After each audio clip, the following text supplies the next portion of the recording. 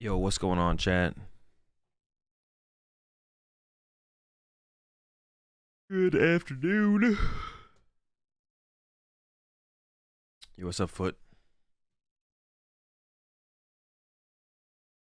We continue my rewatching of the Arlington Texas regionals in today's stream. We might get through the rest of it. I don't know. If we don't, we'll finish it up tomorrow, but hopefully we get through most of it today. Yo, appreciate the 40-month resub there, kicking. What's up, Fred? What's up, Farrell? What's up, J-Car? What's up, Erdzub?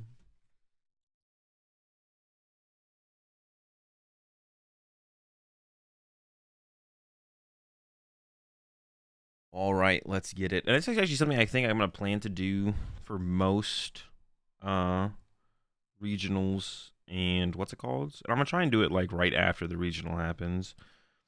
Most of the time. I didn't do that this time because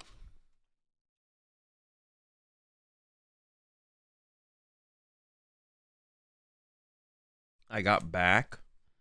Um um um I got back from Arlington Regionals and then I immediately went on vacation for a couple days, so will this be a VOD? Yeah, I mean I upload all of my stream VODs over to YouTube, or you can watch them here on Twitch as well, I guess. But it's easier to watch them on YouTube, so check out the YouTube VOD channel. It's just AzulGG VODs. I could probably put like a... Let me make a VODs command real fast.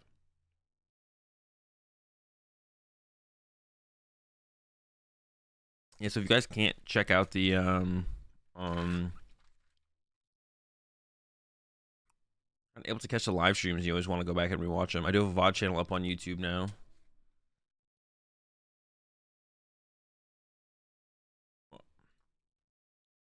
Oh, I already have a... What's it called?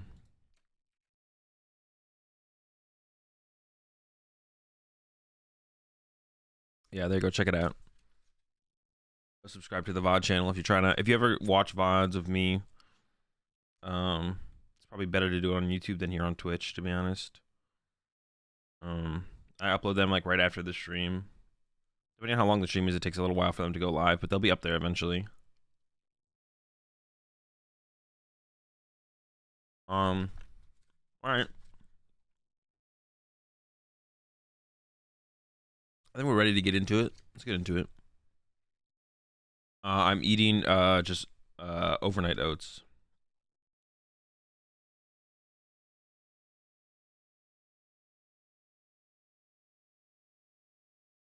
I'll just say hi to Arlington, but I look like I was busy. I'm never really too busy. Can I wear the Timo hat? No.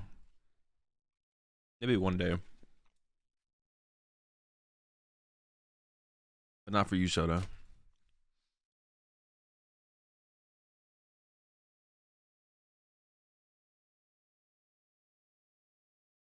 Okay, we're getting to the last round of day one. Got Chip, Richie.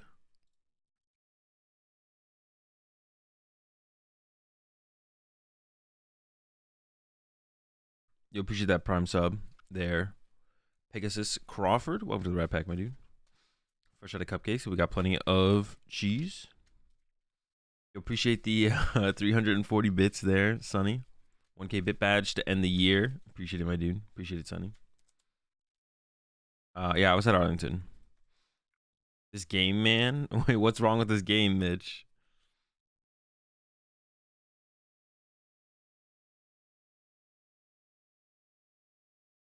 I played Kyogre.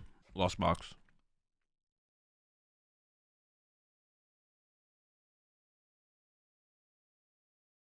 Okay, let's do it. Round 9. Chip, Richie with the lost box up against Anthony with the Reggie. I definitely think I favor... Actually, I'm not sure. I've never lost to Reggie.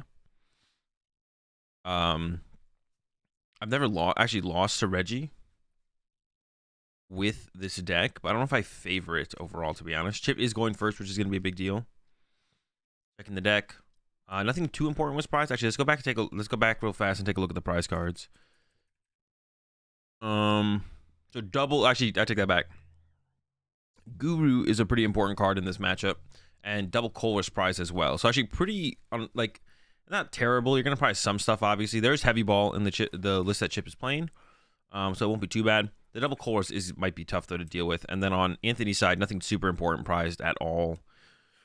Yeah, I don't think anything is important that is prized for Anthony. Yeah.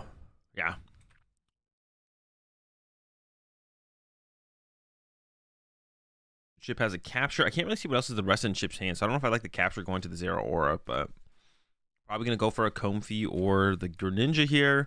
I would say you probably want to go with Comfy here because you do want to start to build up the Lost Zone. We'll see what Chip ends up going for here. Has the Pokestop in hand, so might get aggressive with the stop early on if you can't find too much off the Greninja or the Comfy. I think you probably want to go with Comfy here because you want to start building up the Lost Zone. Greninja is nice because it does let you keep all the cards, but building up your Lost Zone is pretty important, so... I don't know. I would have hated Chip opening up with...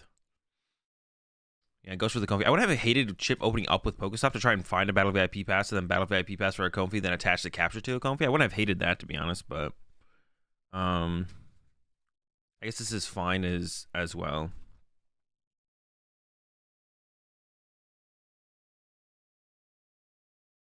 But I'm just gonna see a Comfy here. Here we go. Capture and escape rope. Probably want to go with the capture here because there is not much else in the hand here for Chip, and does already have a switch card. So I would go with the capture here as Chip. Goes with the escape rope, and then goes for the Pokestop. So hoping for a Battle VIP. That is... I would have liked the capture take there from Chip because the rest of the hand was pretty bad, but because then the capture could lead to some other stuff. Battle VIP happening now. I think you should just go for the Greninja here, the Greninja Comfy here as Chip. Yeah, I would just go for Greninja Comfy here. You do want the Manaphy at some point, but you don't need it super fast. Like, even if like Anthony got off a turn 1 attack with the Lucky, you can like net Comfys and stuff, so not too big of a deal. All right, and then we'll see the Greninja use here from Chip with the Water Energy. Draw 2. Looking for more Comfy resets. Has an escape rope, has a switch cart. Goes with the switch cart. It's probably correct to save the escape rope for later. I don't know if it matters too much. You hear Ordinary Rod or the Psychic. Definitely want to go with the Ordinary Rod usually, but I don't know. In this hand, there's no energy for Chip for next turn. I don't hate the Cram Bench here either. Yeah, I like getting rid of the Choice Belt as well. Marnie's something you want to play around pretty aggressively in this matchup. He's definitely the best supporter for Anthony is Marnie in this matchup. Has a gift and might even have a research here. I actually don't think I like... Yeah, I actually don't like the gift attachment here, I don't think. Because it takes away the option to use a Speed Lightning or a Capture Energy. And actually, I'm going to pull up... Give me 1 second. I'm going to pull up because Anthony... I know... Well, Anthony does end up winning this round. So, we have Anthony's list in day 2. I'm going to pull up... Or am I... Trolling? I shouldn't be trolling. Okay, I wasn't trolling. I just spelled Anthony wrong. Okay, so let me pull up the list. Only 2 Marnie. Does have the capture. Yeah, so I don't like this. Is actually like a. It's not that good of a setup. I guess you have no Reggies. I don't know. Sure. Maybe the gift energy is fine. But the thing is, the thing with the gift energy though, I still don't think I like it actually, because like the thing with the gift energy though is like, I don't know, the Reggies is probably not getting KO'd next turn. The Reggies is probably just not getting KO'd next turn. So I'd rather leave open the option of the gift. It's unlikely that you pull off an attack here, but now it goes from unlikely to impossible. We talked about this yesterday when we watched Reggie up against Lost Box. And Anthony does play bad lucky, like most people do. but immediately benches Good Lucky. Now, it does have double speed in hand. Oh, but can't play either of the speeds either. So I don't like this play at all from Anthony of benching Good Lucky. You don't want to put the Good Lucky in play until you feel like you're going to get value out of its snipe bench damage. But Chip probably has access to the Manaphy. So, and once again, now you can't even play this speed lightning energy. And even is actually ended up discarding both with the Ultra Ball there. Also, I wouldn't Ultra Ball here as Anthony either, because you're not going to get hand disrupted unless we're actually going to use this Drago here. I don't think Anthony can move it though. We'll see.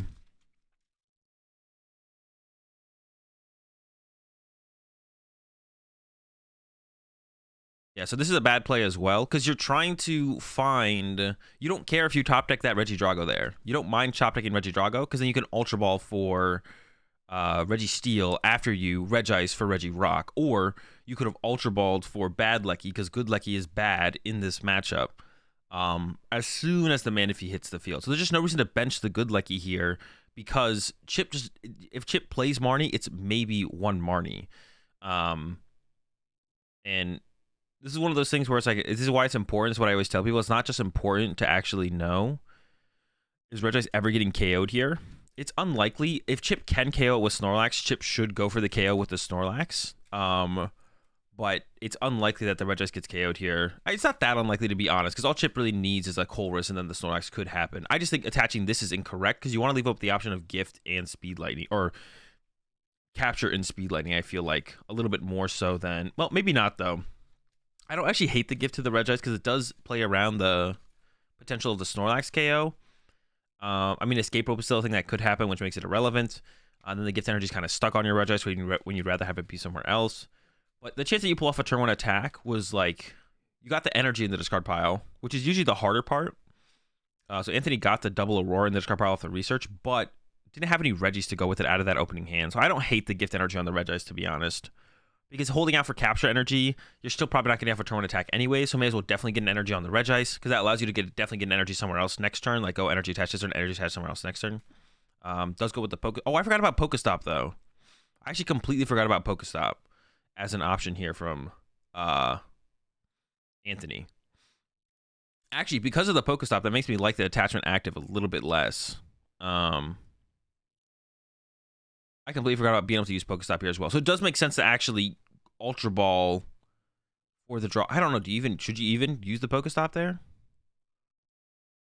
Actually, I don't even know if I agree with using Pokestop there. Like, you'd have to hit like double Quick Ball to like get a knockout this turn. I completely forgot about the Pokestop, but now that I'm remembering the Pokestop, it makes me think that you just shouldn't use Pokestop here, because they already had a research in hand. I believe that's a research behind the Lecky. So actually, I don't even know if I agree with the Pokestop use.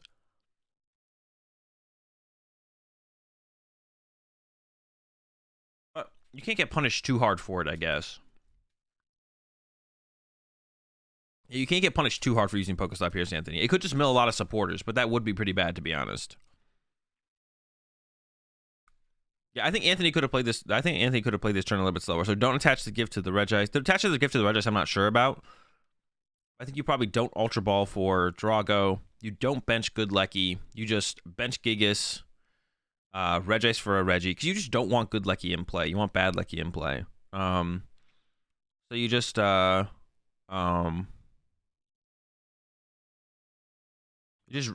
for the Rock, bench the Gigas. Don't bench the Bad Lucky. Don't play the Ultra Ball, and then go from there maybe, because you have the research in hand, so you're attacking next turn pretty much no matter what. And then you have to debate at the beginning of the next turn whether or not you want to bench the next Pokemon. All right, so we see the Nets coming in from Chip. Didn't use Pokestop yet, and probably is going to try and avoid using Pokestop. Psychic versus Kyogre. You got to give up the Psychic here. Kyogre's too important for this matchup. But giving up a Psychic does suck, because they only have one Psychic for Sableye for the rest of the game. But I'm pretty sure you have to give up the Psychic here. And Sableye's a pretty good attacker in this matchup. So it has an Escape Rope. I actually like the Pokestop use here from Chip. Does lose the Manaphy though. It does use the Manaphy, which makes it pretty rough. And now we're gonna have to probably see Escape Rope into Comfey here. Escape Rope. Anthony probably should just send up Reggie Drago. Goes with the Lecky instead. And Chip goes with the Cram actually instead of setting up Comfy. I thought we see Chips actually set up the Comfy here to use the next Comfy. But just hitting for 110 with Cram. I don't hate this from Chip.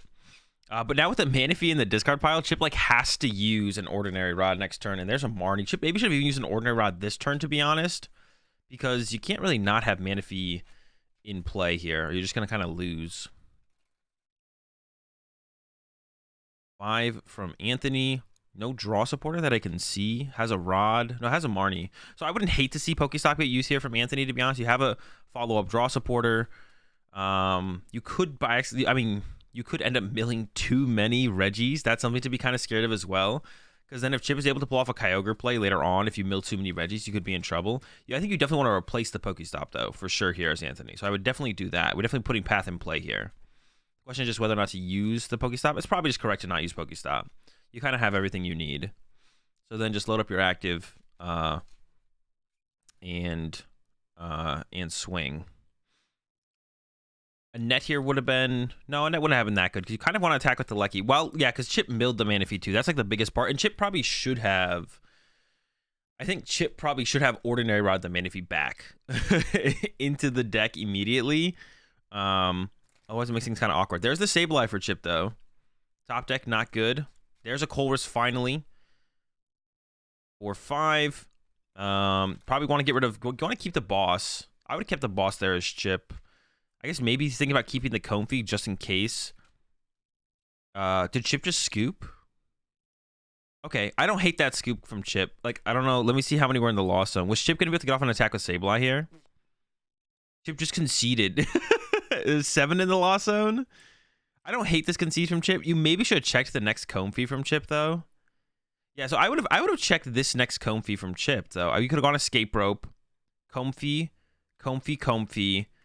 Because you actually, I like the Comfy take here from Chip over the boss. I think that actually makes sense. You go into this Comfy, try and get a net, go into the next Comfy. If you get to 10 and then can attack with Sableye KO this, set up everything else, you're not in a terrible spot. Overall, I don't think. So, I don't think Chip should have scooped there yet, because you still have the Escape Rope, right? Unless I'm just tripping. I think, yeah, because Chip could have attacked with Sableye here, unless the last Psychic was prized. I think that it is possible the last Psychic was prized. If the last Psychic is prized, I don't mind the scoop here from Chip. I don't know if it was. Okay, the last Psychic was prized from Chip, so actually I don't mind the scoop here, actually. Yeah, I don't mind the scoop here from Chip. Yeah, with the third Psychic prize, I don't mind the concession here from Chip. You appreciate the 28 months there, player one. You do also, like, if you're trying to finish 3 games, like that game was already looking pretty rough from Chip. So if you're trying to finish 3 games, you do need a lot of time. So knowing, like, scooping like that's pretty good. Pretty good read from Chip. So prize cards here.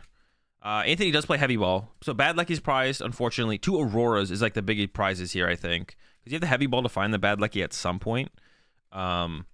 Chip prized double Ordinary Rod, but they are in the first 4 prize cards. The heavy ball is prized. But there's no basics prize, so it's fine prize cards. Yeah, Anthony could struggle to pull off an attack here in the early game, depending on what the starter is. Also, a Twin Energy is prized as well, to be honest. So, once again, opens his Aura for Chip.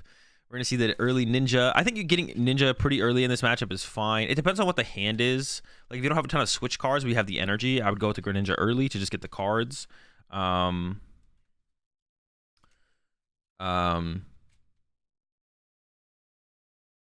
we'll see.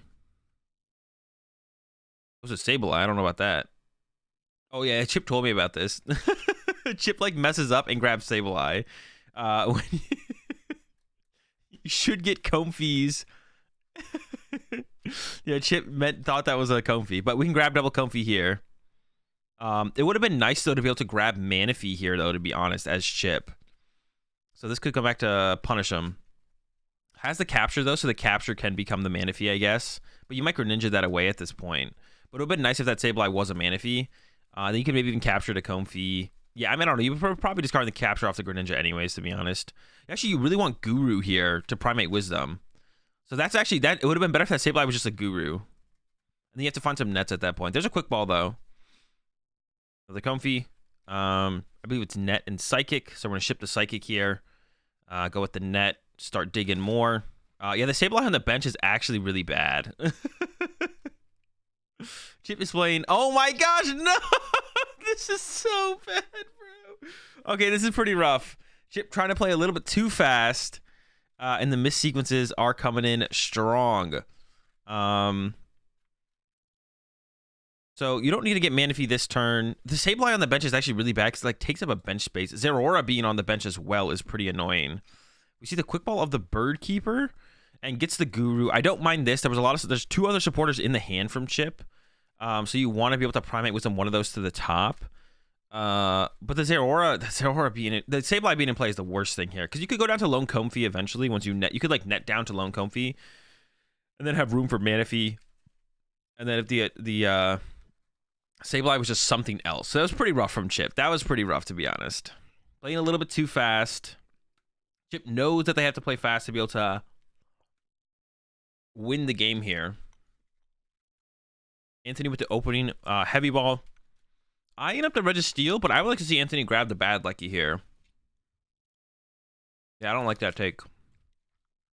Definitely would like to see the the Bad Lucky is actually like a really big deal in this matchup because the Good Lucky dies to Sableye and Bad Lucky doesn't, which means it's just like a way for Chip to draw prize cards. It's like really bad to not take Bad Lucky there, actually, I think. You know, you have the Registeel's in the deck. Registeel's not going to be focused, like, yeah, I don't like I like going after Bad Lucky there. I mean, attacking with Lucky is good, but early path has a research as well and an air balloon. Could maybe actually pull off a turn one attack here. So probably want to put the air balloon. Could Ultra Ball though, actually. No, you should just Ultra Ball here. You should just commit to Ultra Ball here. Get rid of those two. Grab. I don't even know what you should grab here. I mean, Rock or Gigas. They play through Gigas, so they should get Rock. Okay, so a little bit of a blunder from both players here. Anthony grabs a second Reggie Drago.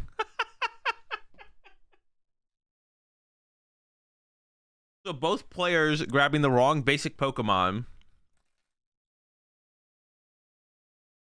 Ooh. That's a lot of supporters there from Anthony, but I think we're still reaching for the turn one attack here. And I guess with a hand like that, to be honest, I don't mind Anthony grabbing the Registeel off the heavy ball instead. And then going for this play, this line. Because actually Anthony's hand was pretty good to pull off a turn one Lucky attack. Not quite there yet. And did whiff an energy. Get the quick ball, but didn't get an energy actually. Well, you can't do that yet. You don't have Gigas. Alright, nets the Drago. Benches the Gigas. Needs the Regirock as well. Can't do that.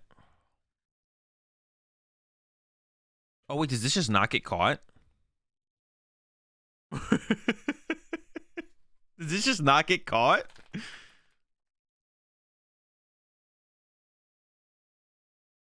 Does this speed just stick here? The rock is off to the side. Oh, the rock is literally, it's just hiding. Oh, okay. I did not see it at all. I was like, this is just not legal. Okay, there was a rock the whole time.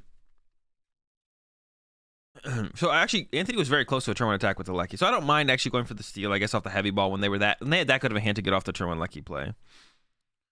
I didn't quite see the full hand when it was playing out. But generally, try and prioritize Bad Lucky when you can. But Chip's bench is just so messed up at this point. It's going to be so hard to recover, I feel like. Another really good Pokestop, but needs to start to find some scoop up nets. Can still Greninja. I don't think Chip's used Greninja yet. Yeah, this has been a mess so far. I don't even know what Chip's going to try and use for like an attack here. Goes with the switch cart first. All right, that's solid. We're looking at 6 in the Lost Zone. Sableye can't attack yet. There's the Guru. Psychic to the Sableye, and then what? Pass, and then pass. Okay, so pass over to Anthony. It'll actually be nice for Chip this turn because the bench space will finally get fixed here. Like a bench space will finally get like Chip will have another bench space to work with here in a second, which will be nice for Chip. Because yeah, that Sableye take off the rip. I mean, to be honest, opening the Zeraora wasn't even that good. It was like okay, but I guess yeah, it's like okay. All right, we got a Serena coming in from Anthony. Gets rid of the steal and a quick ball. Did need to draw a couple cards here. Just need to draw an energy, actually, because it had the escape rope. Now has the energy. Could maybe discarded the Drago as well there, to be honest. Because whiffing there wouldn't have been great. Here comes a Pokestop use. I don't know about that Pokestop. Like, I don't like using Pokestop here as Anthony because you're not about to replace the stadium. You are about to attack. And you know Pokestop's probably just going to stick and play on the next turn. What are you trying to get off this Pokestop? There's like nothing to get. Not that I can think of anyways. I guess you could like rip another energy into the discard pile and then it would let you hold the capture energy to recover what's it called next turn. But the worst thing that could happen is you just rip Reggies and supporters, which is what happened. I don't know. Now it looks pretty bad. Like that's like a pretty bad situation. Okay. Attack with Lecky on the way. Gonna go ahead and hit the Comfies. This will open up a bench space for Chip to finally put the Manaphy in play. So this damage on the Comfy will be pretty much irrelevant. The energy does need to get discarded from the Lecky. There we go. That's why I was talking about like attacking with the Lecky itself isn't that great. The reason like attacking with Lecky I guess is kind of good though is because like it's easier to attack with Lecky earlier than it is to attack with a double Aurora card. But actually attacking with bad Lecky here would have been better than attacking with good Lecky because bad Lecky Snipe Sableye or Snipe Guru is actually better than KO active 40-40 or KO the Zeraora 40-40 because now Chip's just going to put down Manaphy and it doesn't really matter. The 40s don't matter. Or they could just get kind of netted out of play. So good Lecky is not good in this matchup and bad Lecky is generally better. Comes a Colress, pretty good options. Drapion, Choice Belts. We're up to 8 here, I believe, for Chip. So can use Mirage Gates. And is actually setting up pretty well to potentially be able to... here comes 9. Recycler and Scoop Up Net. Got Escape Rope and Switch Card to get to 10. So he could just attack with Sableye this turn. Sableye's not that good of an attacker this turn, though, to be honest. It's like, okay. Here's a Switch Card.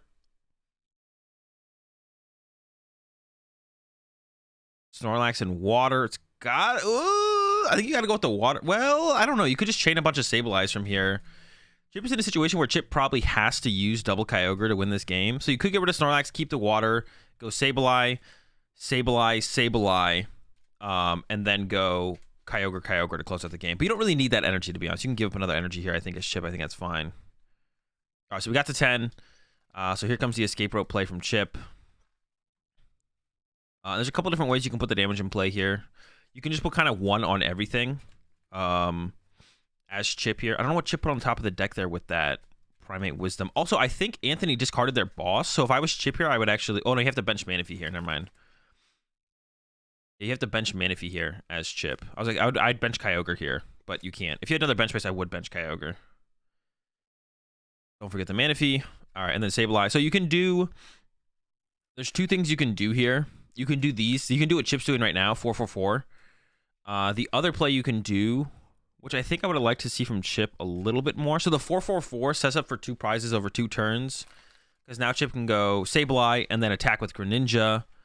So you go Sableye, set up this, and then Greninja next turn. The only thing is this play is very bad if... It's actually not that bad, actually. Maybe this is just a better play. Because now if Anthony goes double net, this play is very bad if Anthony has triple net. But Chip has seen an Escape Rope and an Air Balloon from Anthony at this point, so you can make a pretty good assumption that Anthony only plays 3 Scoop Up Net.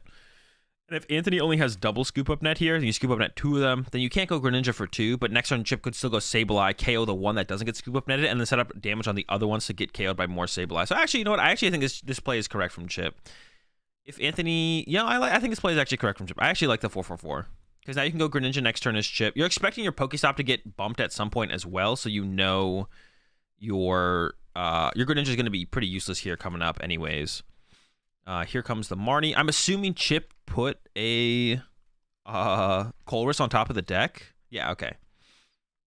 So is a Water Energy short here from attacking? I actually think Chip probably should have. I wouldn't have hated to see Chip, especially because Anthony's like so committed to good Lecky.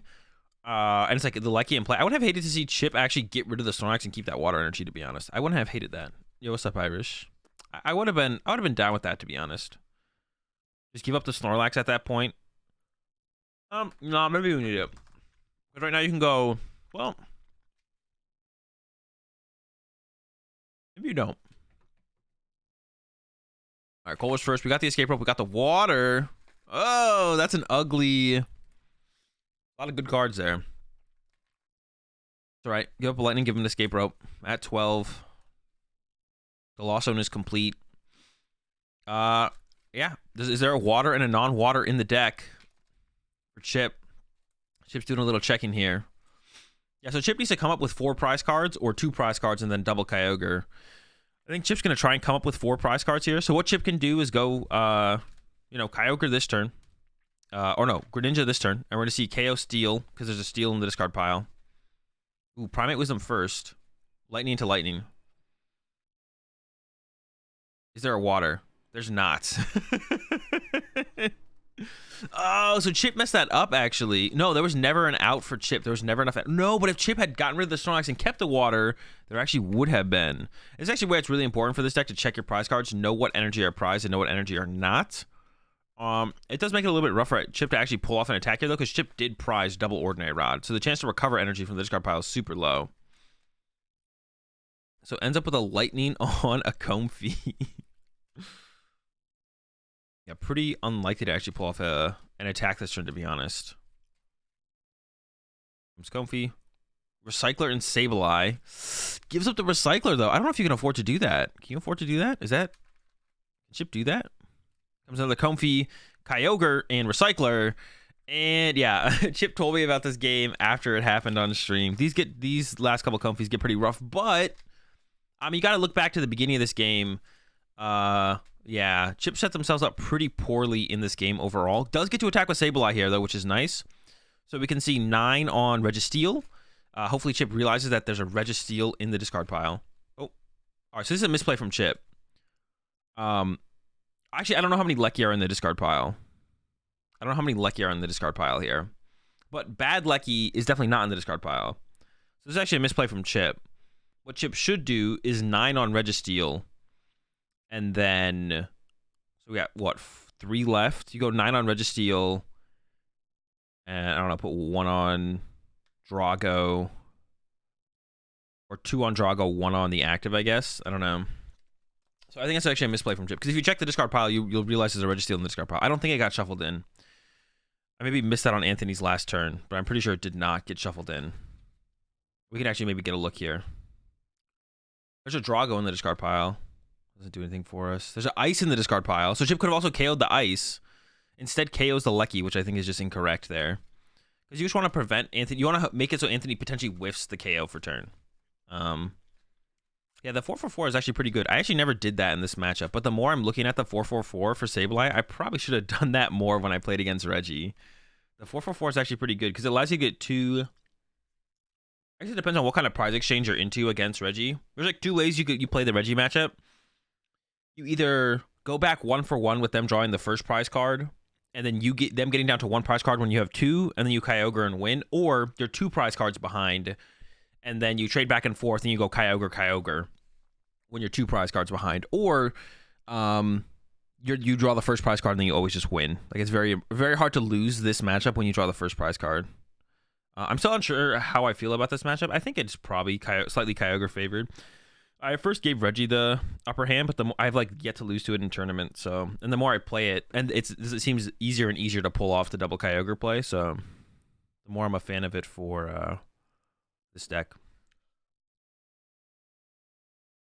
Play 2 Kyogre? No, we played 2 Ordinary Rod. All right. That has got to be a misplay from Chip. Hold up. First off, thanks for the 5 gifted subs there. X Spike, welcome to the Rat Pack there. Roger, the Kyogre, Lefty, BRN, Troggy TV, and Sir, welcome all to the pack. We're fresh out of napkins. We've got plenty of spice. I appreciate that a ton, Spike. Welcome all to the pack. Chip has the Greninja play in hand. Also, it was a big misplay by Anthony to attack with the Reggie Rock. Because, I mean, Anthony can see Anthony's board. Chip can see Anthony's board. Wait, hold up. I actually think Chip's other water energy is prized. I don't think Chip can attack with Greninja here. But Anthony doesn't know that. So that's still a misplay from Anthony. Trying to help me so much to come back. I'm glad it helped Spike. I appreciate the 5 gifted there. Chip's last water is prized, but Anthony doesn't know that. Wait, how many water did we even play at this tournament? I forget. Is it 4 or 5? It's got to be 4, right? What I get? 9th place? It was 4, okay. But Anthony doesn't know that. So by Anthony sending up the Reggie Rock to attack for turn means Chip could go Greninja, KO Reggie Steel, KO Reggie Ice. Reggie Rock can't attack next turn, and then Anthony could whiff an attack next turn. But if you attack with the Reggie Drago, it doesn't give Chip an opportunity to take out 2 prize cards for the turn and prevent you from attacking on your next turn potentially. And then if Chip does go the Greninja route next turn, then Anthony can be like, okay, that's fine. I'm just going to attack with Reggie Drago again while I reset up my Reggies. Or if Chip knocks out the Reggie Drago, you only have to recover 1 Reggie to then attack again. So this is actually a pretty big mistake here from Anthony. Also, it put a Pokemon in the active that Chip can KO with Cram. So it gave Chip like another way to take a knockout, which is now through the Cram. Whereas before, Chip couldn't, if you attack with Reggie Drago, Cram just can't draw a prize card on Reggie Drago. So you potentially open up an opportunity to net a lot of damage out of play. So this is like a pretty big mistake here, I feel like, from Anthony. Snorlax and Gate here from Chip. I think you got to keep the Snorlax. One of your few ways to draw prize cards from here. I think Chip needs to try and draw a prize card. Chip can now go draw a prize card with Cram, which it is going to be the play here. Then next turn, try and draw a prize card with Snorlax. And unfortunately for Chip, Chip's bench is kind of locked. Chip needs to, like, not bench the second Comfey at some point after netting it up at some point.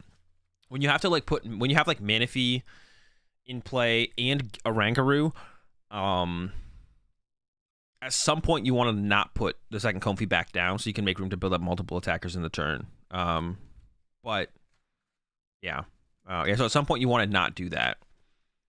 There we go. Cram hit. See, he's opened up the possibility for Chip to draw a prize from Cram. The bigger play that it opened up was the other play, but the Greninja play. All right, we see Lucky Drago. Probably want to get a rock here, unless Anthony has a rock in hand.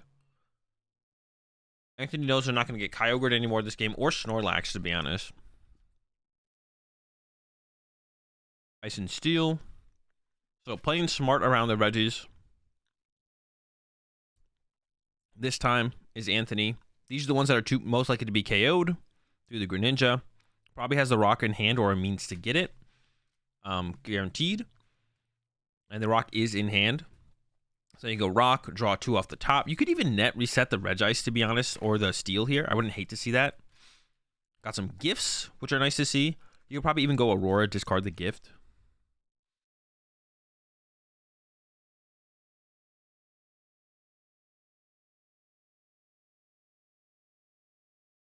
Aurora active, discard gift. And then yeah, you could net. I would say you may as well net the Ice or Steel. Thinking ahead, like that could come back to bite you to like run out of switch cards, I guess, potentially. I'm not sure if Chip's boss has been put in the discard pile or lost on yet. So yeah, I like that. And then yeah, here comes the load up on the active. Put 1 Aurora, 1 gift. You could put 1 extra energy if you want to be able to retreat the Reggie Drago next turn, but keep some energy on it. Yeah, I like the net reset on the Steel. Theoretically, you could hold it, but I don't think that really does much to hold it.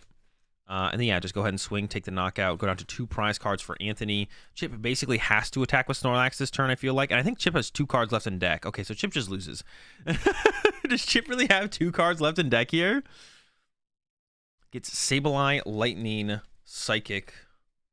Sableye, Psychic, Psychic, Sableye. Chip attacking with Sableye here would be reasonable, I think.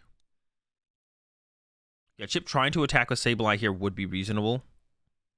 I'm not sure. Is that just... I think it is just like a 4-card deck right now. Maybe a 5-card deck. We'll see.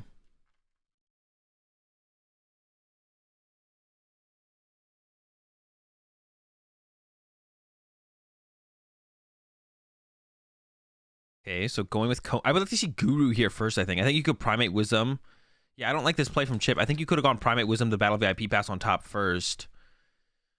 This is like another thing where like Chip's bench got clogged because Chip kept double Comfey in play at all points. There was probably a point where Chip should have not benched the second Comfey down. You do want to do that at some point, or like net Greninja out of play and keep that out of play. And then keep double Comfey in play, but keep the Greninja out of play. Because you want to be able to open up bench space to be able to do plays like this, where like Chip wants to bench Snorlax here and use Mirage Gate. It's just getting rough. It's just getting rough. It's getting rough. So we'll see a Sableye attack here. Sableye KO Lecky. And then Chip is hoping that Anthony doesn't have another Lecky. And then we'll be able to, Chip will maybe be able to go Snorlax KO the Drago. I don't even know if that's possible for what Chip has.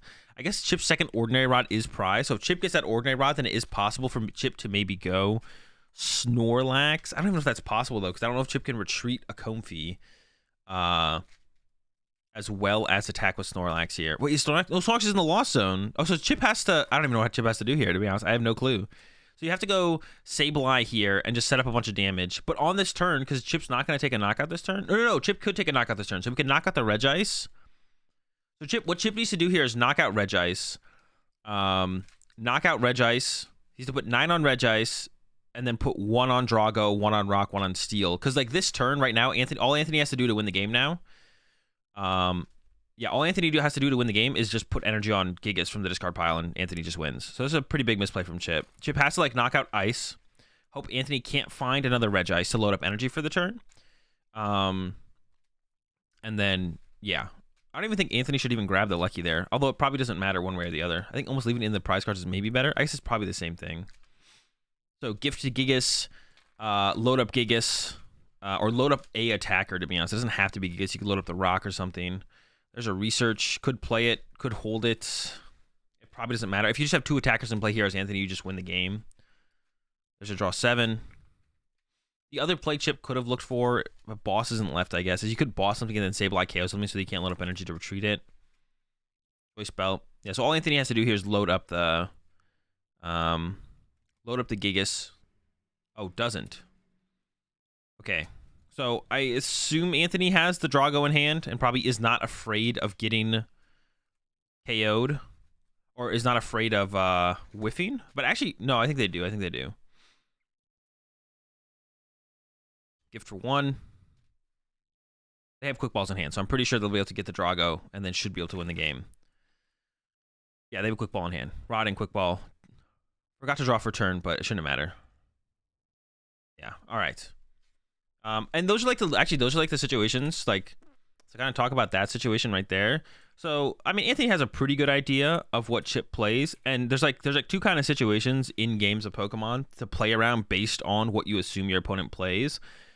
There's like the, okay, I'm not going to play, like if you go up against, just give you an example, if you go up against like a Lost Box deck, you probably don't want to play, like, in most situations, if it would give you an advantage to not play around them having a second boss, you don't really want to play around them having a second boss, right? Because Lost Box decks play 0 or 1 boss. I guess, unless it's the Sableye build. The Sableye build plays more Gust effects. But if you go up against the Ray build or the Kyogre build, let's just put those as the example, you only want to play around them having 1 boss. Because like almost no one plays 2 boss.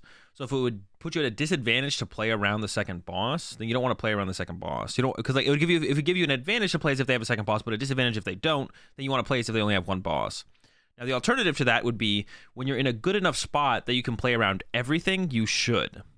So when you're in a spot where you could play around everything, you should play around everything. So when you can sit there and be like, I can play around, like I don't think Chip plays Roxanne here. But if Chip is able to attack with Sableye plus Roxanne me and KO my active Reggie Drago, I could lose.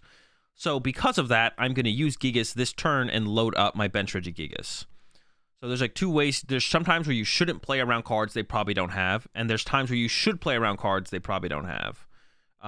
Because if it doesn't hurt Anthony to load up 2 energy on his Reggie Gigas here. Like Anthony could just put 2 energy from the discard pile on the Reggie Gigas and then literally couldn't lose to Roxanne Sableye. Or Anthony could not do that and then Anthony could lose to Roxanne Sableye. So there's no reason to lose to Roxanne Sableye when you don't have to. Even if it is very unlikely Chip has it, it's not impossible. And it's not the most absurd thing someone's played in the Lost Box deck. So you should play around it in that situation.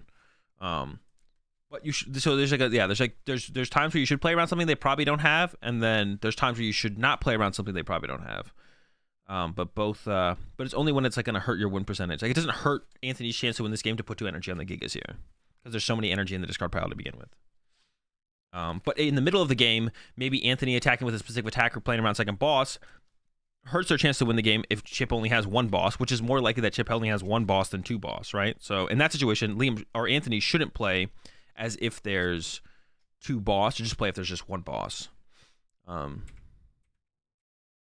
Yeah, because you want to ideally preemptively play around surprises, because like you don't want to like lose to surprises every single time, right? If you can preemptively play around like maybe they do have a Roxanne or maybe they do have a second boss, as long as it's not hurting your chances to win the game. If they don't, which they probably don't, then you should make those plays. But there's also situations where you shouldn't play around those cards if it's hurting your chances to win the game if they don't have those cards, if that makes sense. All right. I'm going to load up the second video. That was that was the end of day 1. Round 9, Anthony wins the winning in over Chip Richie. It was funny that Chip actually still ended up making it on the stream at the end of it all. I think that, yeah, game 1, Chip drew pretty bad, a little bit sloppy.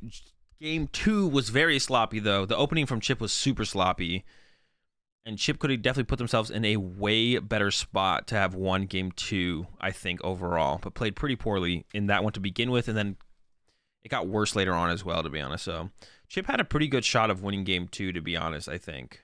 I actually think Chip had a pretty good shot of winning game 2. Okay, so this is not going to be round 10. I don't know what round this is, but we got... and I got to up the speed. Oh no, it stayed. Speed stayed up. Did I hear you correctly? You want to use Kyogre twice against Reggie? I mean, if it wins you the prize trade, yeah. You'll appreciate 32 months there, Ryan. It depends on how the prize trade's going. You can do it twice. It's not really that hard to do twice because Reggie doesn't really pressure you in terms of winning the game very fast. And nor do they pressure you. They pressure you in terms of like making it annoying sometimes for you to take knockouts, which is why you sometimes have to Kyogre twice. But if you can just like stay behind one prize card the whole time, then you can just if you can stay behind the prize card exchange by 1 the whole time, you just Kyogre to win the game at the end of the game against Reggie. So if you can do that, then you're fine. But sometimes you get in situations where Reggie goes up 2 prize cards. It's not like too hard. It's not like too ridiculous for Reggie to go up 2 prize cards on you as what's it called? And then you have to Kyogre twice. You do that without decking out. You just like when you get to like a what is it, a 3-card deck? When you get to a 3-card deck, if one of them is energy, you just recycler 5 in, and then you Kyogre. Or if you get down to a 2-card deck, recycler 5 in and then Kyogre. And you're guaranteed to hit 3. If there's not an energy in the last 3, then you want to probably burn 1 extra card, or you can Primate Wisdom energy back to the deck. And you can go like Rod. You can go Rod, recycle. You can go Rod, put the energy on the Kyogre, recycle. And you can go like Rod, recover. You can go like Attach Water, Rod, recover 2 energy plus 2 Pokemon. Put the 2 energy on the Kyogre with the Mirage Gate, and then you recycler in 5 or 4 energy. If it's only 4, it's fine because you're still not taking out. You put back 5, and then you attack, kill 2, and then next turn you go Rod, recycler again, and win. So you have to like not burn any of those cards, but if you're focused, if you make your, it's pretty easy to not burn any of those cards. If your focus becomes draw 2 prize cards and then Kyogre twice, it's pretty easy to do the double Kyogre. I feel like if you make your focus to only do double Kyogre for the whole game, if you like realize, okay, I'm down 2 prize cards, if I can put together 2 prize cards through Sableye, maybe a Snorlax hit, then I just need to focus on going Kyogre. And then you can like be really aggressive with using you can be really aggressive with using Guru to like put dead cards on top of your deck to then Comfy to make sure you're like maximizing your draw into your good resources. And also you can just be pretty aggressive with double Kyogre literally never happens. That's just not true. I double Kyogre against Reggie's like all the time. Like all the time I double Kyogre against Reggie's. Double Kyogre, when that's all you focus on is double Kyogering and literally not doing anything else except what you kind of just naturally draw into, it's not that hard to double Kyogre against Reggie's. Like that's all you focus on. It's just doing Kyogre twice. And if your opponent is gonna be bad and use Good Lucky, it's like easy prize cards for Stabilize. You just have to draw 2 prize cards, and a lot of the time people are putting Good Lucky in play, which is just a free KO for Sableye, and if they put another one in play, it's a free KO for Sableye. Or you try and get the Snorlax off at some point. So it's not that hard when you make it like your main focus. And if people are putting Good Lucky in play, then you can even bait them to put Good Lucky in play by just not putting Manaphy in play early and then force them to put it in play. Greninja for 2 prizes is a lot easier. Actually, no, the Greninja play is probably better, to be honest. I agree, Grant. You should go Sableye 444 and then Greninja for 2. You're not really going. That's Greninja. That's 2 prize cards over 2 turns instead of 2 prize cards over 1 turn. So if they're still ahead by 2 prize cards, Greninja doesn't ever get you ahead in the prize exchange. You still have to double. You still have to double. What's it called at that point? I moved my camera. Yeah, just for this though, not for my PTCGO scene, just for the VOD review scene, because it fits best in the top left corner on the thing when we get into the games.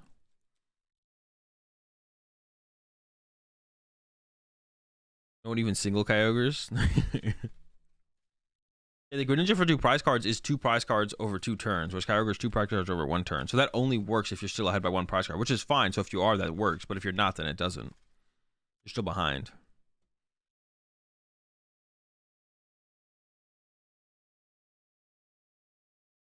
All right. So we got the Arcdura from Grant, and then John with the Lugia. So it's actually a pretty bad matchup for Grant because John plays Reggie Gigas and 2 Pats of the Peak. No vacuum, but Reggie Gigas 2 Pats of the Peak I think definitely gives John the advantage.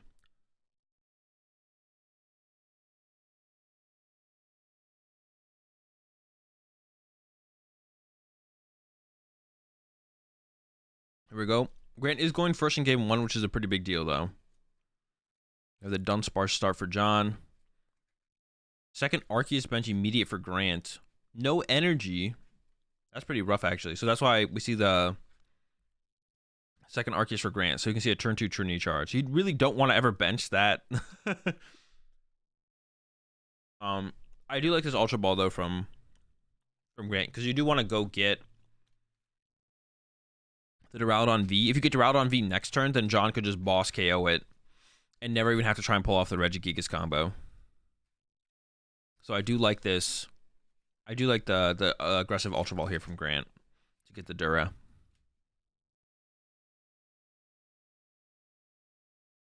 Because otherwise it could get bossed before you get to use it. And then yeah, it gets a second Arceus so you can pull off the Trinity charge on the next turn. It sucks, but you're hoping to at least find the energy for the Arceus on your first turn. Sometimes you whiff. And there's the pass. Decent start it looks like here from John. Can get double Archeops in the discard pile. Has a research as well. I think does have 2 Aurora energy in hand, which is not great. So even though John doesn't play the Lost Vacuum, Grant's always not going to always have the Parasol.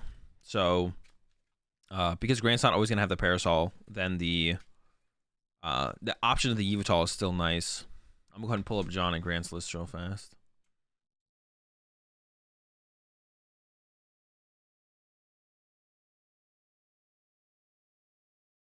So yeah, the Gigas, 2 Pats at the Peak, and triple choice belt. But you can also do like double powerful on the Gigas to KO the Duraludon.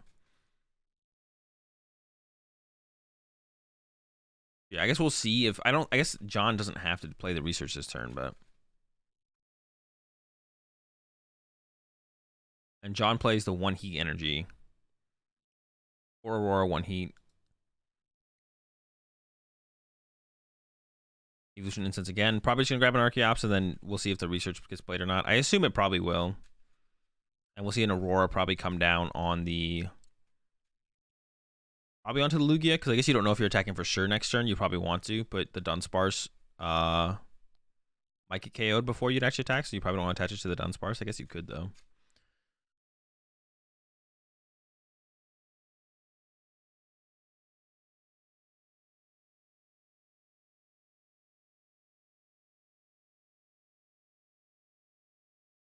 All right, Lugia down. Yeah, it's 2 Aurora. You probably want to attach 1 of the energy. You could also... So it goes with the Dunsparce attach. I'm not sure about this, though, because, like, what if you just don't attack next turn? It's kind of like the same thing as just attaching to the Lugia. I think the energy is just better on the Lugia overall. Because if you just, like, let's just say John draws dead, or Grant and Marnie's John and John draws dead, and then the Dunsparce gets KO'd before you even attack with the Lugia, you'd rather just have the energy on the Lugia, I think. Because you can always just attach next turn to the Dunsparce and then attack with the Lugia anyways. So I think the energy is always just better on the Lugia here. Got an Ultra Ball. Got a Path. Probably just pass here. If you Ultra Ball 4, That's what John's thinking about. Ultra Balling for the V-Star. But if you Ultra Ball for the V-Star now and then Grant Marnie's you, that's like 2 outs gone to find the V-Star. 1 out gone, 1 on the bottom of the deck. Dura, V-Star, and then Marnie. So looking for a double turbo here for Grant. And I don't know if Grant knows that John plays the paths or not. Pretty good draw from John. As long as Luminian's not prized, which I'm not sure if I didn't actually check. So yeah, Grant can save the Starbirth here, which is really, really good. Actually, should Grant... It is possible for Grant to actually have the Dura get KO'd by Yveltal here. So I feel like Grant actually messed up by not going to get the Parasol right here. It's not very likely. John would need V-Star, Gust, Yveltal. But if the Yveltal is just a capture away, I think it's like a Quick Ball Evolution Incense or Quick Ball Lugia V-Star away from like Luminian Boss. I feel like it's not that unreasonable for Grant's Duraludon to go down here to a Yveltal. Splits up the energy. I almost would like to see them all just committed to the Duraludon.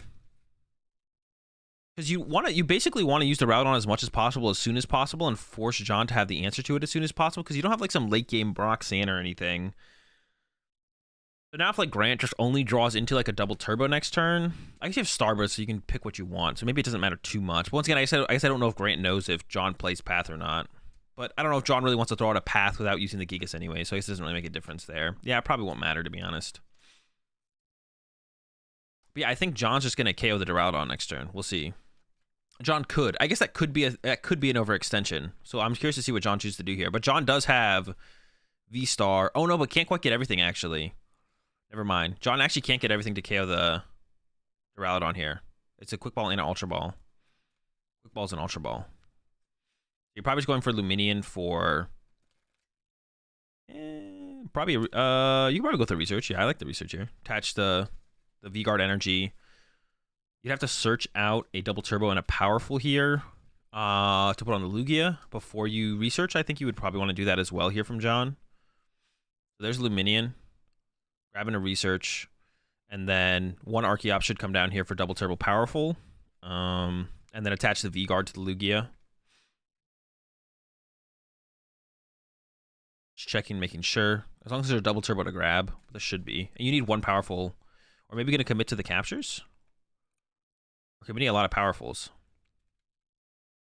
My only thing is, like, I think you want to save the powerful energy for the Gigas, right? That'd be, like, my only thing. But maybe you could go double powerful plus a capture, and then you save the double powerful for the Gigas later, which I guess is fine. Also, you have triple choice belt in John's list, so you could just find a choice belt with the Gigas, and that still KOs the... that still would KO the Duraludon. So you probably don't have to save the powerfuls. So John's going to go aggressive with the powerfuls here. Well, you probably don't want to do that, though, because where are you going to put this V-Guard, then? I guess you could put the V-Guard on the Dunsparce and just keep the Dunsparce as a pivot. But I think you probably want to put the V-Guard on the Lugia. Okay. Goes for the powerful capture. So I don't know where this V-Guard's going, then. I guess it's just going to... Oh, you could put the V-Guard actually on the Luminian to protect the Luminian from getting KO'd by Arceus, which is actually kind of funny. I don't know how relevant that is, but it would make the Luminian a pivot, and it would protect it from getting KO'd. So actually, that is kind of cute. So it makes it a pivot and protects it from getting KO'd. Actually, I don't mind the powerful load up on the Lugia. The one thing, though, is like Grant's only win condition in this matchup. Is swing with Duraludon and hope Duraludon doesn't die. So by putting 2 powerful energy on your Lugia and not saving 2 powerful energy for your Gigas, just lowers your chances of getting the Gigas KO on the Duraludon. So I don't know if I like this play from John of taking double powerful now, because you just didn't have to. Like, John could have just gone 2 powerful plus a capture and then attach the V-Guard to the Lugia. Or just go get a second capture. What else does John play? Yeah, you could put 2 captures on the Luminian. The captures are nice to keep around for as long as you can. Because you are just reducing your chances as John of finding Path to the Peak plus Gigas plus modifiers to KO the Duraludon now. So now John has to find a choice belt on the Gigas and can't go double powerful energy, which when Grant's only win condition is hit with Duraludon, you can't KO my Duraludon. I think you'd want to increase your odds as John of having answers to KO the Duraludon. So I think this is actually just a misplay to put this extra powerful here. It should just be second capture. I don't know, second capture or something. You definitely want to save 2 powerful in the deck for sure, I think, as John. You're just like, because this is the only win condition in this matchup for Grant. Retreat the Dunny and swing with the Lugia. Once again, I don't know how much Grant knows about John's list, though. He's thinking about playing the quick ball. But if you play quick ball here, you're definitely leaking. You're leaking if you play the quick ball here as John. You're going to be showing Grant something because you only have one out to like anything from here, which is the quick ball. So I don't think you should play the quick ball here as John. I think you should wait. Just thinking about putting the choice belt in play. I don't agree with that either, though, because now once again you reduced your you've reduced your outs as John of ways to KO Duraludon. So I don't like this either. From oh wait, that's not 100% true actually. Because actually, Lugia can one-hit KO the Duraludon. I forgot about that. Lugia can actually one-hit KO Duraludon. Actually, that's kind of ridiculous. Yeah, that is something, isn't it? I didn't think about that. Lugia, because you have 4 plus Choice Belt. Okay. But still, you should keep the option of Gigas around, right? I feel like you should still save 1 powerful in the deck. You just search them out next turn anyways if you want to throw them all in Lugia. But I guess I don't hate the Choice Belt attachment as much. I don't hate the Choice Belt attachment as much from John. But I think you should still probably keep the... Well, maybe you don't then.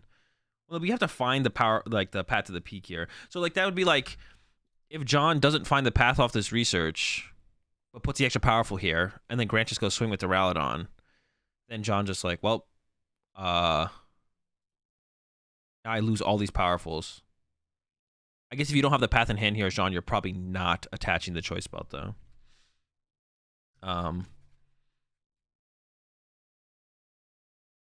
You can still go 4 power belt on Lugia with Bath. Oh yeah, I read your message now. I got you now. So I think as Grant here, you probably want to just go Marnie swing. I like the Marnie swing here. Yeah, once again, I don't know if Grant knows that John plays paths or not, but I feel like the way Grant's playing kind of telegraphs that he probably does know. So John's got like a 7-8 card hand. Marnie's less than 7 or 8 cards. So yeah, I think double turbo. You also want Parasol for the Duraludon at some point. You have the double turbo in hand actually. So trying to get a Marnie here off the Pokegear, I'm sure. Goes for a boss. Could also boss an Arceus. But that's not as good against John's build. Like I said, John's out to KO Duraludon. John doesn't play Vacuum. So KOing a Arceus doesn't actually stop the KO on the Duraludon here. We see second Pokegear getting used though. So Grant is digging for Marnie for sure. Because there was a Colress in the last one and didn't take it. Now finds a Colress. I assume it's not using the Colress and probably is going to Starbirth for Marnie, but we'll see. Goes for the Boss on Arceus. Yeah, the Boss on Arceus actually doesn't do anything here for Grant. And I don't know if Grant knows this. Once again, I don't know if Grant knows John's list, but if John has Path plus Gus KO Duraludon, the game just ends. So this makes you think Grant doesn't know that John has Path. Because you would never do this. This is to play around Yveltal, but this doesn't actually play around Path. So I don't think Grant knows about the Path then. You see the Starbirth here. But it's no, I guess you have to start with at this point because you're about to get KO'd. So yeah, Grant is like playing around Yveltal Vacuum, or Yveltal in general, but not playing around Path. So I don't think Grant knows about the Path yet. So it would be advantageous for John here to, I guess actually John will never be able to not show Grant the Path, to be honest. So John should just try and win the game next turn. If John top decks, I don't think John has a Gust Effect in hand, but if John top decks a Gust Effect, then you should just win the game here. Actually, no, John can win the game on this next turn because John can just go get. Because John has to show Grant the Path anyways. Like, if this would be actually... So I talked about this yesterday. Whenever you can, like, not show your opponent your tech cards, you want to try and do that. So in this situation, if John could, like, for somehow not show Grant the Path to the peak, then you'd want to do that as John. But I think it's going to be impossible in this situation for John to not show Grant the Path to the peak. We'll see. I think it'll be impossible.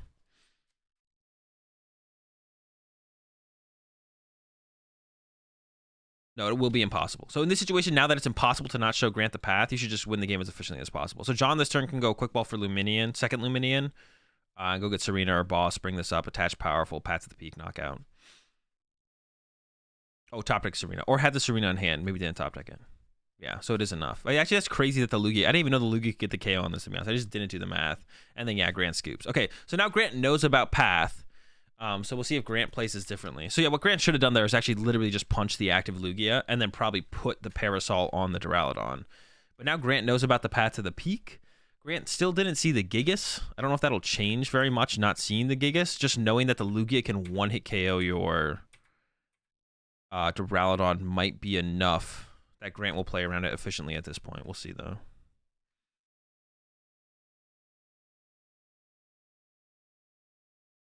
Arceus Prize. That's actually like pretty good prize cards, to be honest. As long as, well, prize in second to Rowdon's not good. Oh no, they play 3. I'm sure Grant's playing 3. Yeah, they have 3. Yeah, I mean, as long as you open Arceus Energy, prize in 2 Arceus is actually like good because Arceus sucks. Mulligan from John. Might be 2 mulligans actually, to be honest. Pretty big deal for an Arc Dura deck to be able to take advantage of mulligans.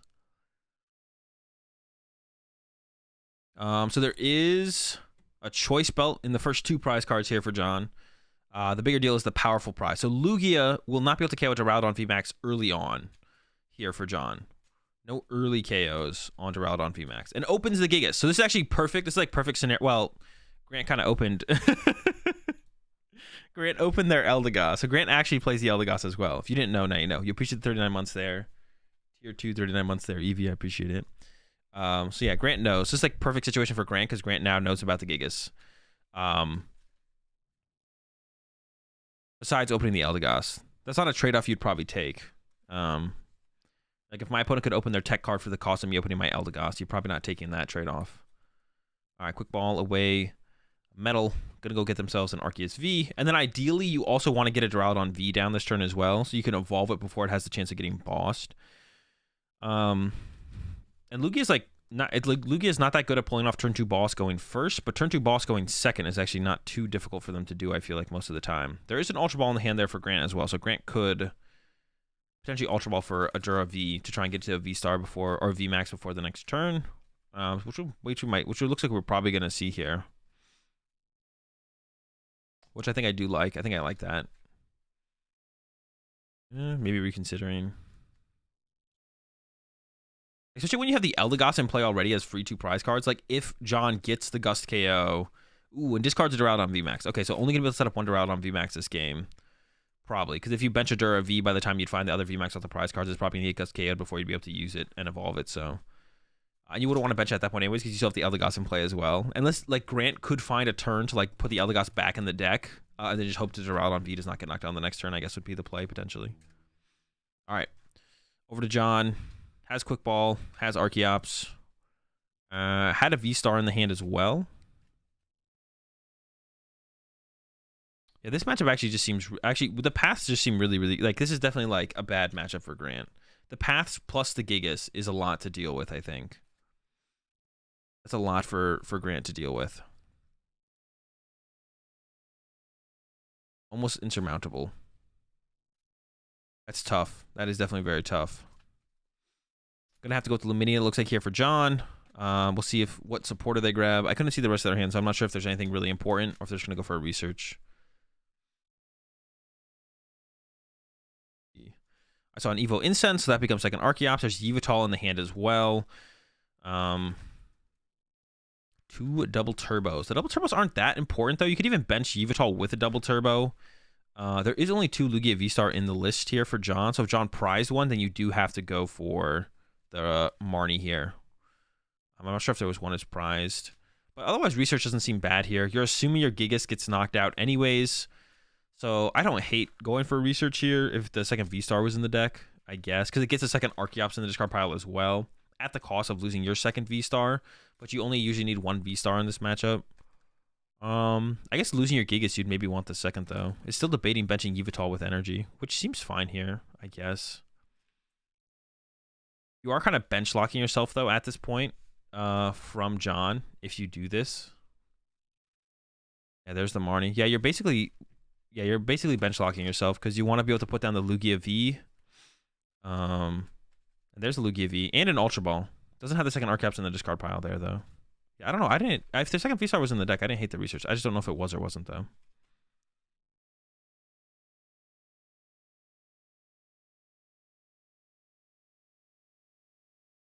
And has capture, but I don't know what you're capping for if you're capping here. So I don't think you're capping here. I think you're just passing here. You could capture skin energy in play, but you don't really want anything, I guess. I don't even know what you'd want on a following turn, though. Yeah, all of John's good Pokemon are literally in play right now. There's Charizard plus Path in the late game could be good. Another thing about Path, I guess, in this matchup as well, is you don't have to one-hit KO the Duraludon VMAX when you put the Path in play. You could hit them, put Path in play and hit them, and then it's possible your Path doesn't get bumped. And actually, conveniently for John up against Grant's list, Grant only plays 3 stadiums. Arcdura usually plays 4. So that one less stadium could be a difference maker between is doing something or not.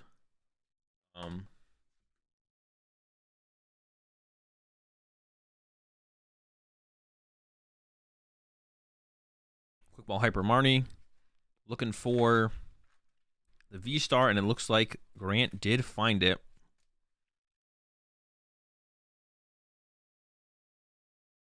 Evolution Incense for the Arceus. And then we'll see the Starbirth for... Unfortunately, probably Switch plus Double Turbo and might not have the evolution for the Dura. Here for Grant. Which means it does open the opportunity for John to go boss KO the Dura V. See what Grant takes. Switch. Is there a Dura V Max? Nope. So this is actually where I think having... Yeah, potentially having that energy, extra energy in play from the capture on the Lugia V could have made a difference for John. Oh no, because the ability on Dura V Max. I forgot about the ability, never mind. Like you can't go one Archeops KO the Dura V. I guess if you drew a Choice Bell, you could. You need Choice Bell plus a powerful. If you had the capture already on the Lugia. Alright, so it's probably just going to have to be a Marnie here from John. Send up Lugia and Marnie. Because send up Yveltal. Top deck to Ultra Ball. Awkward.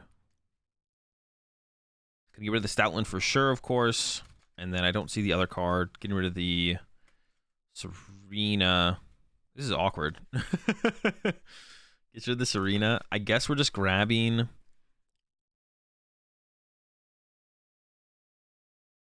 Okay, grab Archeops, attach Aurora active. I was confused for a second, but no, this makes sense. Yeah, grab Archeops, attach Aurora active. And then John's going to use Yveltal to KO the Arceus. And then try and use Lugia to KO the... Lugia to KO the Doral. But that doesn't work because... Well, you have to use both paths maybe at that point. Because there is a powerful prize here for John. But John could get the powerful off of these first 2 prize cards. And then go quad powerful. But we know it's in the second 2. There's Lugia. Here comes the V-Star power. Summoning Star on the way.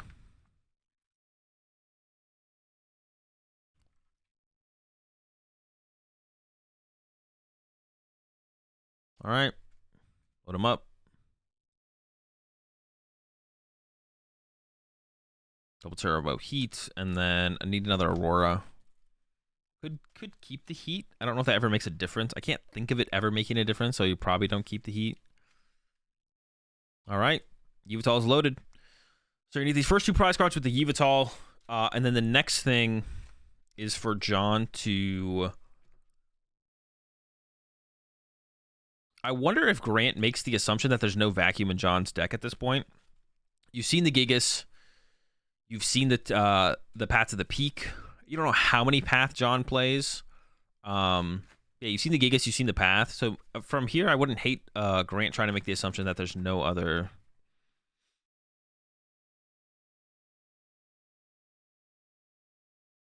I wouldn't hate seeing Grant make the assumption that there's no other out. There's a Raihan off the Pokegear here, which is probably what you go for here. And then you Raihan. I actually wonder if... I don't know. I guess it doesn't really make a difference. I'm wondering if Grant should have ever gone, like... What if Grant had gone send up Eldegoss? Because Grant did have a double turbo in hand. But is it ever, like, does it matter to ever shuffle the Eldegoss back to the deck? I feel like that maybe just never matters. I guess you'd have it as a utility card later on. That's what it would give you. Yeah, I wonder if Grant should have ever done that. And then but you'd also have to make the prediction that turn. You'd also give John +1 turn to play the game, probably. And you'd have to make the prediction that John doesn't play Vacuum, because then you leave the Yveltal alive. And you have to be like, well, if you have Vacuum, you literally win. So it's probably not worth it, and you probably just give John the knockout on the Eldegoss when John finds a Gust. I guess you're not really benching anything else anyways. Like, if John ever KOs your Doral on VMAX, you lose the game anyway, so it doesn't really matter, I guess, too much. But I guess it could make the difference, like, if you can go find a Marnie with an Eldegoss later or something like that. I don't know. I guess it could make a difference, but it probably doesn't. Something to think about, though. And the Eldegoss is even getting loaded up here, just in case. All right, KO. All right, here comes Lugia. Like I said, there is a powerful prize for John, but John does play... Ooh, thinking about it. John does play 2 Paths of the Peak. So John checked their prize cards, and they should check their powerfuls in this matchup. It's, like, super important. Okay, so top deck to Serena. And has second Luminion in the hand. So I wouldn't hate to see... Oh, you actually know what I'd like to see? I'd like to see John just go chase. I'd like to see John just go chase the Eldegoss this turn and try and get the last powerful out of the prize cards. And then next turn, dig for the Path to the Peak. And John actually has like 2 turns to be able to do this as well. John could even, you could even go back-to-back paths, or you could load up this first Lugia with 0 powerful energy. Then it makes it awkward if you pull powerful off the prize cards, I guess. So I don't even know how I'd like to see that happen. Because you could try and just go back-to-back paths as well. Was there a path prized, actually? There might have been a path prized. If there is a path prize, then you do have to kind of win with 1 path. Or that's how you want to play. You want to play to win with 1 path. See, I think John just loading this... Well, no, then I would like to see the powerful get attached this turn, I guess. To this Lugia, I guess you could attach it to a bench Lugia this turn as well, if that's possible from John. But then that risks getting boss KO'd. So no, maybe you do. Maybe you should just attach a powerful to the active Lugia here. I feel like you should just attach this powerful to the active Lugia. Serena up the Eldegoss. Knock out the Eldegoss. Hopefully get your powerful off the prize cards. Use the Arceus. Load up the powerfuls on the Lugia. But then you'd want to load up the powerfuls right now, because now you risk top decking a powerful as John and then having 1 powerful from the prize cards and 1 powerful off the top deck. So I think what John should have done is just probably go all in on this Lugia, load up a bunch of powerfuls on the active Lugia, attach the powerful for turn, and then gust KO Eldegoss. Hope to rip the powerful off the prize cards, which John did, but now John has 2 powerfuls in the hand, so John can still Marnie these powerfuls back into the deck. I guess the other play John can still do is John can still wait 1 more turn and like set up a second Lugia this turn still. Oh no, wait, John can also go with the Regigigas, right? I forgot. No, Regigigas is dead. Regigigas is dead. So John now has to like set up second Lugia because you can't get... No, you could get all powerfuls on this active Lugia this turn, but you don't... I don't know if you want to risk it, but you can always just go for the next Lugia, I guess. Oh no, but now can't Grant go like boss KO and Archeops here? And then that stops the quad powerful play. Right? And Grant knows that's what they're playing around at this point. Grant even has a boss in hand as well. But Grant chose to play the Pokegear. So Grant could have just gone boss KO Archeops, and then you know you can't be quad powerful next turn. But where does it go from there? Doesn't John just load up 2 powerfuls on the active Lugia? But then you could go boss again and KO the Archeops, and then maybe John can't find the last powerful to get a 1-hit KO. So I think maybe Grant should have... Am I saying the right names when I'm talking about the players? I feel like I'm mixing up Grant and John. There's the boss on the Archeops. So I like the boss on the Archeops, but that means but that was like a bad play to use the Pokegear there from Grant. So that was like a bad play to use the Poke. It makes no sense to use the Pokegear if you're always gonna boss. Because I think off that Pokegear, Grant saw Colress and Marnie, which are the other 2 supporters to pick from. But then I think Grant came to the realization, oh wait, I probably should just like KO this thing. All right, so down to 3 for Grant.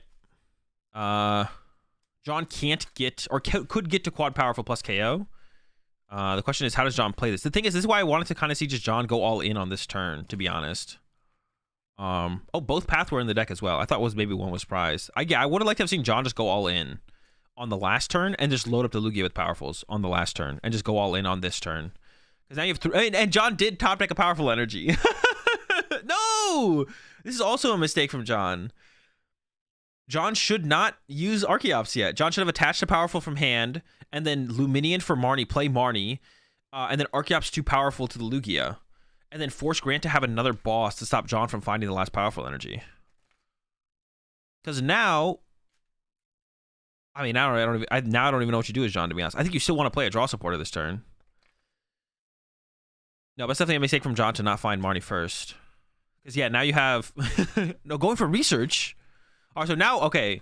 All right, now John's doing it different, though. Oh, maybe there's no Marnie left in the deck. There might not be a Marnie left, actually. When I saw John look through there, I didn't look like there was a ton of Marnie, if any. How many Marnie does John play?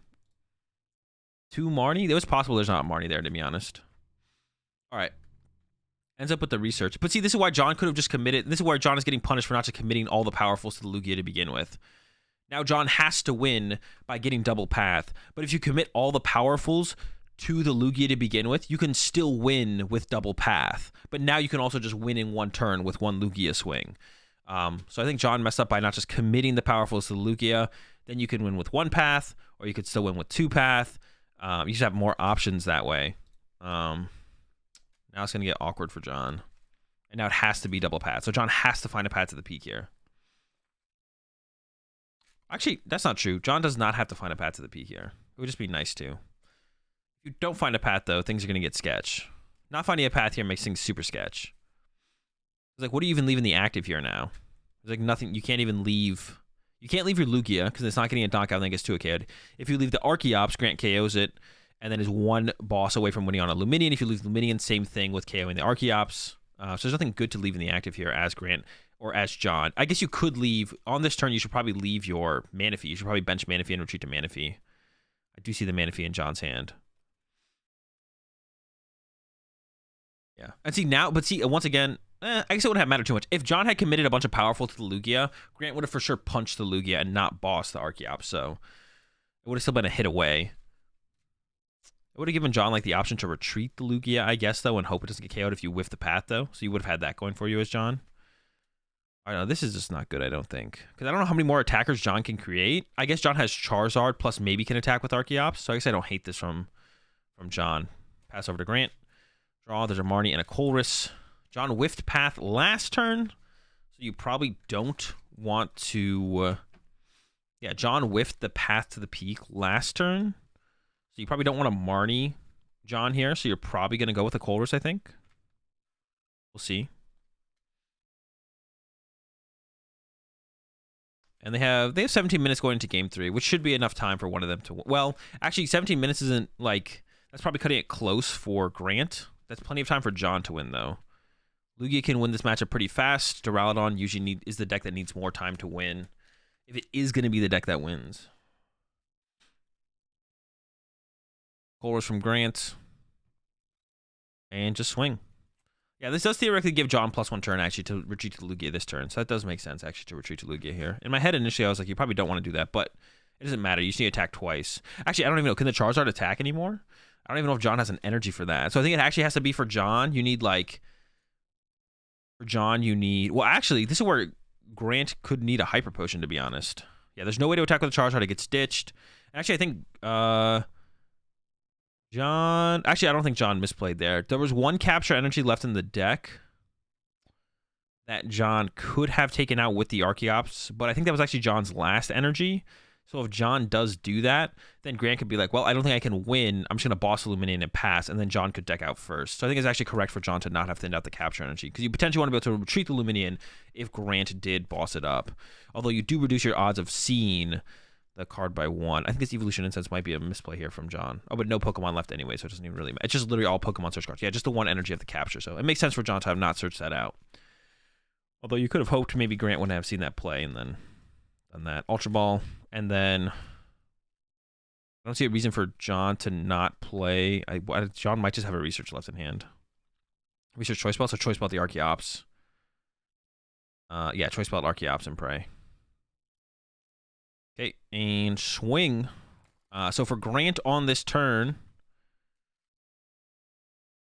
yeah, it's a lot of damage. If Grant finds... Grant needs to find a Stadium. And then if Grant also finds a Hyper Potion... that might get Grant out of range. Colress, digging for it. Digging for Stadium Hyper Potion. There's Hype. And I think, yeah, so like, I don't know. Once again, going back to like what John did in this game, I feel like it would have been possible for John to create a bigger attacker than the Archeops as well. The only thing John was able to create was the Archeops as an attacker. All right, so Archeops can swing for... what is it? How much does Archeops do? 120, 150. Not enough. Okay. Grant wins. Yeah, I feel like it would have been possible for John to create like a second Lugia or something. I don't know, just kind of... yeah, it definitely could have been played better from John in the middle of the game. Seemed pretty clean from Grant in that one. We're going into game 3. Like I said, there's definitely enough time for John to win the game. It might be a little bit sketchy for Grant, though. There's not a ton of time left. It's only like, what, 10 minutes? 12 minutes? Opens the Gigas again, but actually that's still pretty bad. And doesn't play the Bird Keeper.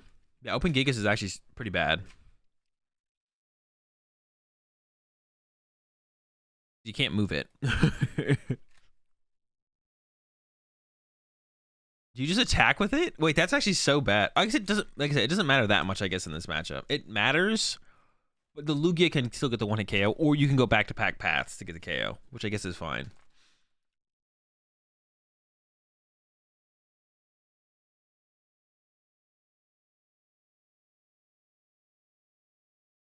Lugia's out.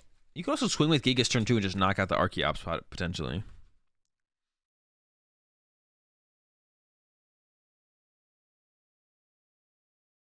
All right, cap to Lug. Actually, what are you even going to cap for?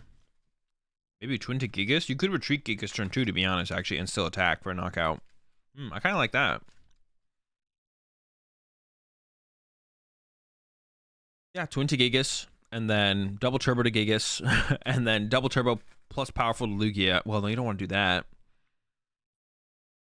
I don't know, there's some stuff you can do for sure. You can definitely get the Lugia in the active and knock out the Arceus. Okay. So, pretty good start actually for Grant. Didn't do anything besides the Trinity Charge, but Trinity Charge turn 1 is usually all you really want. That's a pretty good start here for Grant.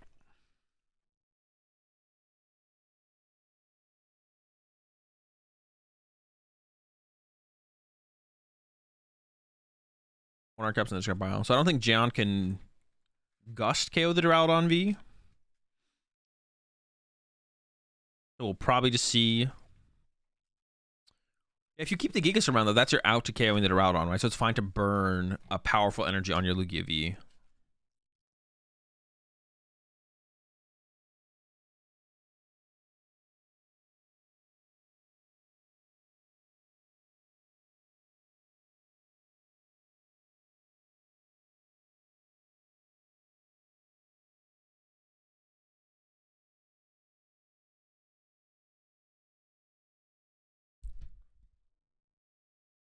Archeops into research. And then, yeah, I think you could try and retreat, right?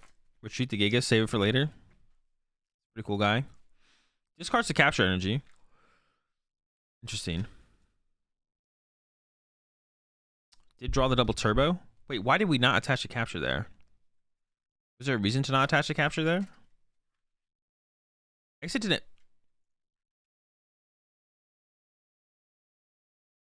Was there a reason to not attach the capture there? I guess if you drew 2 double turbos, John might have also prized a double turbo, then you could be in an awkward spot, actually. This will allow John to attach the double turbo active and retreat. I think as John here, maybe you should just commit 4 powerful energy to the Lugia and then double turbo active retreat and attack with quad powerful. I actually don't hate that. You're also only you're taking out the lone Arceus here of Grant. You can also try and save 2 of the powerful. So you could go like V-Guard, powerful. Go V-Guard, powerful capture. Oh, I kind of like that a little bit more. Or even an Aurora or the Heat, actually.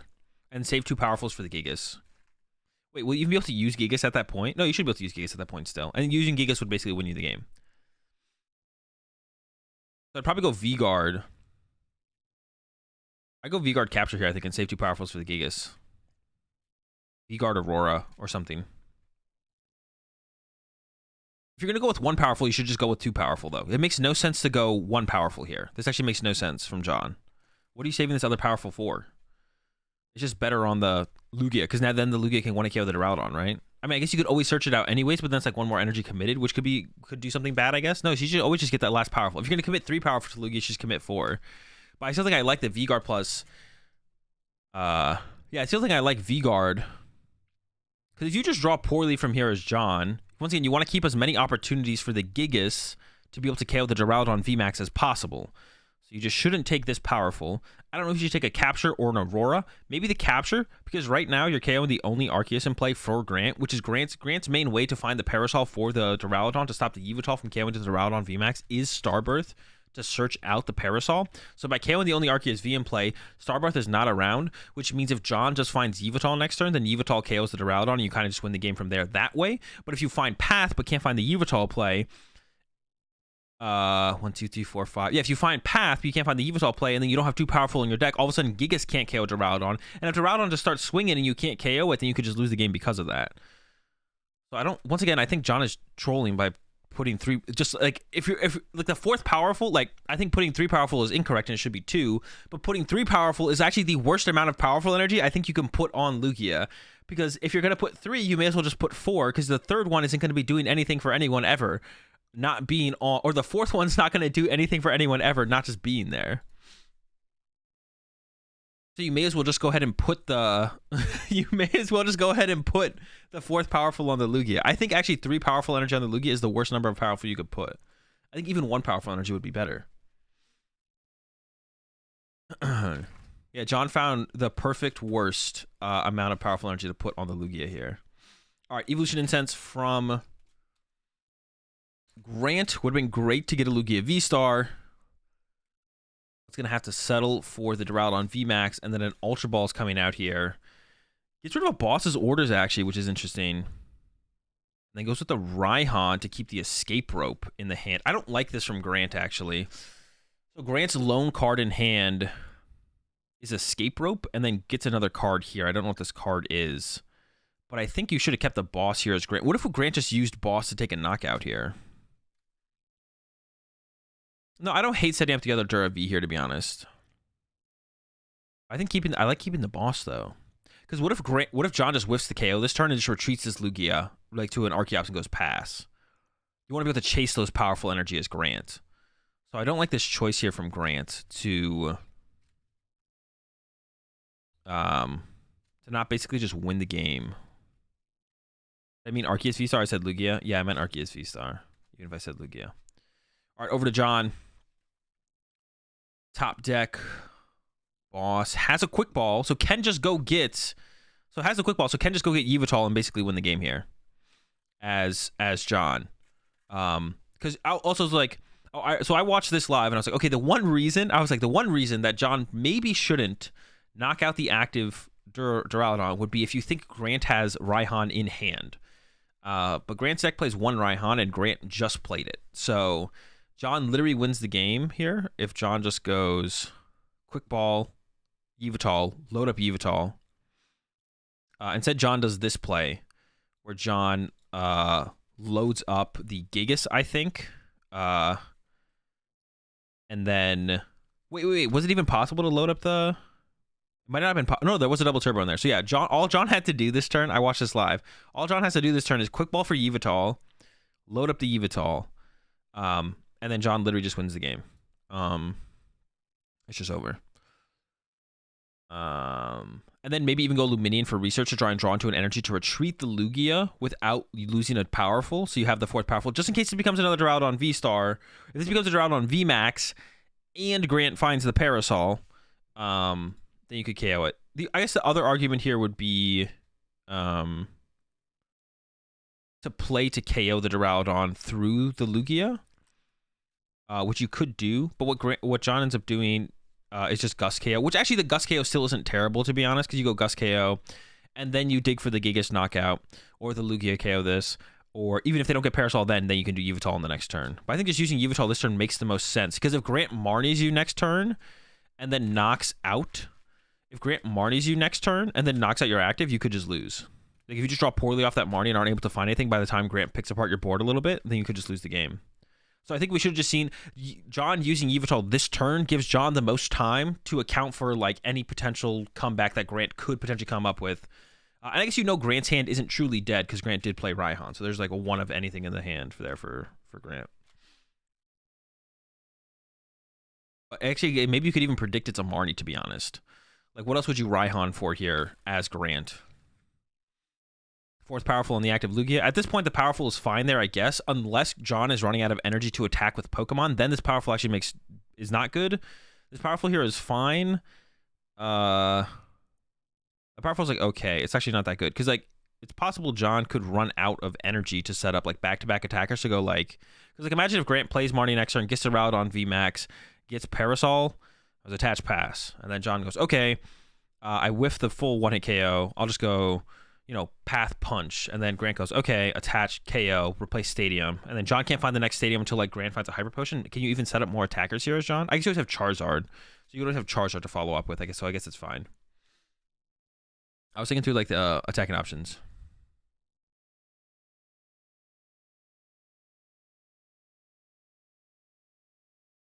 All right, knockout. But yeah, I just think Yveltal just KO here is just too good.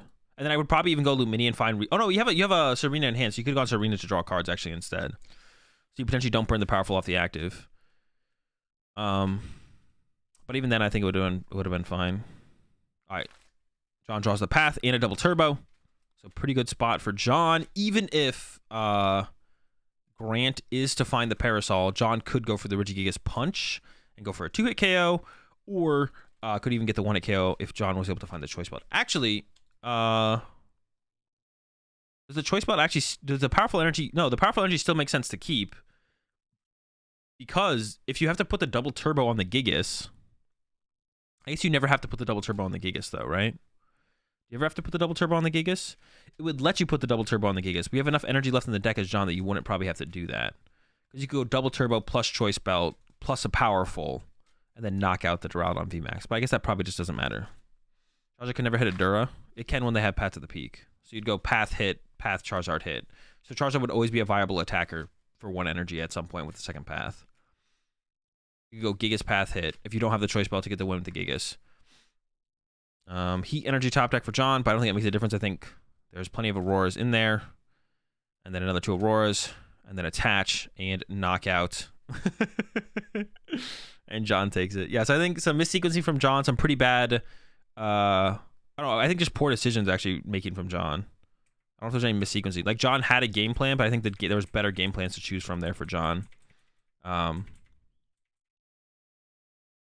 Oh, wait, you're right, Tiny Templar. Yeah, never mind. Because if Path is in play, it shuts down Charizard's ability. So you'd have to load up Charizard. Oh, wait, yeah. So maybe that powerful could have been a mistake then there from John.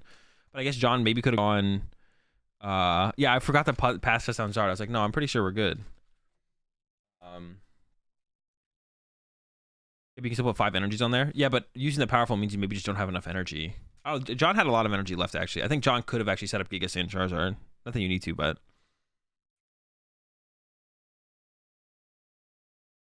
yeah, no, my bad. I forgot about the... what's it called? I was just thinking in terms of... I always forget that Charizard is a rule box Pokemon.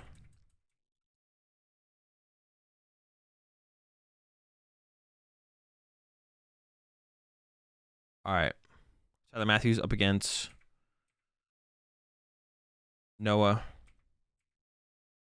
We actually get to see some Palkia action. Noah's playing Palkia. I have no idea what Tyler's playing. I think it might be Mew. Oh, no, it is Lost Box. Okay. The Lost Box up against Palkia. I'm going to pull up their lists real fast. I think Tyler is playing Rayquaza. Yeah. And has the Raikou. And let me find Noah real fast with Palkia. Double Empoleon. Okay. So has the Empoleons for the matchup. It's probably going to be the main attacker here for Noah is going to be the Empoleon. Actually, one thing super cute you can do with Sobble is... one thing super cute that you can do with Sobble is... you can keep calling for Empoleon because it's a Rapid Strike Pokemon. So we could see that here from Noah on turn 1. Or we could see Noah just try and push the Empoleon in the active, which is probably the better choice.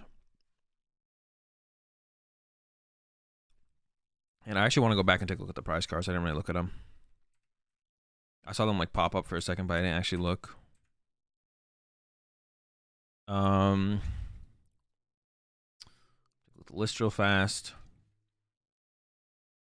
So as long as there's 4 Sobble for Noah, there is 4 Sobble for Noah.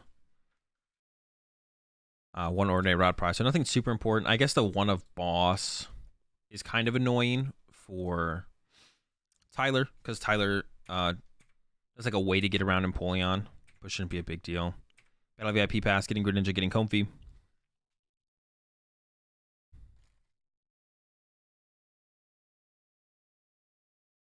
Comfy Greninja. There we go. Draw 2 of Greninja. Another Battle VIP pass. All right, probably going to use that immediately. This is actually a situation where I would grab 3rd Comfy usually. It depends on the hand for Tyler. I can't fully see the hand, but this is definitely where I'd consider 3rd Comfy. Depending on how you draw, if you just get like a bunch of switch cards, you could go like Comfy, Comfy, Comfy, between switching between them. It depends how much they really fully know what they're playing as well against.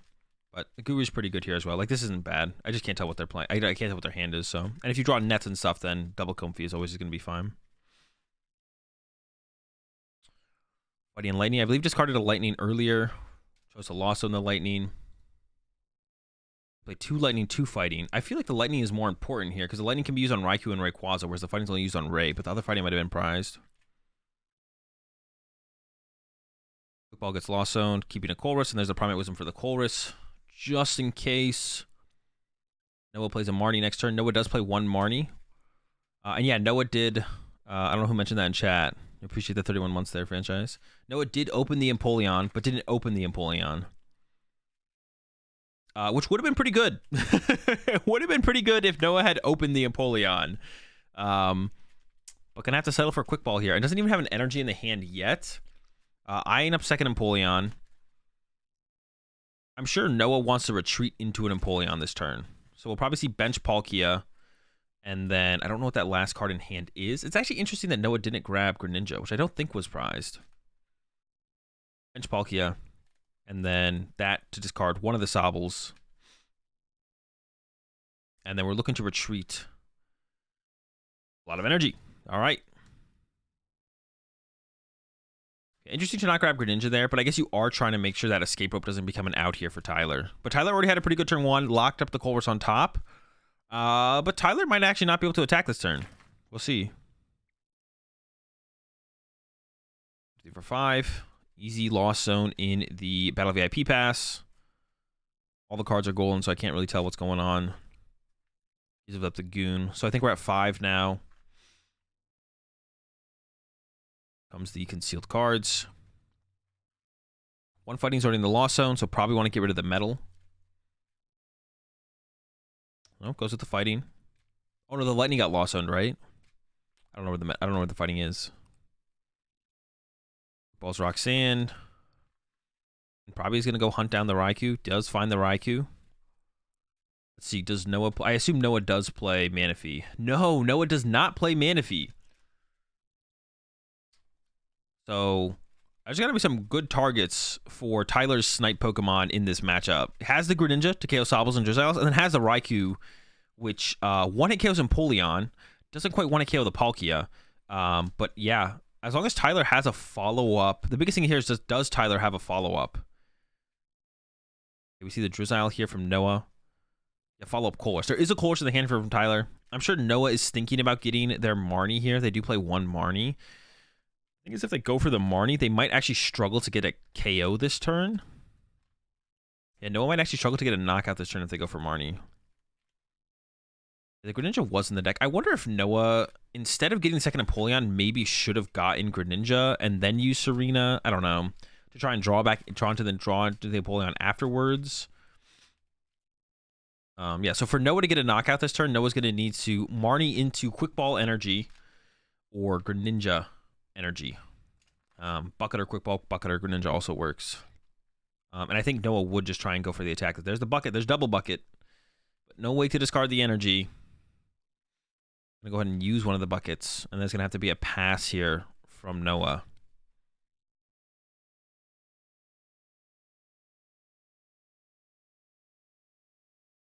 Not much else. So it's going to be the pass over to Tyler. After this, and if Tyler does have a Colress, that Raikou's looking really good. If Tyler is actually able to go KO, active KO Drizzile, that's looking good. All right, looking really good for Tyler. As long as energy works out, there's an Ordinary Rod, there's a Heavy Ball, and a Quick Ball. So those are going to be 2. There's an Escape Rope. Thinking about Lost Zoning the Ray. Okay, gives up the Ray. I think that's probably fine. You probably don't need the Ray too much. There's no... I don't see a Mirage Gate, but here comes the Greninja. I still don't see a Mirage Gate. All right, I think Tyler whiffed. All right, so Noah gets Training Court.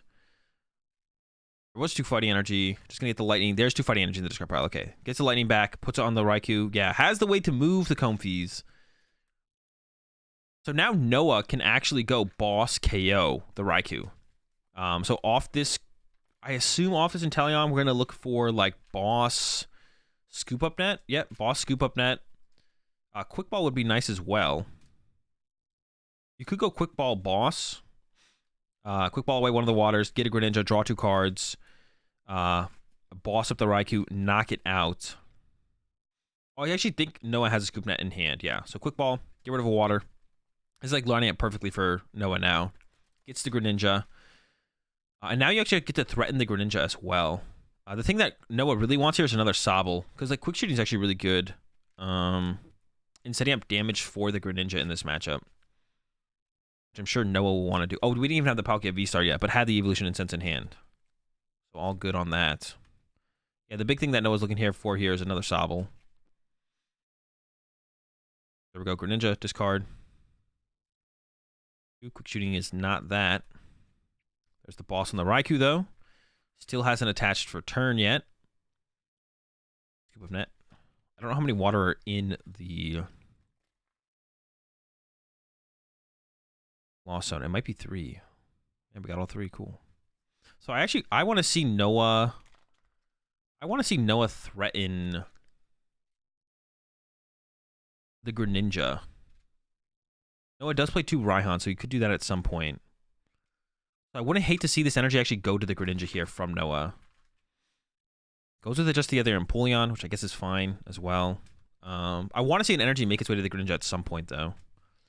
There's an Ordinary Rod. Actually, I think Tyler just maybe has the play. There's an Ordinary Rod, a Quick Ball, and a Raihan in the hand here for Tyler. So I think Tyler just actually has the play to reset up the Raikou and actually use it. And KO Noah's Lone Sobble. So we can get back Metal Lightning. Checking everything real fast. Definitely needs the... I mean, you don't actually definitely need the Metal Lightning.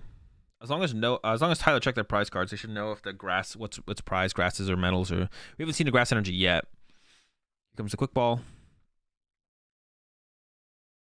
Should get rid of the switch card here. The net and the... What's it called? Are better. And that would also, like... I also want to see... Another reason I want to see Noah threaten the Greninja... I don't know when you need to do it. It wouldn't be next turn. But you want to do it soon. Because it, like... You force Tyler to go get Manaphy. Or if Tyler forgets to get Manaphy... And doesn't think about the threat of it... Then you can just... get 2 prize cards with the Greninja. Like I said, yeah, Noah does play 2 Raihan. So if you just have 1 water energy on the Greninja... Then you just go attach... Or you go Raihan plus attach. And that training court that's in play is sticking in play for the rest of the game. Which is, I mean, it's good for both players, but yeah, the training court is sticking in play for the rest of the game. I feel like that probably favors Tyler, to be honest. The training court staying in play for the rest of the game, I think probably favors Tyler. Like, I think if a training court can stay in play the rest of the game in this matchup, it's probably going to be a little bit more advantageous for the Lost Box deck. Okay, we got the Air Balloon here for Tyler. Going to retreat. Did not use the training court yet. And I want to see Tyler go knock out the Sobble off the bench. The other thing you could make an argument for here, which actually is still reasonable, would be to put the damage on Empoleon. So if Tyler doesn't think they're going to be able to get the knockout on the Empoleon without hitting it this turn, then I think it's reasonable to hit the Empoleon. Goes for the Sobble.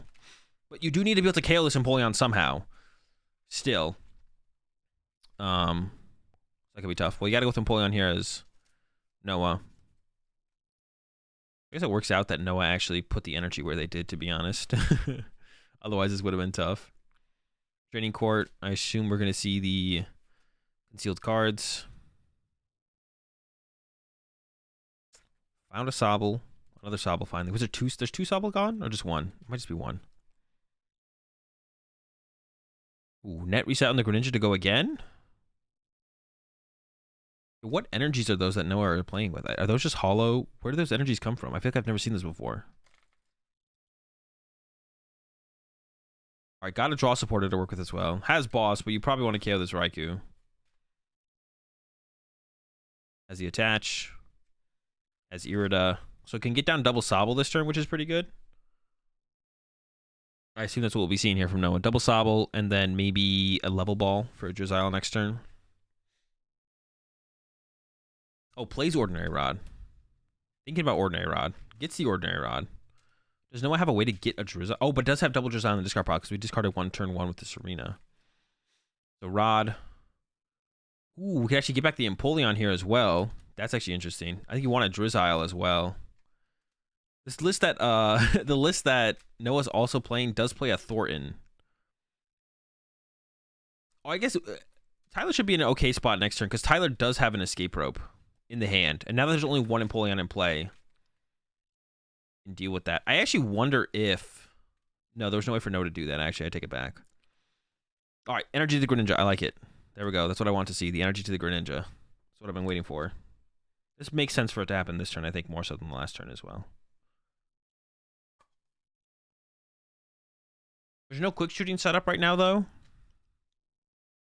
I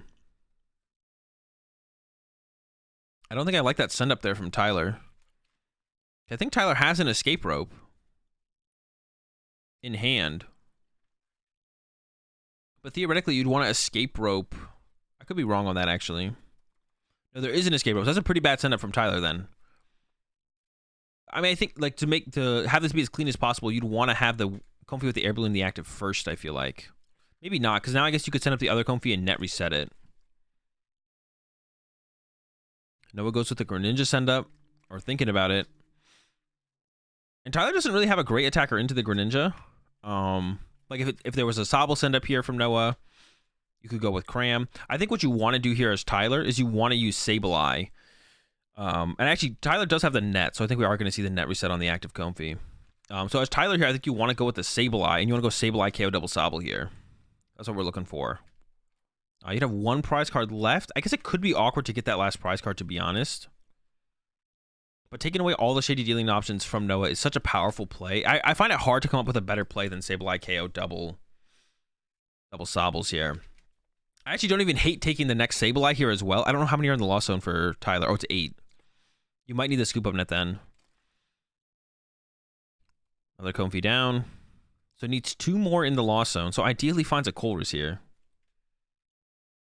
Fighting in grass. Oh, we're getting to 10 on this one, though, actually. Okay. No Psychic in the hand, but I don't think it's used Training Court yet, so it can just Training Court into the Psychic, and there's 2 in the discard pile. So has the Sableye this turn. I assume this one is 10. I actually could be wrong, and that could actually be number 9. 1, 2, 3, 4, 5. No, that's 10. We're chilling. 0 cards left in deck here for Tyler. Does have the Manaphy, though, and should grab that if we're going to go with the Sableye play. But lines up the Rayquaza.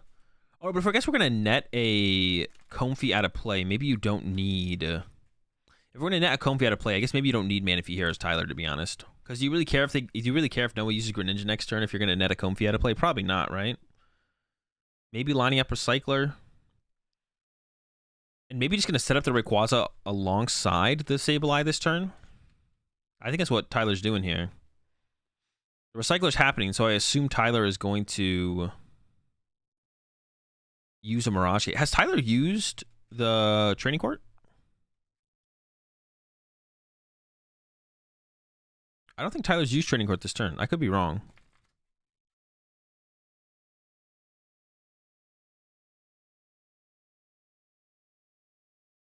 There's the Ray. Oh, wait. Was this a missequence?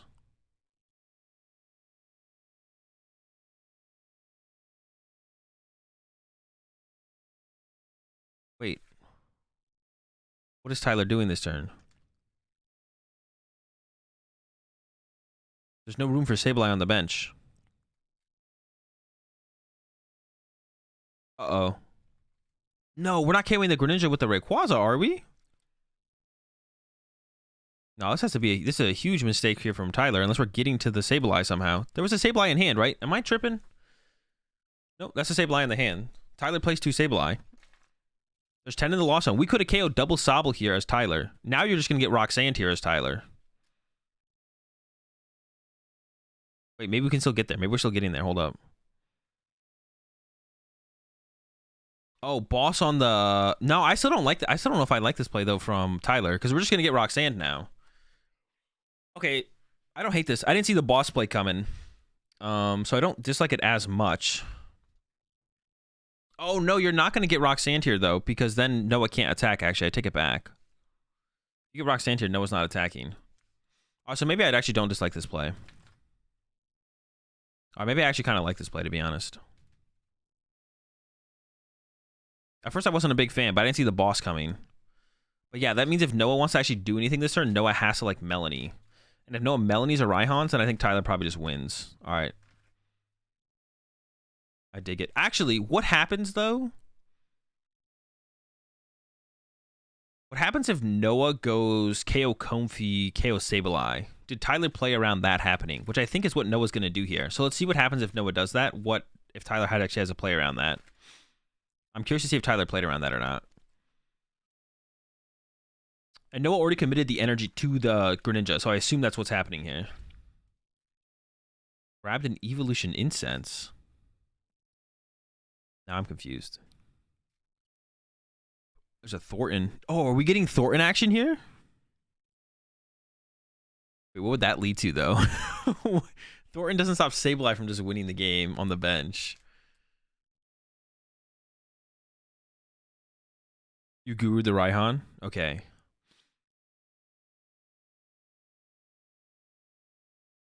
Drizzile. Okay, so chaining some Drizzies. I don't hate it, actually, for the hand that Noah's in.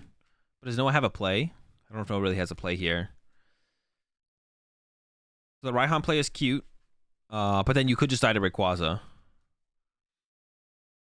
Tyler did put the Raihan on top of the deck with the Guru.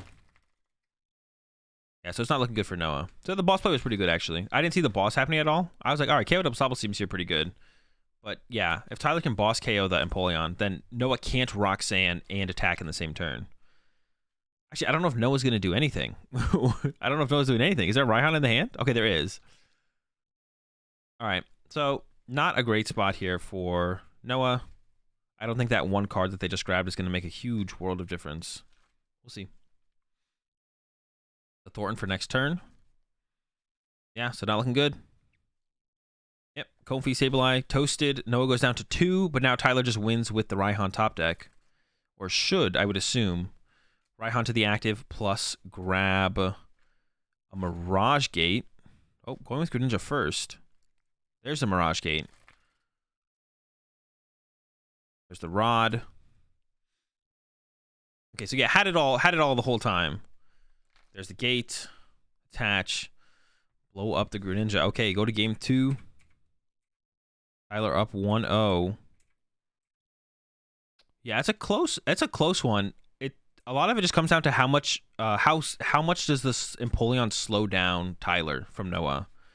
Because if the Empoleon doesn't slow down Tyler very much, then yeah, if the Empoleon doesn't slow down Tyler very much, then Tyler's just gonna be able to get to the Raikou and 1 KO Empoleon by the time they get out. So Noah really wants to find an aggressive Empoleon, and Noah is playing like the more aggressive, I guess, build of Palkia.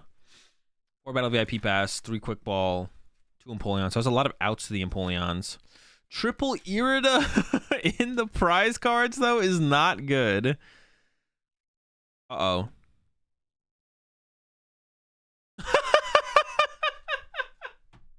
How did this happen?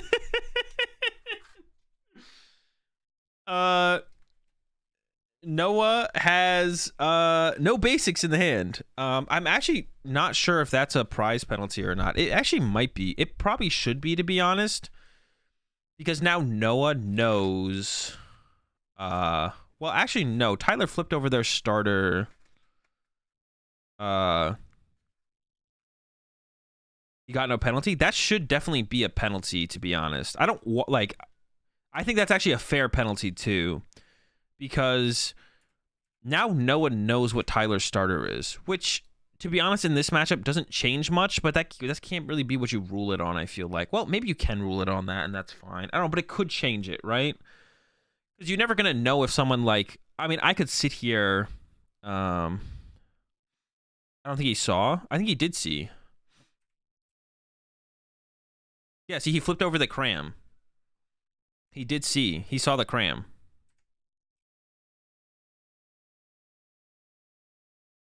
So it's really hard to argue. Like, I could sit here and analyze the matchup and be like, I don't think it makes a difference if Noah knows there's a cram.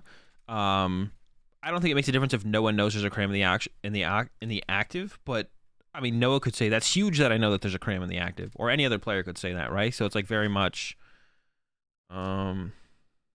But I guess you could have the judge rule it based on You could have the judge rule it based on the situation or make it matchup dependent, which is like how I would theoretically like rulings to be ruled, but I feel like that's just not the way it is in Pokemon. But yeah, I think this should definitely be a double prize penalty for Noah, to be honest. Actually, this should maybe be a game loss, to be honest. This should actually maybe be a game loss, I'm not going to lie. I don't know. You could do it situation. I definitely don't think Noah did it on purpose. But like at what point can you be like, okay, well, if the penalty for doing this is always just going to be a warning or nothing, then people will just start to do it to get that advantage, right? Like imagine if you could just be like, well, I don't know what my opponent's playing, but I have a mulligan, so I'm just going to open this. I'm just going to open this supporter card, and then I get to see what they're playing, so that way off after my mulligan, I can open up more appropriate Pokemon.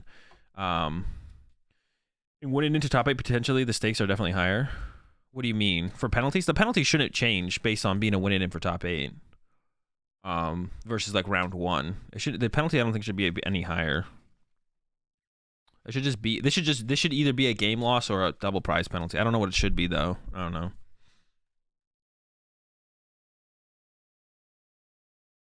The matchup wouldn't matter more. Yeah, some matchup would definitely matter more. But then you'd have to get into like the, you have to decide who decides what matchups matter more and matter less.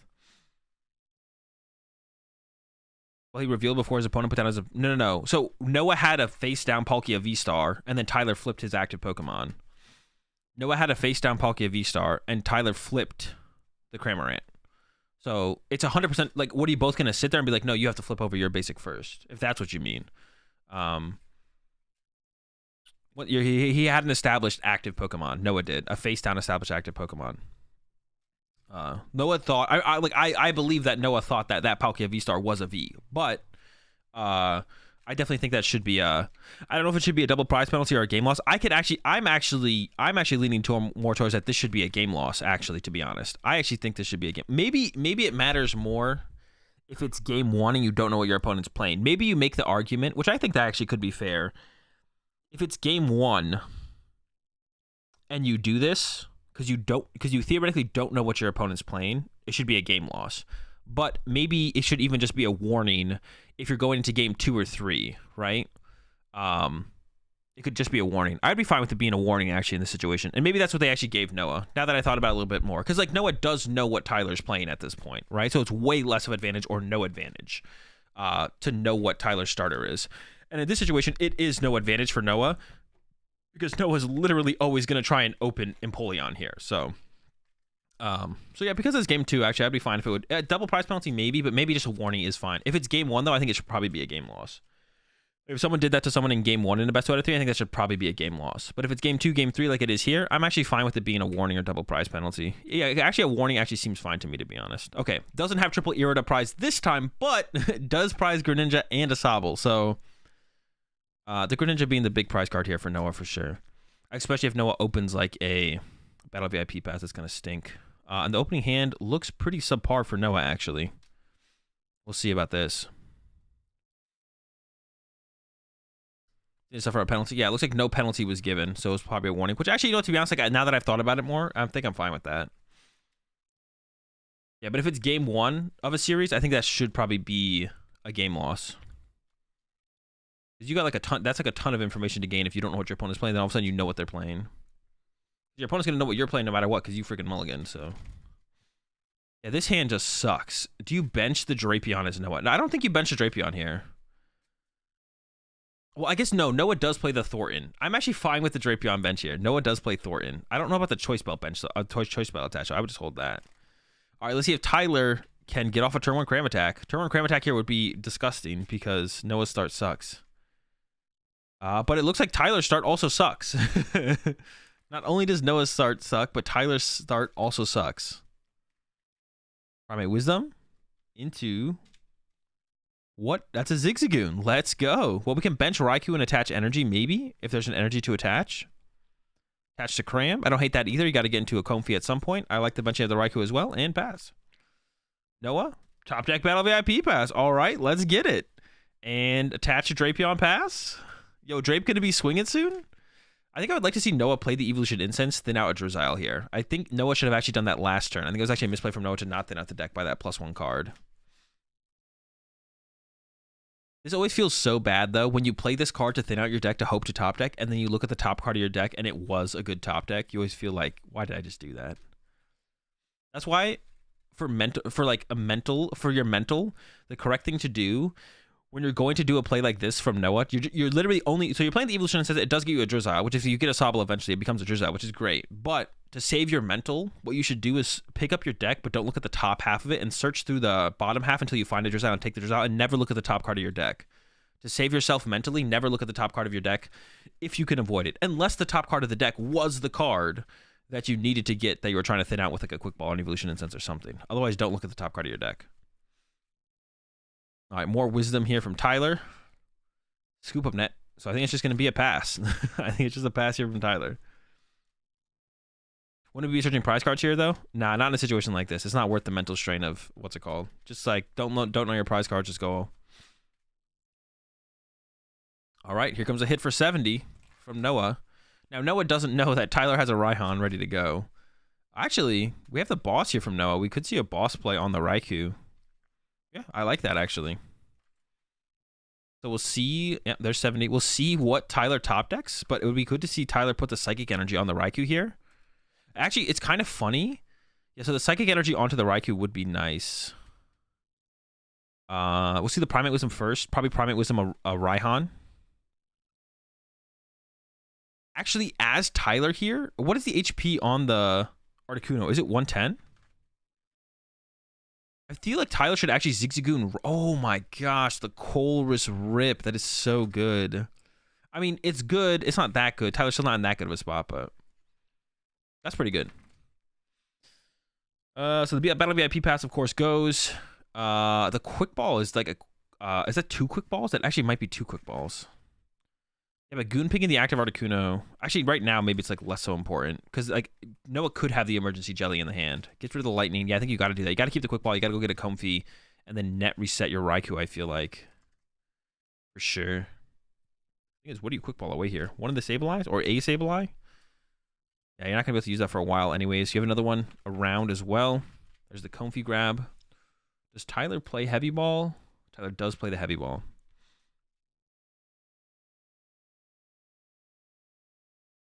So the one thing, no, I mean, it's like fine. Yeah. Tyler can net set. Like the Articuno does KO Comfy, but if you Goon Ping it as Tyler, you put yourself in a pretty good spot, I feel like, actually. So you definitely need to Goon Ping here. Or could go with the Escape Rope and actually save the net. Actually, I like this better. I think this is a good play from Tyler. It puts the Drapion onto the active, which is annoying for Noah. And then also, it allows you to keep the net to potentially net reset into a new Comfy, which there was another Quick Ball here for Tyler. So yeah, good call from Tyler there to go with the Escape Rope instead of the net. I only saw the net, but the Escape Rope makes way more sense. No, don't Goon the... I don't know about Quick Ball Goon, though. That's your guy to KO the Articuno. I actually don't think I like that. Maybe it's not that big of a deal, but the matchup is so slow right now that I feel like it could be a big deal. Actually, Tyler might actually get an attack off here with Cramorant. We actually might just be chilling here for Tyler. Tyler actually might attack with Cram here. I still don't like losing the Goon, but there might not have been anything better to give up.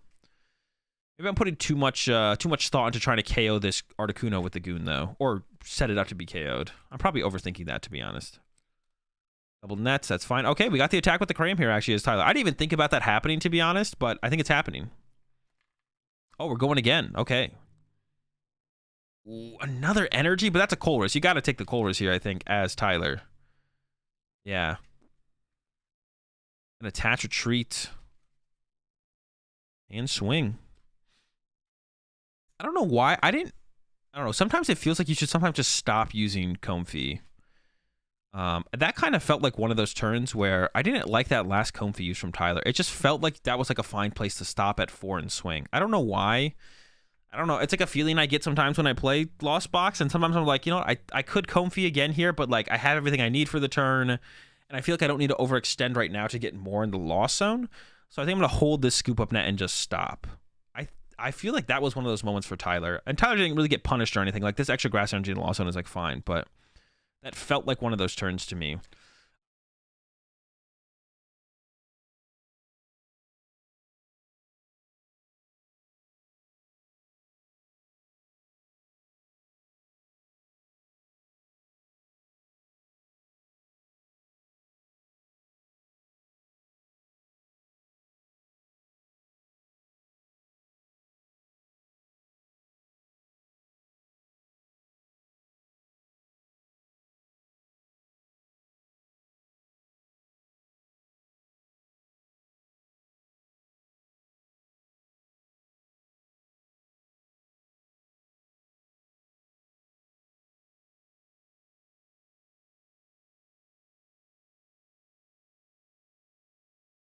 Oh, wait, when did I mute? How long have I been muted for? Wait, how long have I been muted for? I didn't mean to mute there at all. Oops. All right. Dub for Tyler with the Raikou. Yeah, no grass, no metal prized. Had to loss on one of each, like 30 seconds. That's weird. When did I push my mute button? All right. Let's get on to the next one. Pretty uneventful game 2. Game 1 was pretty cool. Game 2, not so much.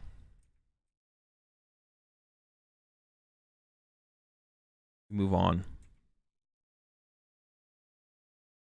I don't know how my mute button got hit there. That was weird. I can actually just hold this.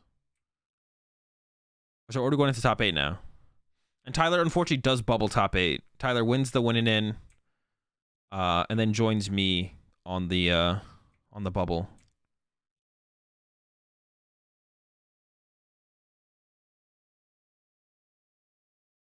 We got, I actually don't even know any of the top 8 matches that play out. I didn't stick around once top 8 started. I don't know what the top 8 match they show is. Oh, it's a pretty cool graphic that they're doing. They're really upping their, it's really cool to see them up the production, like, year to year, tournament to tournament, whatever. That's pretty cool. That's a cool graphic. Why is there a, dude, what the fuck is this? Why isn't it not just Lugia Arceus? Do they ask the players? Oh, they do ask the players what they want. Dude, they should all just be Lugia Arceus. Why do they have a fucking Lugia? Okay, that's something they need to fix. What time does top 8 usually start? I feel like it's, I mean, the tournaments are usually over by like 6 p.m. on Sundays. I feel like 5, 6 p.m. Maybe a little bit later. I haven't stuck around for finals in quite a while, so. Like, this is, like, for, I think this is bad. Because obviously me and you being me in chat, understand when we see Lugia Drapion, it's Lugia Arceus. And they have the name under the deck of Lugia Arceus, sure. But I think for people who don't play the game, this is actually really bad. This should just be Lugia and Arceus. Lugia and Arceus, Lugia and Arceus. The fact that it's Lugia Luminion, Lugia Drapion, Lugia Arceus is just, it's just bad for like casual people trying to understand what the fuck's going on. Like, this is just two people trying to troll, which, like, I guess I get it a little bit. Like, this is just Riley and Jordan and Connor just kind of trolling production here. But I feel like production should just take it on themselves to just put the best Pokemon. Like, Kreckler's makes sense.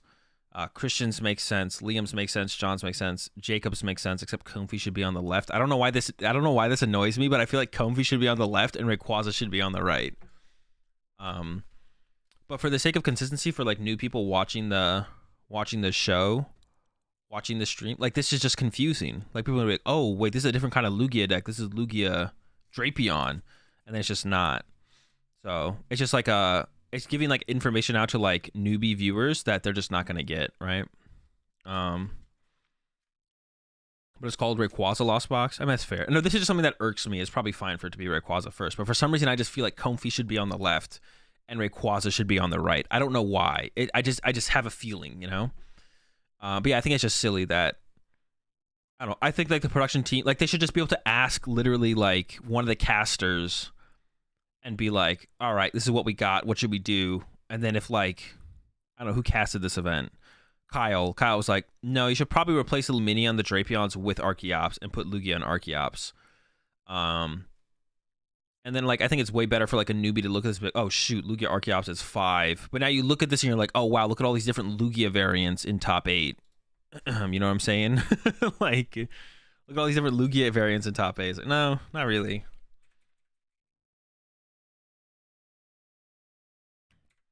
All right, Kreckler's Cheese versus Christian with the Reggie. And let me pull up both these lists before we get into this. Is this at 1? It feels like it's at 1.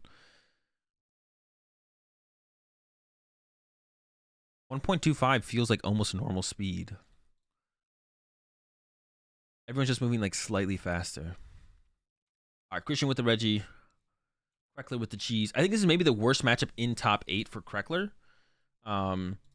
Is the Reggies. Because Kreckler doesn't have a great way to deal with this matchup, I feel like. If like Christian sets up and starts attacking, I feel like the Kreckler's in a bad spot. But we'll see how it goes. We'll see how it goes. So prize cards. Luminium being prized for Kreckler is actually pretty bad if Kreckler's going second and trying to pull off a turn 1 item lock, which I'm sure you want to do when you go second in this matchup. Kreckler does have the Zapdos, though, so I guess the Vikavolt is, like, basically 2-hit KOing Reggies, because then you can Goon Ping afterwards. I'm actually curious. Christian probably just has the 2 capture energy, right? Yeah. And Christian has, like, I don't know, maybe slightly more aggressive list. It has a Pokestop and a Stormy Mountains over, like, 4 path. But I feel like 4 path, like, Pokestop and Stormy Mountains actually are all just good cards for Kreckler to have the option of. So I feel like 4 path would actually be better in this matchup for Christian, but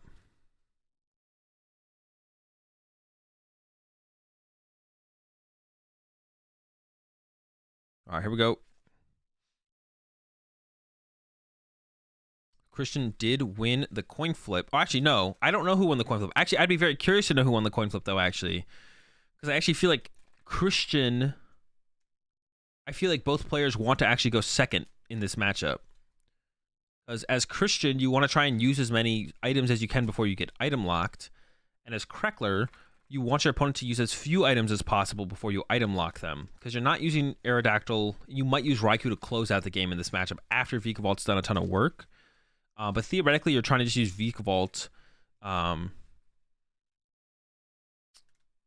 Vikavolt, theoretically, you just want to KO 2 of the same Reggie, and then they can't use Ordinary Rod, which means they can't recover it, which means you can just get super far ahead at that point while they manually attach to attack, or you just keep targeting down whatever has energy and you win the game. It's going to be hard to do that, though. Kreckler only plays 3 Gust effects, but that's kind of the game plan.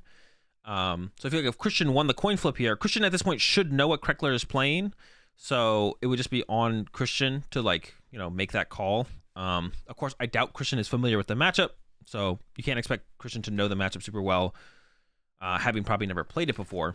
But, yeah, you do definitely want to go second in this matchup as Reggie, for sure. You want to try and play a Research or a Marnie or something and just see more cards before you get item locked. Got the turn 1 Heavy Ball, though, which is pretty nice, getting the Gigas.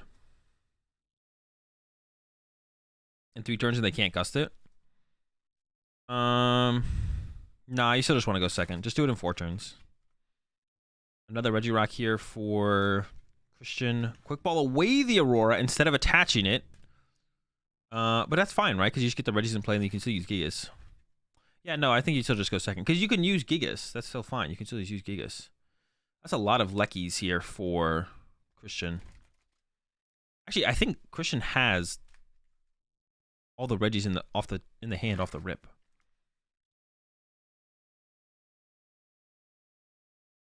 Yeah, just go second, get an energy in the discard pile, and just, like, do it turn 2. If you see a first draw supporter, you're likely to see a second draw supporter, and so on. Reggies are here. Draw 3, got a draw supporter. I mean, when you draw like this, going first, but going second would be so much better here, I feel like. Because then you get to play the Marnie, you maybe get a turn 1 attack off. I don't know, it just feels like it's better. Ordinary Rod's the Lecky back into the deck. I like that, because now you can, like, run to Lecky early on in the game here as Christian. You can run to Lecky early on, and then you'll have the extra Lecky to work with to make sure you have all the Reggies in play to be able to accelerate energy. And I actually want to see Christian not accelerate this energy from Gigas. I just want to leave it in the discard pile. So just pass and leave it in the discard pile. Okay, I like it. All right, so turn 1 item lock is the goal here for Alex. Has the Melanie in hand, so Prize and Luminium is not going to be a huge downfall in the start here. Needs to get Vikavolt, needs to get the Greninja, and then start swinging. There's a Greninja, there's a Vikavolt. And then I don't even know what you want else from there. I don't know. Just draw cards.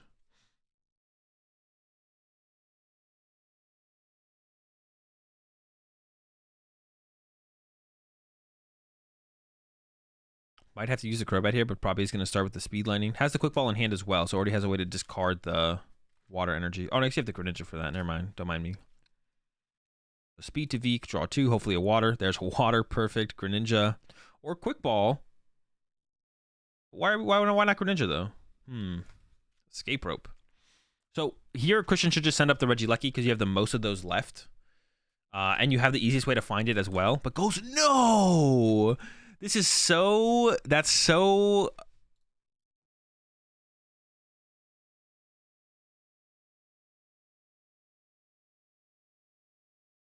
I feel like this is the only way you lose this matchup. Why not put the energy on the active? Makes Twin a switch out, right? I mean, but you're not going to do that anytime soon, though. I think this is the only way that Christian loses. Is this play right here? It's like giving Alex the Reggie Rock, which is actually the only Reggie that one-hit KOs Vikavolt as well, actually. I forgot to mention that. Because now Christian has to find Aurora energy off this Marnie while under item lock. Usually the item lock is to help slow down them finding 6 Reggies. They already have that, but now you can't Truck and Choose, you can't Quick Ball. There's the Twin, which is fortunate for Christian. So now Christian can accelerate an Aurora to the active attached Twin retreat to Lecky. Or the Drago and draw a card. I don't hate Drago, draw a card. But I don't think you ever want to give them your rock here. Also, did Christian... Someone correct me if I'm wrong, but I think Christian had the chance to put bad Lecky in play over good Lecky and chose not to, which is also a mistake. Because when matchups are this slow and you're getting item locked, so you can't dig through your deck as aggressively, the sonar is a super powerful tool to utilize, which Christian had just lost. So this could have actually been a bad Lecky, and then Christian could have sent up bad Lecky when Alex played the escape rope, and then Christian's hand, I'm pretty sure, sucks, and is now going to retreat to Gigas and Pass. But instead of Gigas and Pass, Christian could have sent a bad Lecky, had bad Lecky in the active, accelerated energy to bad Lecky, and then recovered a Research or a Marnie, and then gone from there. It also has the 130 HP. I don't know if that makes it too much better, but it's like a little bit better, I guess. But the Reggie Rock setup was actually very bad there from Christian. It's not terrible, because Christian can also just like attack with Regice as well. The more I watch this matchup kind of play out, the better I think it is for Reggie's, actually. Well, if you have a start like this...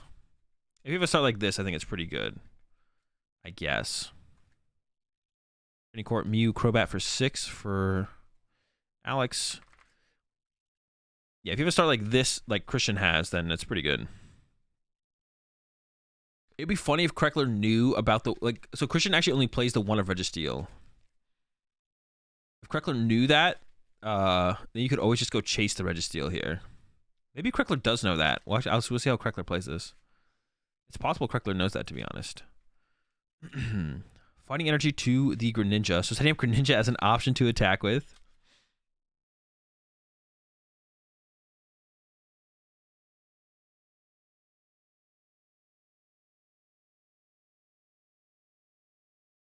Okay, there's just Arena. Got rid of a bunch of items. I'm not sure what they got rid of there. You do have to be careful here as Christian. You don't want to give up too many... one card, you don't want to lose too many of his Ordinary Rod, because then all of a sudden Alex will be like, wait, you're out of Reggie's. I'm just going to KO this Reggie and you can't recover it. Here comes a Pokestop trying to mill some energy. Milled an energy, but you also milled a Gigas. But has speed, so I think actually Christian can attack this turn with the Gigas. Alright, so the Gigas is online. We're swinging. Alright, we're in a fine spot. We're not one-hit KOing the Lecky still, or the Vikavolt still. So that means what's going to happen here is Kreckler's going to go hit, Christian's going to go hit, and then Kreckler's going to go knockout with item lock. Is going to be the game plan here. Or, actually, does Kreckler have triple goon here? Kreckler might have triple goon here. That's why it's important to try and attack with Reggie Rock, because you one-hit KO the Vikavolt, but... Do I know if... Oh, that's what I just said. I don't know if Alex knows. Not quite there for Kreckler, but it's going to use the Pokestop and try and hit a net. No, oh no, no net, but got that. That's even better. Well, no, that's actually not better. It's worse, but it's still a thing. To the active, and now we can actually KO the Gigas. Christian, how many Gigas does Christian play? 3 Gigas, so there is still a Gigas left for Christian. That makes you actually quite question the Pokestop used there for Christian, but I actually think it's probably correct, because if you mill an energy, then you can start swinging.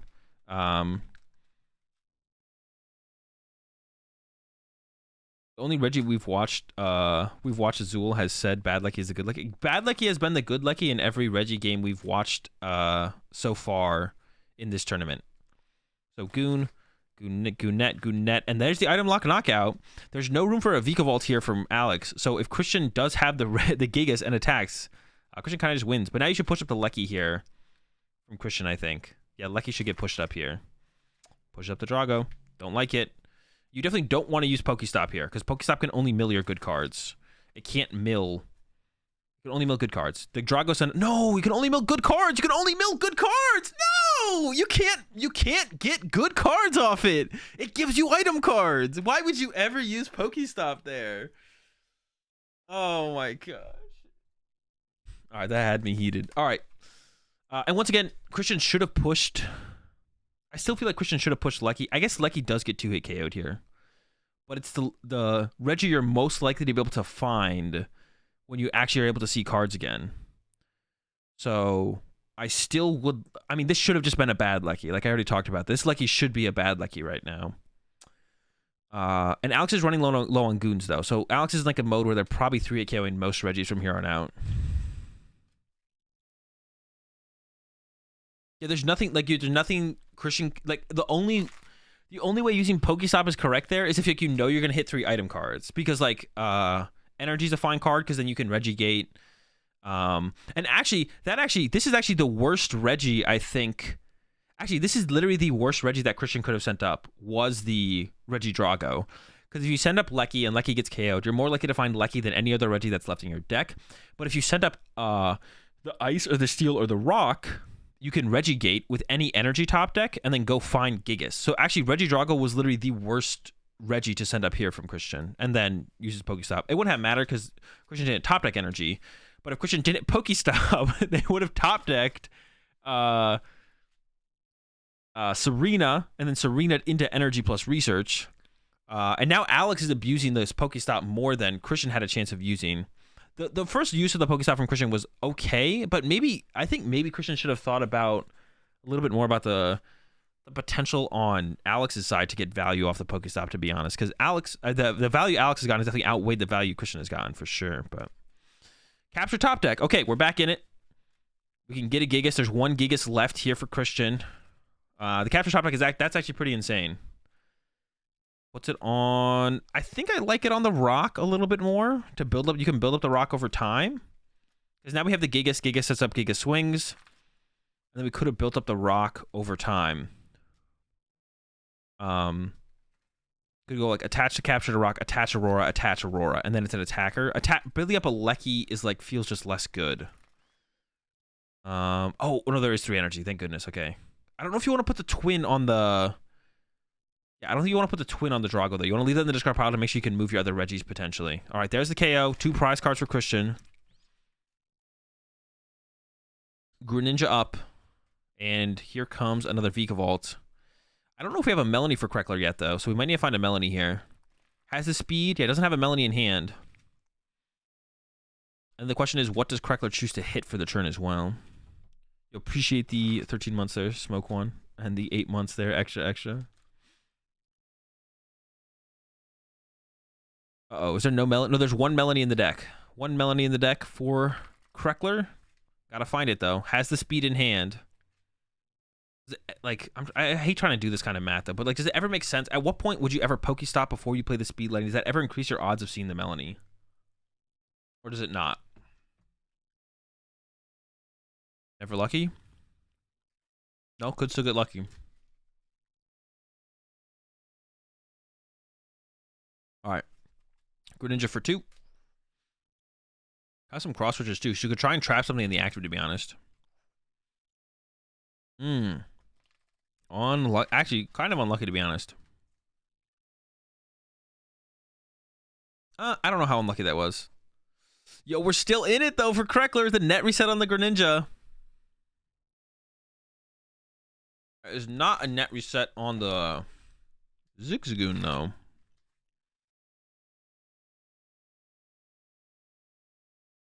Six takes the trekking shoes. Really wants this Melanie here. I really want this Melanie. Yo, appreciate the 100 bits there. It's Manor.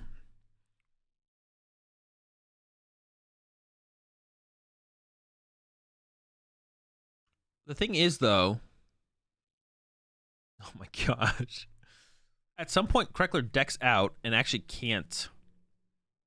At some point, Kreckler decks out and actually can't use the Melanie.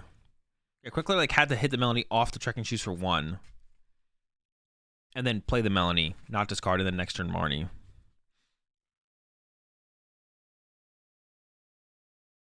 Now it's just probably a pass here from Kreckler. Then that gives a turn of items to Christian, which I don't know how you come back from Christian having a turn of items. Like, if Christian just has ordinary rod here, I think Christian just wins. Christian has an ordinary rod, so I think Christian just wins.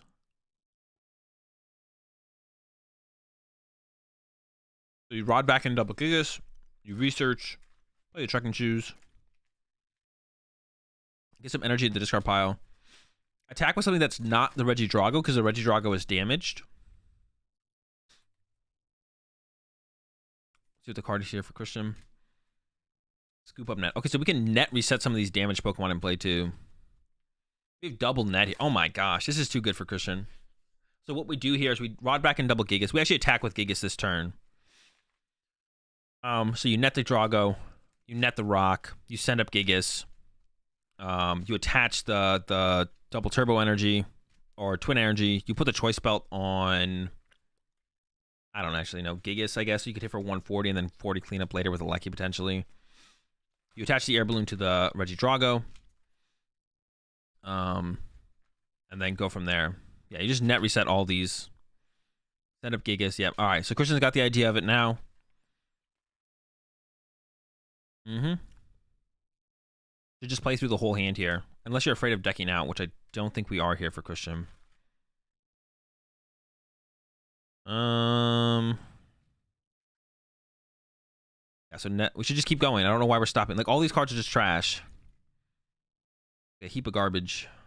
I'd probably put that on the Gigas, though. I don't know if it matters too much where the Choice Belt goes, but I think I want the Air Balloon on the Drago is what I'm thinking, so.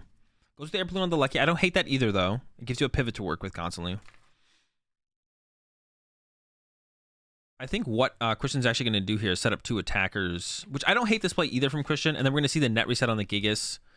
And then we can set up the Lecky. Ooh, actually, okay, I like where Christian's going with this. Bench that, and then we get to use the Gigas again, set up the Gigas. Okay, this works perfectly, actually. I really like what Christian did here. We don't heal the Reggie Rock, but when we have 2 attackers set up, when is Alex ever going to be able to chase our Reggie Rock? It's just not going to happen, so. Okay, yeah, actually, I just think this matchup's a good matchup for Christian. The more I see this play out, well, actually, I'm not 100% convinced, because Christian had, like, a really good start. We'd have to see this matchup play out with where Christian has, like, a little bit of a slower start. So the last thing that can happen here, but I don't think it's going to matter, is... So there's no energy in the discard pile here for Christian. So I actually think it's a mistake from Christian. I think Christian is... Oh, no. Christian is attaching. I thought Christian already attached return. So I thought Christian was leaving the Aurora in the discard pile. But no, I like... If we don't have an attached return yet, I like this. I would actually maybe quick ball the speed lightning energy here to get that in the discard pile. I don't know, because you basically win the game if Kreckler doesn't Marnie. So you kind of have to assume Kreckler is going to Marnie you here, I feel like. I don't know how Kreckler ever wins this. I think Kreckler should probably just concede, to be honest. I don't know how Kreckler ever wins this. I think Kreckler should probably just concede and go to the next game. But I guess you have a lot of time left. You have like 57 minutes left, so maybe not. Maybe you play it out. Yeah, I would like to have seen Christian quick ball away that energy, though, to put it in the discard pile. Because you basically know you either win by deck out or Kreckler Marnies you. So if they're going to Marnie you, then your hand is going to leave. So Kreckler goes for bringing up Registeel. Hit for 60. Does this ever work, though? See, and now Christian doesn't have enough energy in the discard pile to retreat the Registeel. I don't think this ever works to win the game. So I would 100% attach. So I actually think this is kind of this could be kind of important. I don't know. Could it be like maybe? So I don't know if Kreckler knows that Christian plays 1 Registeel, but Christian plays 1 Registeel. So potentially you could give away the information as Christian here that you only play 1 Registeel. So as Christian here, I would have just gone like attach the speed lightning active, and then pass. And then next turn go Gigas attach active, retreat attack. Like I don't know if this Registeel ever getting knocked out gives the information away to Kreckler that you play 1 Registeel. But this right here might give the information away to Kreckler. The fact there's no reason for Christian to do this unless Christian plays 1 Registeel. Which you really don't want Kreckler to know that you play 1 Registeel. So I feel like this Gigas use right here, I think gives the information to Kreckler. Maybe not 100%, because Christian could just be trying to use Gigas, because Christian knows that Kreckler has to KO the Registeel at some point, so it's going to die. So I may as well accelerate some energy and play while I can.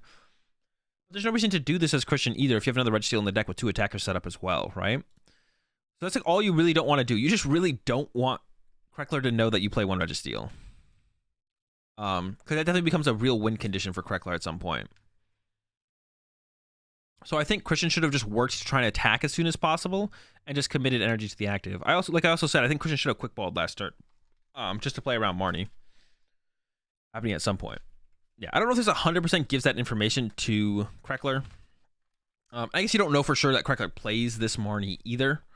But I think you can make a pretty good assumption that Kreckler probably plays one Marnie. I mean, how much info do most people have on Vikavolt decks? Not much, but most Vikavolt decks do play at least one Marnie, so... Yeah.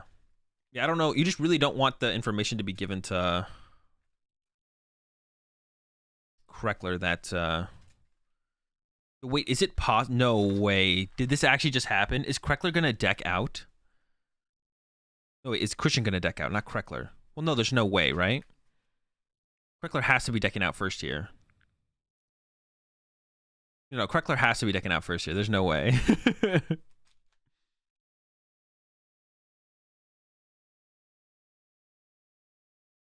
If Christian sends up Reggie Drago, he can retreat and one-shot that Vika. Oh, I forgot about Christian actually being able to use Regirock for 1-hit KOs, to be honest. I thought we were always 2-hit KOing, but yeah, you can 1-hit KO with Regirock.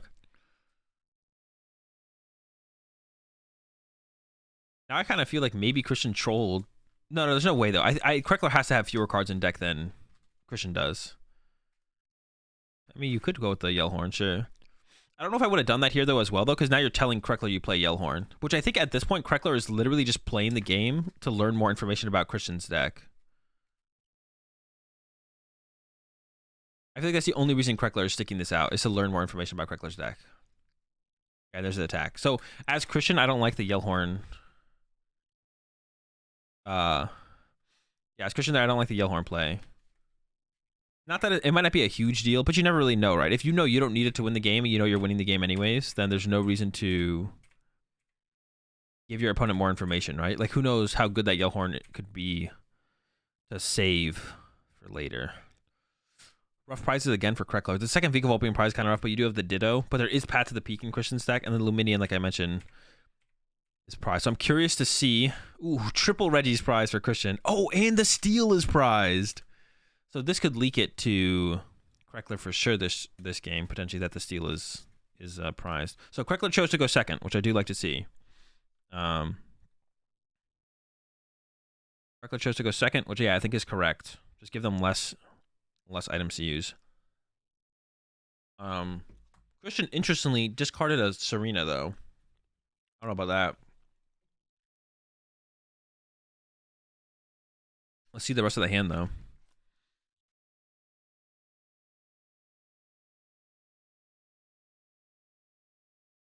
What's going on here? Ultra Ball the way of research? What are we doing? How are we giving up 2 draw supporters off the rip like this?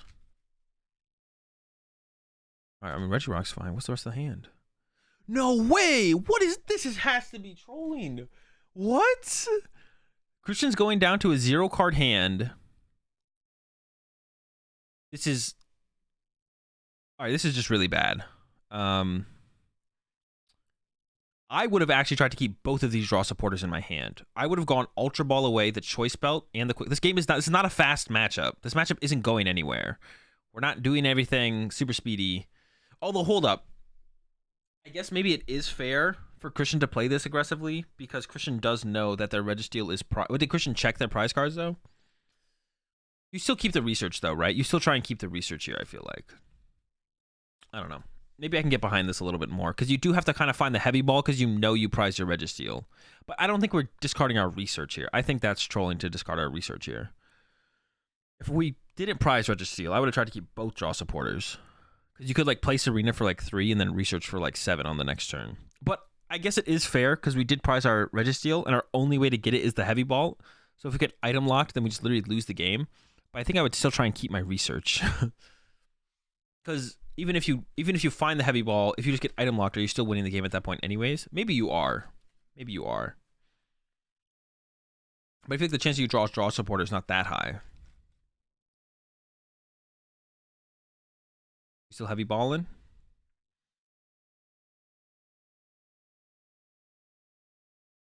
Yeah, the discard of the double draw supporters. Not seem good. All right. Kreckler, pretty good start. Once again, opens the Battle VIP Pass. I think maybe every single game we've watched Kreckler play, they have opened a Battle VIP Pass. Kreckler only plays 2 Battle VIP Pass. There's not a lot of Battle VIP Pass in this list. There's only 2 of them. I think every game, though, Kreckler has opened a Battle VIP Pass. And the classic Greninja Vikavolt are on their way, I think, here. Yeah, I don't know about that from Christian. I don't know about... Because you can still, like, slowly build up a Regirock and then knock something out. And actually, that's what we should have seen from Christian, I feel like, right? Shouldn't we have seen Christian attach his capture energy to the Regirock? And then, like, slowly build up the Regirock? You attach the Regidrago turn 1. You get turn 1 item locked with Zapdos. And then you attach, and they KO you, you lose the energy. So this was also a misplay of an energy attachment here from Christian. You could have Quick Balled or Ultra Balled for the Regirock first, and then captured on the Regirock. I guess there's an argument that Regirock is, like, maybe not your best attacker overall. You could go with Regice. Regice isn't 2 KO unless you have a Choice Belt down, though. But you could have attached that Choice Belt that you had from Christian. No, I think you just, like, manually build up the Regirock.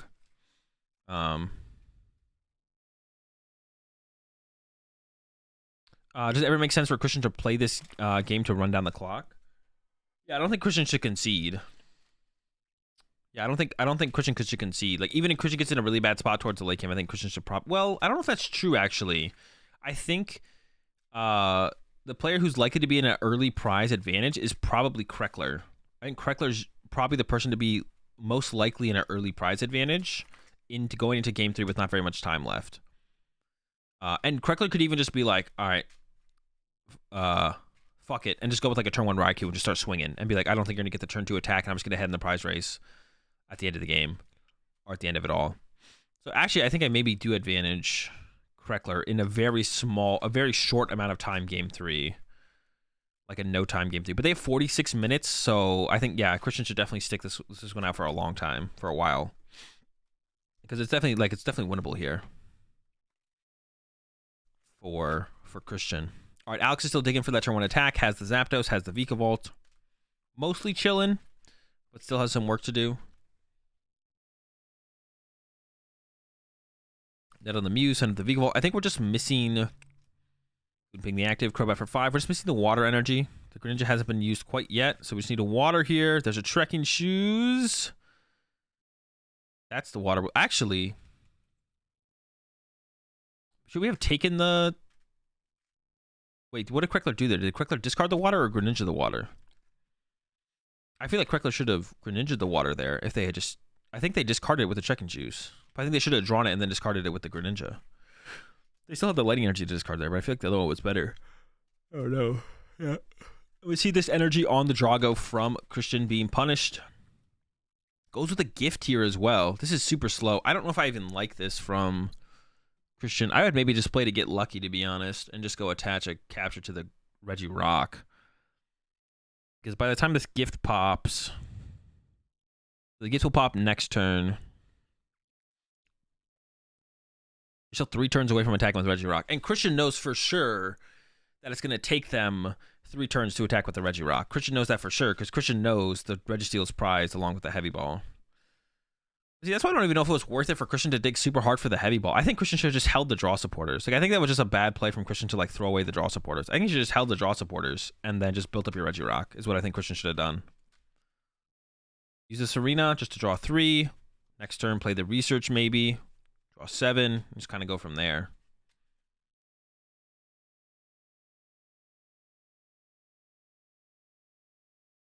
All right, Quickler's got the hit. So we're going to get the draw here off the gift for Christian. We're still a ways away from an attack off a turn. And Alex can even start to gust up the Regirock and start to kind of harass it. Does have, actually, the draw here, though, from Christian is super good.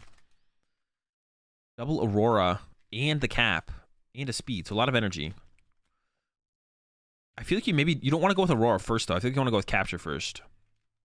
I actually don't like this. Because now Kreckler can gust it up and then knock you out. I think I'm fine with the Drago bench overall. Because if you start with the capture and then Kreckler goes after that, you could get the other Regirock and attach to the second Regirock instead. You could even capture to the Regirock and get the second Regirock, to be honest. And I actually wouldn't have hated that. Yeah,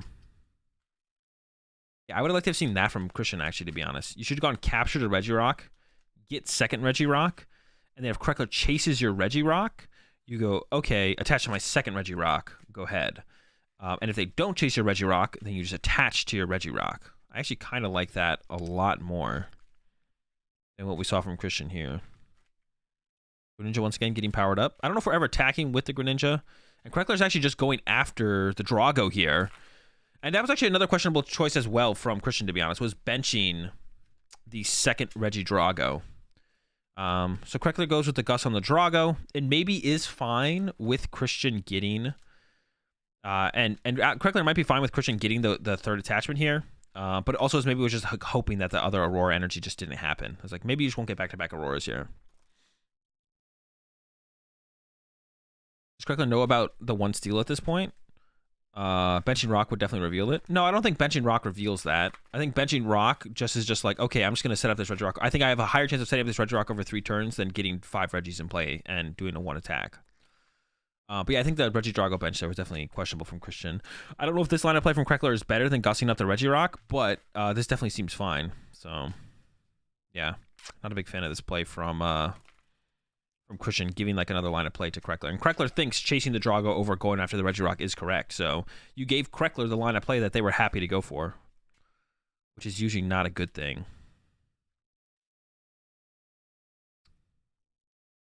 Yeah, Kreckler seems content with the... All right, there's no energy for Christian. Do you send up the Regirock and hope you top deck? Or do you send up Gigas because you have another Gigas in hand? Once again, you can only give Kreckler so many prize cards. I was actually debating if Kreckler maybe... or if Christian should have held that last hand they had, where they had energy in hand, instead of Marnieing it to the bottom of the deck. That crossed my mind for a second.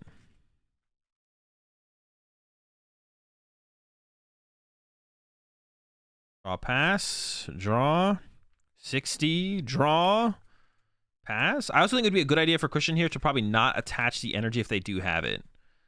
There's a KO. Okay, does Christian have the energy? Yes. Okay, but it is an Aurora energy, which means you won't be able to set up another Regirock. I think it's actually only Aurora energy in the hand here. For oh, discards an Aurora? No, that can't be correct.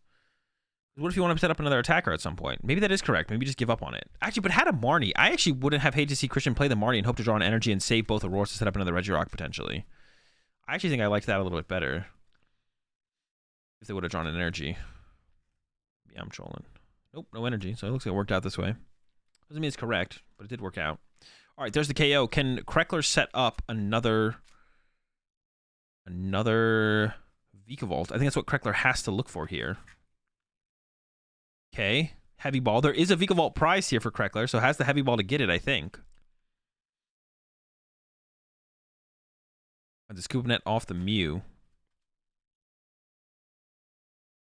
Here comes the heavy. Vikavolt, Luminian, and Cross Switcher in the prize cards with a heavy ball now. This Vikavolt can 2-hit KO this Regirock. As long as there's a Melanie here. No Melanie. Oh, but they still have their V-Star power. No problem, actually. They didn't want to use it, but getting the attack off is pretty important. After Marnie, it's way easier to find a colorless energy. I think attaching the Aurora at first is better because after Marnie, it's way easier to find the colorless energy. Yeah, but you're the one who has control over the Marnie, not your opponent. Like Kreckler has one Marnie that they're probably not playing anytime soon. You're the one who's going to be playing the Marnie. I'm not trying to play around Kreckler's one Marnie. Gets the Goon Ping out of the way and swing. Was this the steal was found for Christian though? That's a Pokestop. I don't know if we want to be putting it in play though. Last time we saw Pokestop enter the field, it helped Alex more than it helped Christian. Has a research and a Serena. Goes with the research. Seems correct to me. The draw. We need a Regirock now. No rock. Did find a twin. But you could just retreat. You can just retreat the Regirock here, right? Yeah, we could just retreat Regirock here. There's no reason to leave it in the active, right? You retreat Regirock to Registeel, and then you use Regigate. Oh, wait, but there's double Drago in the discard pile, right? Oh, okay, so we have to go attach active retreat, because there's double Drago in the discard pile. All right, pretty rough here for Christian then. Yeah, so if Kreckler has Gust KO Rock, the game is basically over. But if Christian had if Christian had left the Aurora energy in the deck and not attached the third Aurora energy, we could see another rocket set up from Christian here. But that's a tough call to make. And Christian would have whiffed the knockout anyways. All right, Christian scoops. We're going to game 3 with plenty of time left, 36 minutes.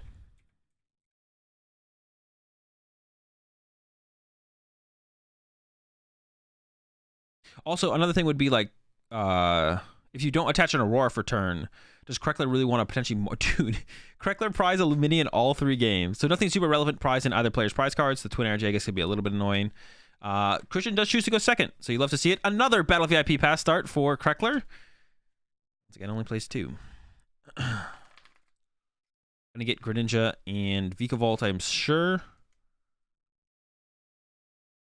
Yeah, I guess that's the trade-off, right? Kreckler opens VIP pass every game, but prizes Lumini in every game.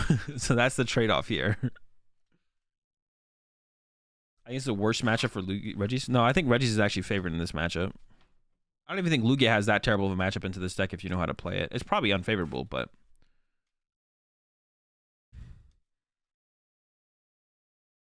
but yeah, Reggie's definitely does not have a bad matchup into this deck. That's just not true. So yeah, Christian choosing to go second. Love to see it. Like to see that adjustment. I don't know who won the coin flipping game 1 though, to be honest. And the usual suspects here for Kreckler: Greninja, Vikavolt, and Zapdos. Yeah, Greninja. Draw a couple cards. Has the Melanie for next turn to set up the Vikavolt, so doesn't really need to attach to the Vikavolt this turn. And plays Millennium Melanies. And got an energy search as well, so now we can go ahead and find the lightning anyways. And get the Vikavolt that much closer. And we're looking for a turn 2 Vikavolt. So let's see what Christian can do with a turn 2 setup here. Let's see what the hand is. All right, here we go. Draw is a Rod. Has a research and some energy, so it looks pretty good to me. Has a capture as well, so I definitely like the capture plus set up for the Reggie Gate this turn. Kreckler's deck, I mean, it's good against Lost Box and... Kreckler's deck is good against Lost Box and...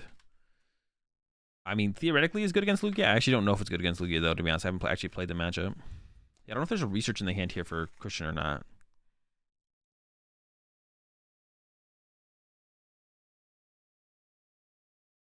I wouldn't go for the Registeel first here. Like if Kreckler thinks that Christian only plays 1 Registeel, like going after it immediately like this, like can only like lead to confirming suspicions for Kreckler. It's kind of like a mind game thing at this point. But I think what Christian should have done was probably go get like Reggie Drago here or something, and then like maybe Reggie Gate for the Registeel or something. I don't know. I just don't like the aggressive going after of the Registeel. Stormy Mountains shuffles the deck. I like that. Oh, and can get the Reggie Drago as well. Okay, so the Reggie squad is online here for Christian. Unfortunately for Christian, there is no supporter in the hand, and there is no energy either. Does have the Reggie Drago to potentially work with next turn, though. Oh, has the net, though. Okay. So this actually isn't that bad. Draw a couple with the Drago. Okay, we're in business. No energy still, though. Actually, we're still kind of lacking energy. We're not in that much business. Yeah, the net's going to leave some draw power. Stormy Mountains for Kreckler. Probably not going to grab anything, but just going to go ahead and use it. Could grab a second Vikavolt, I guess, if they really wanted to, but probably won't grab anything. Then we'll see some Melanie. Probably see some Fleet-Footed from the Raikou V. And then we'll see the attack from the Vikavolt. And yeah, Christian has no energy, or very little energy. 1 energy in the discard pile. There's 3 Gigas in the deck. There's no Reggie's prized. And has a Marnie in hand now from the Reggie Drago. So not too far from attacking, but we're not there quite yet. There's the Fleet-Footed. Oh, wait, there's no Melanie in the hand for Kreckler here. But I guess you don't need it. You have the attach. Oh, yeah, the attach is just fine. I don't know why I thought they need Melanie. They could play Heavy Ball there. Luminian is prized, but you don't need to do it this turn, I guess. I guess you maybe should have done it, though, as Kreckler. Actually, I think it's actually a misplay from Kreckler, because you have more outs to Luminian through Quick Ball and Ultra Ball than you do from the Heavy Ball. So you should get it in the deck so you have more outs to it later on. So I think it actually is a misplay from Kreckler. It probably won't come back to hurt them this game, but I think it is a mistake. Okay. All right. So far, looking good for Christian.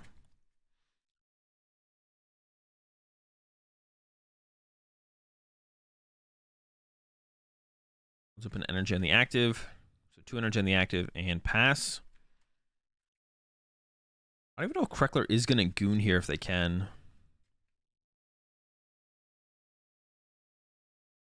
Kreckler could goon here. I think they're thinking about quick balling away that Trekking Shoes maybe. Gonna set up with the speed on the Raikou. They do need to set up another Vika Volt at some point. Yeah, they are gonna go with a quick ball on a Trekking Shoes. I like that. Oh, it goes for the goon. Of course, we need the goon here. Knock out the Drago. That's why I actually wondered, why did we... Should Christian have loaded up this...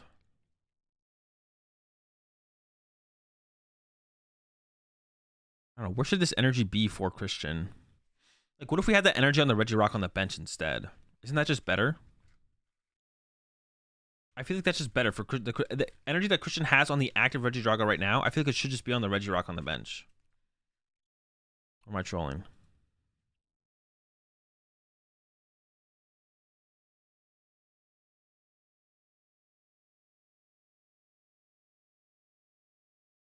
Melanie setting up the Raikou. And then Vika Vault for the KO. Yeah, I feel like the energy on the that's on the Drago right now should be on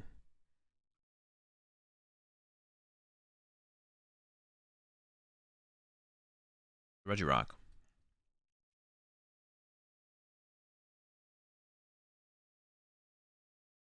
All right, Serena draw 4 from Christian.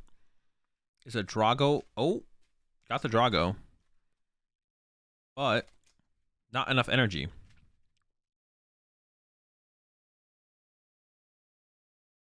Benches the Drago? I don't know if you want to do that. It does open it up, so Kreckler could gust it. Yep, decides against it. I think it's definitely correct to decide against that. I think there was also a good... I don't know how good that would have been. Like, you could have sent up the Reggie, the bad Lecky, so you could use Sonar, but... Yeah, just the lack of energy from Christian is rough so far this game. The fighting energy, it plays an Aerodactyl, so you can attack with Aerodactyl.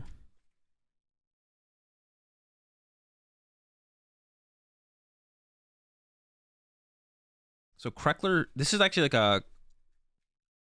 I mean, it might be a big deal, right? Like Christian, this is like one of those things where you don't want to really show your opponent any information. Kreckler actually might go for the Marnie here because Kreckler knows the Drago's in the hand now from Christian because Christian almost played it. I mean, I make those same mistakes myself, but you want to try and avoid it as Christian. Yep. So now Kreckler's gonna go get Marnie. I think they eyed it up when they searched through the deck, and now the Drago's on the bottom of the deck. Christian could find it. There's a couple ways that Christian can find it. Could go with a Reggie Gate, but it could also go with a capture energy to recover. So maybe it's not too bad, to be honest. The more I'm thinking about it, the less like... I mean, it doesn't seem great that Christian showed Kreckler where the Drago is, but how good is Marnie here? That's another question. There's the Marnie. Oh, because like Christian could draw into like Aurora plus research into capture or something. There's the Aurora. There's a gift. So can go with the Reggie Gate and go get the Drago. You can't let the Drago go down or you do just lose. So gift active. You go gate for it? I guess you kind of have to, right? I feel like you have to here as Christian to go gate to get Drago.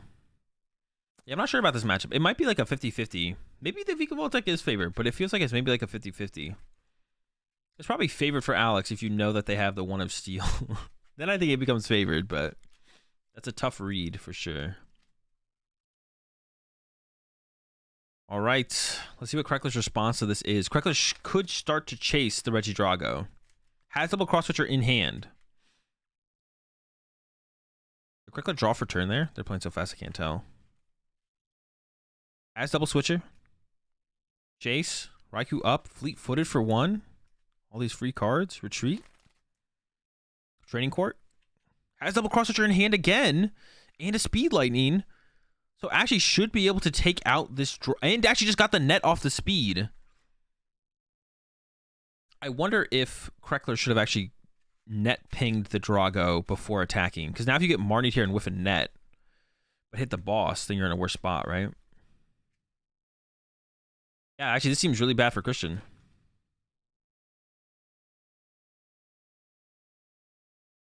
Yeah, I think Christian is just going to lose here.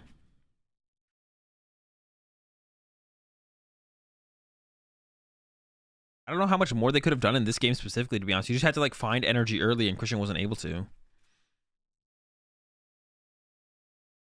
No energy. Now it's got some problems. I actually think Reggie is like a really underrated attacker in this matchup. Maybe not underrated, but I mean, setting up any kind of attacker seems pretty good. The air balloon? I mean, it's not bad. It's the question is it better than Ford scoop up net?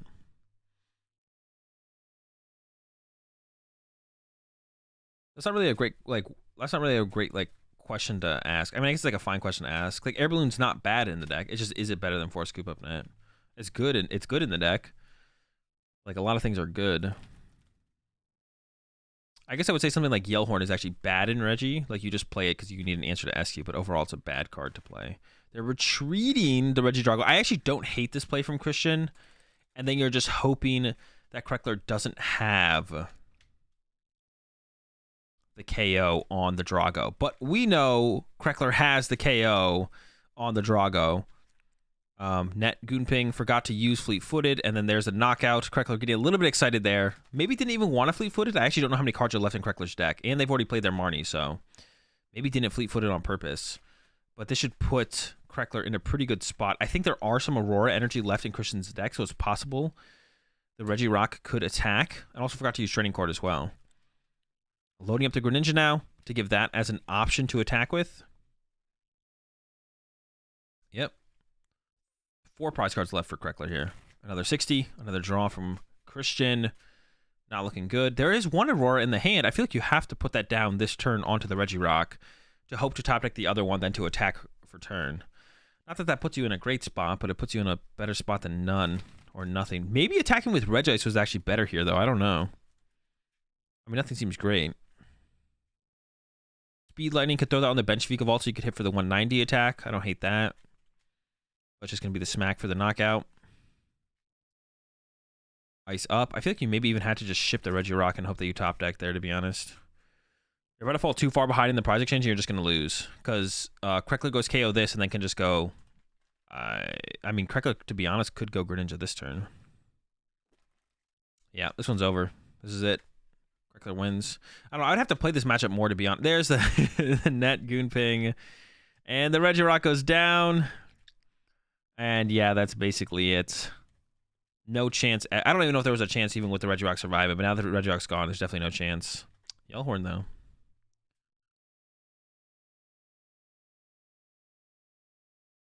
Speed for 2. Net Goonping. And yep, Kreckler does it. Yeah, I don't know about that matchup, actually, to be honest. It doesn't seem terrible. It feels really bad when you lose for Reggie.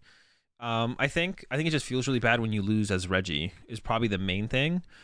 Because you're sitting there and getting like item locked and bodied. And it feels less bad as the Vika Vault player when you lose, because like you're still kind of playing the game. Yeah, I don't know if it's I wouldn't say it's a bad matchup for Reggie. I don't know if it's a good matchup though. Maybe it's like a 50-50. That's the thing with like games or matchups sometimes is like based on how you win and lose the matchup, it might feel like it's a better matchup than it actually is, or it might feel like a worse matchup than it actually is. But when you actually like sit there and actually like play like 100 games, it might actually just be 50-50. It's like, oh wait, it's actually just 50-50. Is there a reason to tech for Ice Cube right now? No, I actually think everyone who played Yellhorn at, not to be mean, I think playing Yellhorn at Arlington was kind of trolling in Reggie, because there's no way anyone was going to play Ice Cube at there's no anyone was playing Ice Cube at the tournament. I feel like everyone teched for every control thing possible, and Ice Cube was like one of the least, like it's like that's like the least of like any control concern any deck has, or like any viability of like a control deck. Like Ice Cube's like not played in anything. It probably gets a little bit better though going into San Diego, because there's gonna be like a little bit less fear of control. I don't know. Like you'd have to like figure out which control decks you think are actually gonna be the good ones, because there's like a bunch of different ways to play like control. Like I almost consider the Articuno deck a control deck, which is like the thing that would play Ice Cube, but that deck's only good if Lugia decks aren't teching for it. And if Lugia decks, the thing is, like, if Lugia decks are teching for control, it makes control decks irrelevant. It doesn't matter if the Reggie decks tech for control. Although, if the Lugia decks choose to not tech for control and then people actually play control, then I guess that's when you want Reggie to play Yellhorn. But it feels like every Lugia player is playing something for a control matchup. So it feels like it's not worth playing the Yellhorn in Reggie. I wouldn't play Yellhorn. I would maybe play it for San Diego. I definitely wouldn't have played it for Arlington, but... Some people were playing Flying Pikachu, though. Yeah, you should still lose that matchup, though. The Yellhorn doesn't beat Flying Pikachu. Like, it could win you a match that you would have maybe lost, but the chance that happens when you're going to hit maybe one Flying Pikachu in a tournament that you'll probably lose to anyways, I don't think it makes it worth playing the Yellhorn. But I could be wrong. Maybe the matchup got better now that you have, like, 3 Serenas in the deck, so maybe the Yellhorn is enough to beat Flying Pikachu. But saying after the fact... Oh, but some people played Flying Pikachu isn't a reason to have played Yellhorn. Because if you asked any of the Reggie players going into the event, do you care if you lose to Arceus Flying Pikachu? They would have all told you no.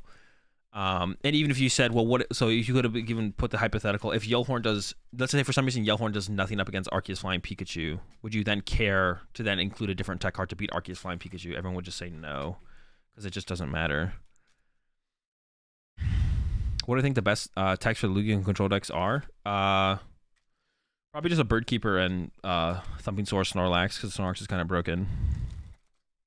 I actually think I think people are trolling for not playing Snorlax in Lugia. I think the card is actually broken because it beats it, and I actually think I would play it even if I expected 0 control at a tournament, because it is good against control because they can't Yveltal it. But I think it's just really, really good in the mirror match. I think Thumping Sword Snorlax is just like broken in Lugia Mirror. So I guess that would be my best tech, because I would play it even if I expected 0 control decks, and then it also just beats control for you. I'm sure control might have some, like they can kind of kill it with Miltank. But you only need the Snorlax to get you like 2, maybe 3 prize cards where your energy isn't being messed with while you draw like a couple prize cards, and then the rest of your energy should be enough to win you the game. Because then you can go into Archeops / Luminion looping stuff to win from there. And if you're really scared, you could like include an Eldegoss or second Luminion, which I don't know which one is better. Second Luminion is better in general, but Eldegoss is specifically better. What Lugia count would I run? 3/2. You have to play Birdkeeper if you play a Snorlax. I would say yes. It's just kind of scary to run. It would be kind of scary to run the Snorlax with no Birdkeeper, because there's a lot of decks that can take advantage of that. Or there's like enough of them, I guess. I would play the Birdkeeper, yeah. Yeah, I think the Snorlax is kind of broken, just in general, so. Wind-up arm. It's a niche thing. It's not a niche thing, it's a bad thing. But it is funny, I'll give you that. I don't know if I'd call it niche, though. Gauss is so often a second Luminion since you only play 3 different supporters. Yeah, that's how exactly how I feel, Mello. Is like, Eldegoss is often second Luminion to begin with, but then it's also just better because it allows you to extend your resources. It allows you to extend your resources as well as give you like an infinite against control decks. Or like not an infinite, but an infinite enough to get you to win against control decks. So I think Gauss is always better than second Luminion. I think Gauss is probably always better than second Luminion, because past like turn 2, it'll effectively be Luminion, and then it allows you to give you to extend your resources. So like in some matchups, like I played against Lugia so many times with Lost Box, where once they play their second boss, I'm like, bench Kyogre, bench Zeraora, like you can't chase it. Or once they played one boss, or they just card a boss off research, I'm like, all right, well, you have 1 boss left. And now some people are playing down to 1 boss, and I'm like, well, the game's over. Or like most people only play 2 Marnie now. So when I'm playing Lost Box and they play their second Marnie, I'm like, all right, I literally just know my hand is like staying here for the rest of the game. But Gauss lets you be kind of sneaky. And then all of a sudden have like a 3rd Marnie and a 3rd boss. I guess it was like the main 2, to be honest, while also basically acting like a Luminion in that way as well. So it's kind of, the Eldegoss is kind of sneaky in that way, where it's like it makes it way harder for your opponent to play around your resources. It's sneaky like that, you know. That's why I kind of like the Eldegoss. Yeah, because as Lost Box, the amount of times I've gone up against Lugia and they play their second boss or they play their second Marnie, I'm just like, all right, this game's over. I just win. I agree, except well, I mean, you still have 1 Luminion. If you're putting 2 Luminion in the mirror, you already lost anyway, so it doesn't matter if you're attacking with the first one. You still have the 1 Luminion. Just attack with your 1 Luminion. If you're putting second Luminion in play and your opponent gave you a board state to attack with your Luminion again, then your opponent's trolling to begin with, so you're going to beat them no matter what.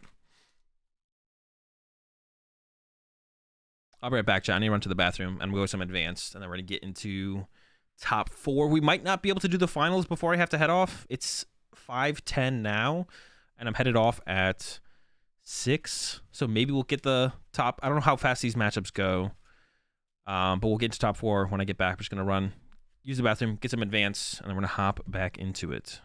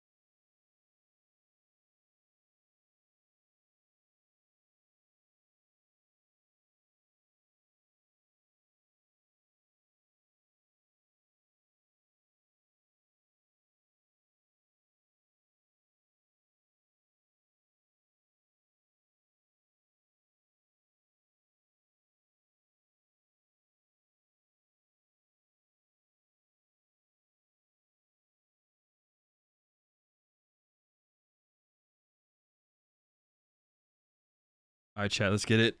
Top 4. Oh, actually, I want to look at this real fast. I'm gonna just leak this.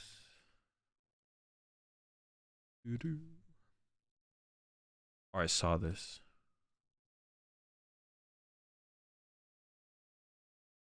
The new hollow patterns got leaked for the Galarian Meows from Crown Zenith. Dude, this card sucks.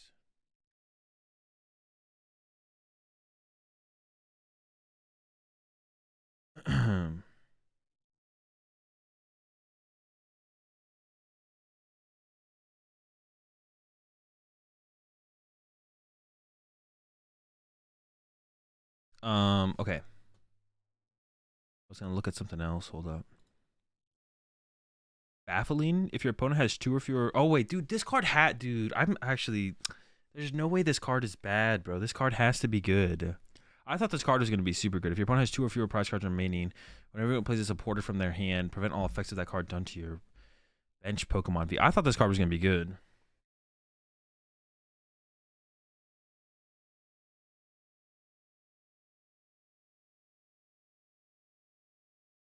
Yo, I actually know a way to make this good though. Well, it could be good. You could use this actually with Radiant Eternatus. And then you use Radiant Eternatus to get VMAX Pokemon into play. Where am I going with this? And then you need your opponent to get down to 2 prize cards. But I guess we just have the Poncho now, don't we? Alright, maybe never mind. Alright. What's I gonna look at here? Oh, the new hollow pattern. They're going back to oh, I mean, this is still kind of ugly. This is like showing hollow patterns throughout the years, but these ones are kind of clean. This looks like the old school. Not quite. It doesn't quite look like Heart Gold Soul Silver, and also the borders are hollow as well. Is this the first time the borders have ever been hollow on cards like this? I think so, right? I think it's the first time the borders have ever been hollow.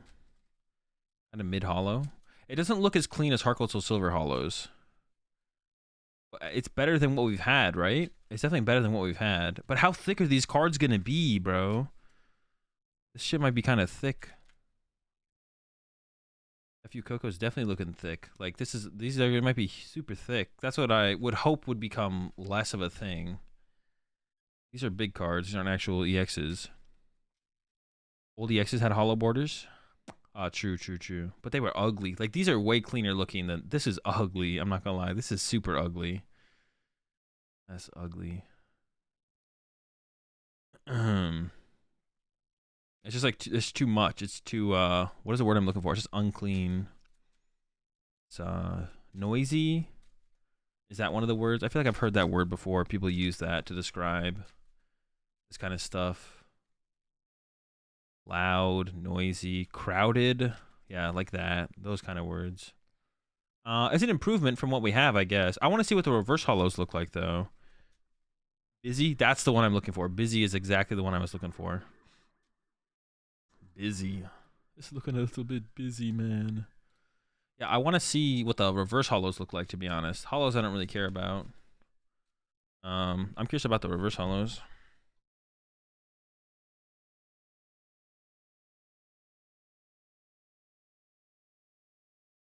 All right, chat, let's get into this next game. Top 4. We got a Lugia Mirror. Everyone's favorite matchup in the current Pokemon TCG standard format is the Lugia Mirror. It's so cool. Really just awesome. So, prize cards. Yveltal prize for Connor, but it's in the first 2. Yveltal is not something I actually even think you really want to use in the mirror match, to be honest. Like, Yveltal's kind of trash, I feel like, in the mirror match. It just sucks up so much energy.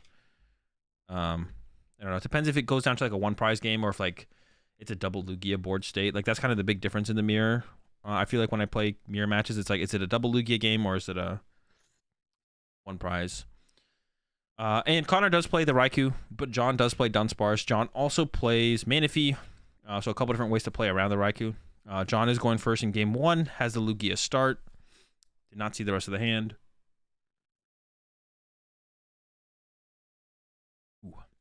John does not play a Rangaroo.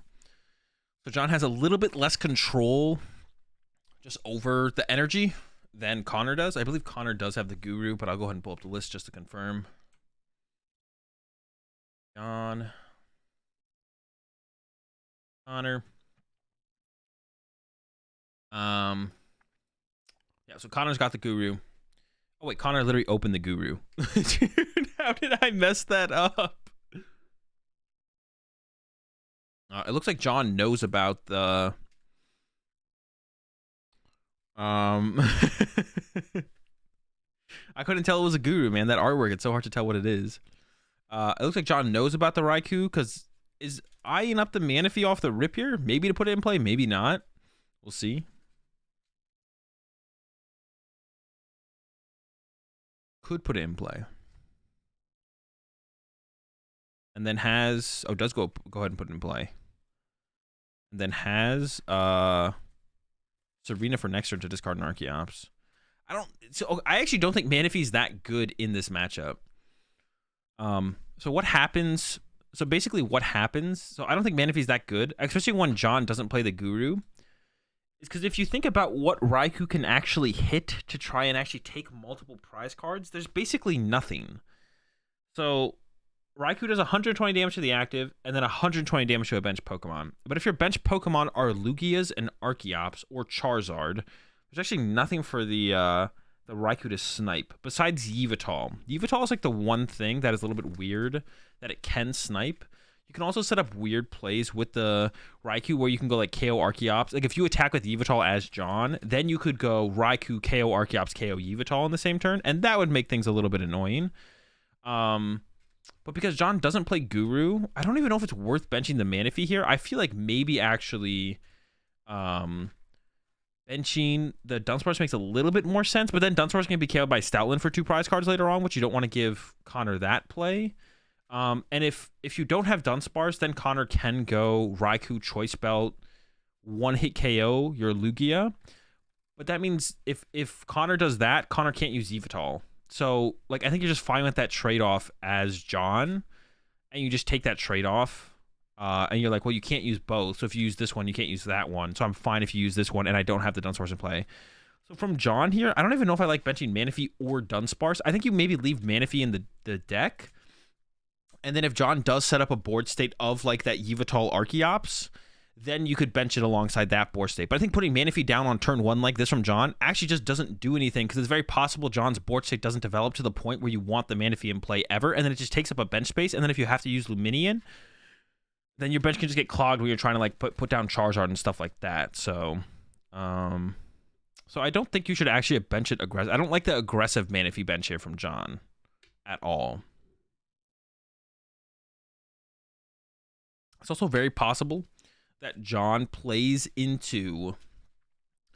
It's very possible that John plays into a board state where they never use Yveltal anyways. And if you don't use Yveltal as John, I don't know when the Raikou is ever getting used from Connor. So I think I would favor Connor, though, overall a little bit here. Has the Guru and has a little bit more versatile set of attackers. Also, putting the Manaphy in play does give Connor a Pokemon that you can attack with Luminion, which you really don't want to give to your opponent when you can avoid it. Like, Luminion's a pretty commonly used card in the mirror match to go get your supporters to be consistent. Like, we see Connor turn 1 here using Luminion, and Connor wants to attack with Luminion at some point and get it out of play. Because John doesn't play a Rangaroo, John's never going to put a Rangaroo in play to give Connor the option to chase that with Luminion, even if it would be really good for John to have put in play. But now that Manaphy's in play, Connor can be like, oh, well, I guess my Luminion's in play. What if I got it out of play and got my prize card for a turn and taking a 2-prize Pokemon out of play? So, yeah, not a huge fan. Once again, not a huge fan of the Manaphy, aggressive Manaphy placement from John. I think there could be some situations later in the matchup where it'd be good to have it in play, but I think you can try and play to find it on those turns. And also, yeah, it eating up a bench space is just not great. So I'm not sure. So Connor went with the double Lugia bench, which is also something you want to try and avoid. So when you go second, you want to try and avoid putting 2 Lugia and V in play. But John did have 1 Archeops in the discard pile. So if John had drawn like Energy, V-Star, Gust, then John would have the KO on a lone Lugia V. So I do like this, I think, from Although I don't know what John is doing here. Oh, we're going to get an Arceus, and then we're going to quick ball it away to get Luminian. Okay, I was confused for a second there, to be honest, though. We do give up on an Aurora and a Capture, which kind of sucks, but I think we'll be okay. Those are not the most important energy. Losing one Aurora / Heat is fine. So we're going to get the Arceus, quick ball the Arceus, get the Luminian, get the Research, and then bench the Charizard. And there's a lot of 2-prize Pokemon in play for Connor right now, so that's a good thing for John. That's good for John. What do you think about the lists running multiple Luminian and GD on numbers of Lugia and Arceus? I mean, I play 3-2 Lugia right now. I would never play less than 4 Arceus, though. I think playing less than 4 Arceus is trolling. But I think you can go down on a lower number of Lugia. I would also probably play Eldegoss before second Luminian, but... Alright, here's the Research. The bench isn't too bad for John right now. There's the V-Star. Then we will see a knockout here from John on this. A Rangaroo, probably. Now, one thing John could do here... Actually, no, they can't. Actually, if John has an energy in hand, John could attack with Luminian, KO Guru, and send up Manaphy, which I think John should probably play for here, actually. We'll see if John does it, though. They are already down 2 energy, and this would cost him a double turbo to retreat the Lugia, but... We'll see what John ends up trying to do here. But Luminian KO Guru send up Manaphy seems pretty good to me. Nope, no energy in hand. Can't do it. Never mind. So that sucks for John. That would have been an interesting play for John to go for. It could... The problem with like a play like that, though, if John did go Luminian KO Guru send up Manaphy, it opens up an opportunity for Connor to go Lugia, Boss KO, and Archeops. And that would put John in a pretty weird spot, so... then John's response would want to be bench Lugia V, load up Charizard Choice Belt KO plus attach to Lugia, and then see what Connor kind of has from there.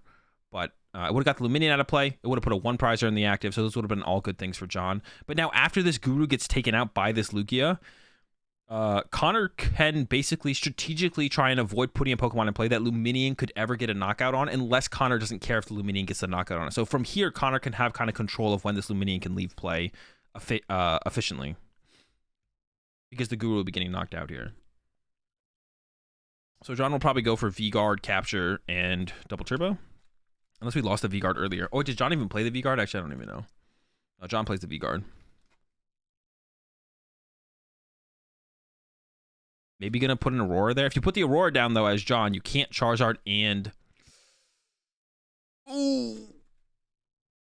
What is John going to... Is John going to use? No way. You can't Luminian here for 100. I don't think you can. I mean, you can. There's nothing theoretically stopping him, but I feel like you can't. And I feel like, I don't know. I feel like as John, maybe you get a little bit more aggressive with your powerful energy here. I think the V-Guard actually might be prized from John here. Maybe John just always knows they're getting knocked out here, though. What's the hand? Bunch of trash. Yeah. John could hit the... So the one thing John could do, John could KO the... Could go Luminian for 100 damage on the Guru. So that way it doesn't give Connor another bench space to work with. And then you could try and boss the Guru up later and knock out the Guru with Stoutland for 2 prize cards while sending up Manaphy for the turn. And Connor did already lose their Collapse Stadium, so you know they won't be able to Collapse Stadium away the Guru at any point. So that would be like an interesting play from John. Another thing, if John, though, sends up the Manaphy themselves... if John sends up Manaphy here themselves, then that opens up Connor's... Like, then Connor can Luminian KO the Manaphy and then set up their own 1-prizer and stuff. So John's thinking about double powerful. If you commit the double powerful here, I feel like that's a little bit... I don't know. A little bit weird. I think I like the double turbo here from John. And then you try and set up another Lugia later. That seems fine to me. I don't know how this is going to go play out, though. Yeah, I don't know. You can just set up another Lugia later on. Like, if Connor doesn't want to KO your Lugia here, you're in such a good spot anyways, I feel like. Unless Connor has, like, a boss knockout on something, that could get awkward for you to maybe then take a knockout. Like, right here, Connor going boss KO Archeops actually seems pretty decent, to be honest. But we'll see what Connor has on this turn. Yeah, Connor going boss KO Archeops here seems pretty decent. I don't hate it. So Connor has Ultra Ball for an Archeops. Quick Ball the Archeops. Does lose a Choice Belt, though. But John doesn't have the V-Guard energy. But Connor only plays 2 Choice Belt. But does still have multiple ways to KO another Lugia, potentially. And then Quick Ball here. Could grab second Luminian. But that's kind of trash. But then you should have a ton of 2... Yep, and goes for Luminian. So just has a ton of 2 prizes in play. We'll see what supporter they grab here. Could be the Marnie. Gonna go for the research. Sounds good. And they should be going back in here before they play the research. Powerful down. They're gonna go ahead and V-star power. Double Luminion on the board looks so ugly, but you're gonna be ahead on the prize trade as Connor. So, and also this is actually that board state I was talking about. Is once that Guru went down from John, or from Connor, once Connor's Guru went down, now Connor has control over John's Luminion, and is basically like, well, if I don't ever put anything in play like the Yveltal or like the Raikou, then John actually can't get this Luminion out of play, which is a pretty big advantage for Connor to have, I feel like. I don't know if Connor shuffled there. I think Connor needs to shuffle. Okay, good. I think Connor should use the Archeops before using the research as well. This seems really bad if Connor researches first. Wait. Okay. Why would you ever research first? There's no reason, right? Am I missing something? The only thing I can think of is that Connor wants to draw into their second choice belt if it's not prized. It's possible Connor draws into triple powerful energy, though. Actually, no. It's possible Connor draws into just double powerful energy and then just whiffs the knockout here, though. This is actually, I think, just a terrible research from Connor. Like, no, you should research, but you should Archeops first. Please get punished. Nope, didn't get punished. We're close. Okay, Archeops. Well, I mean, when there's two in the bottom of your deck, I guess you're never drawing them. Yo, that's actually... Hang on. That was so close to getting punished. Did John cut the deck? That was so close to getting punished. No, dude. That was so close to getting punished because John cut... Wait, would it have changed? Yeah, John almost cut Connor. That's actually so funny. John almost cut Connor into triple powerful energy, but instead there's two on the bottom. But they could have been on the top, right? When you cut the deck, yes. What? That would have been a perfect punish. Wait, that would have been hilarious. That would have been... Connor would have drawn triple power... Oh, dude, that should have happened. It would have been so comedic. Connor gets punished for the play. John cut him into triple powerful energy. The first three cards that Connor draws would have been powerfuls. That would have been comedic. That would have been so good. I would have loved that. And then look at two powerfuls on the bottom. Oh, why couldn't we see the punish, bro? That would have been beautiful. That's everything. That's everything I would have ever wanted. So loads up a capture on the bench Luminion. I'm not sure I'm a huge fan of that. It does allow you to get into a pivot to go into something that's not a Lugia V-Star next turn, I guess. That seems fine. Loading up energy on your next Lugia as well seems fine as well, but we'll go with this.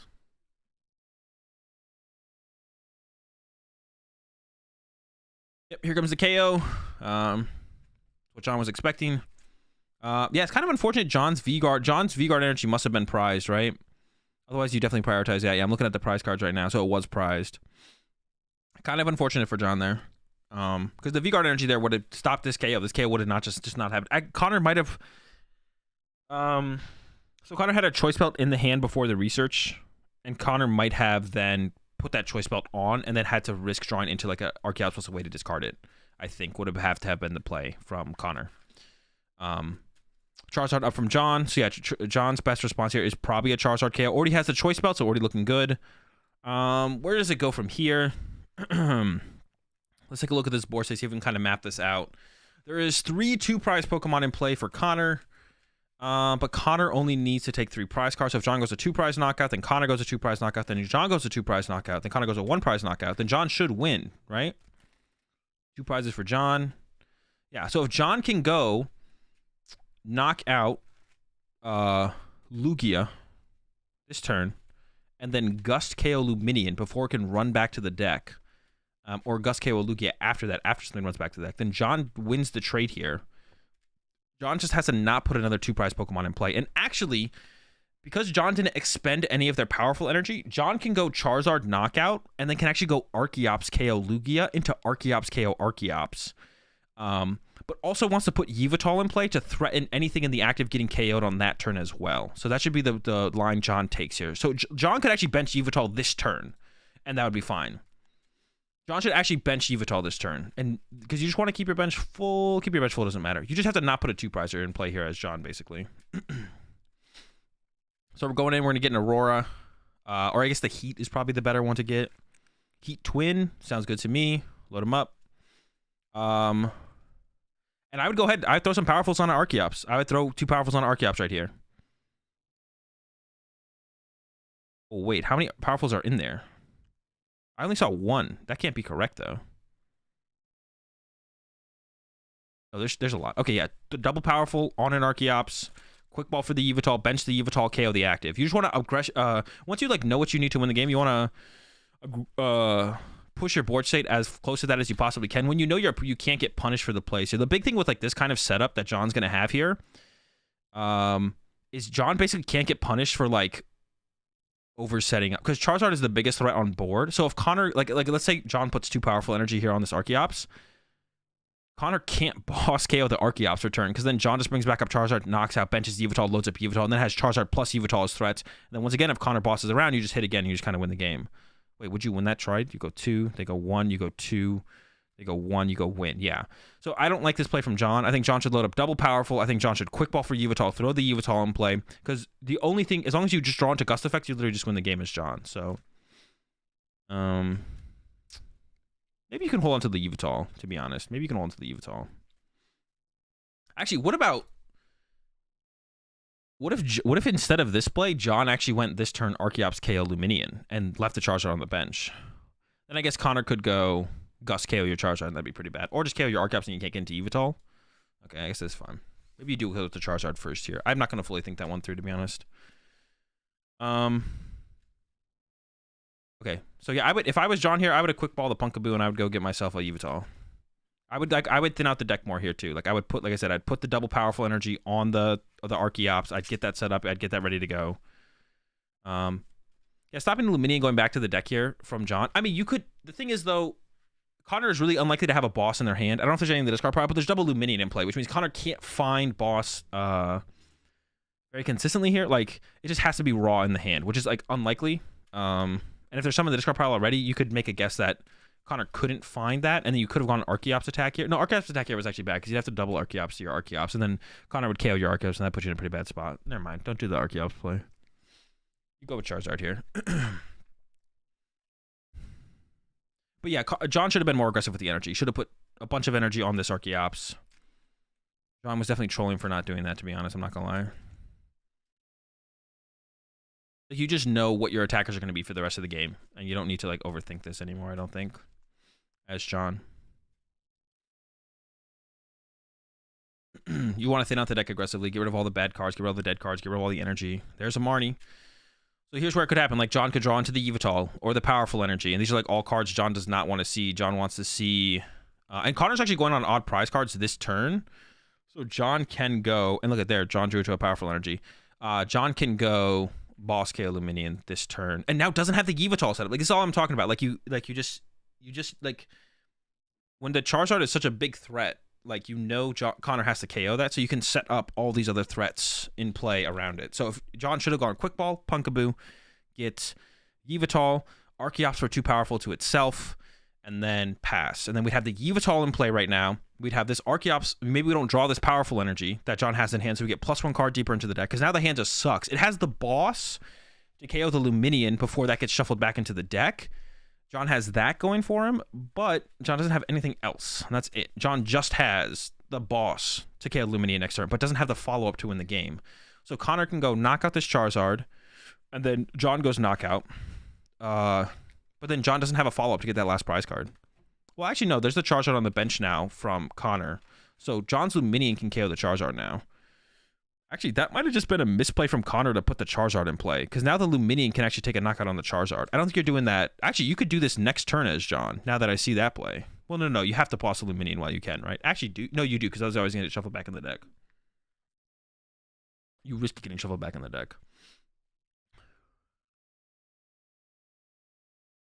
Wait, how many Archeops did Connor use that turn? Archeops is definitely the send-up, though, right? Yeah. Yeah, we have to go kill the Luminion this turn before it gets shuffled back in the deck from Connor, right? I think so. Because KOing the Lugia is going to be a big chore, for sure. But yeah, John's board state could have been so much more evolved at this point.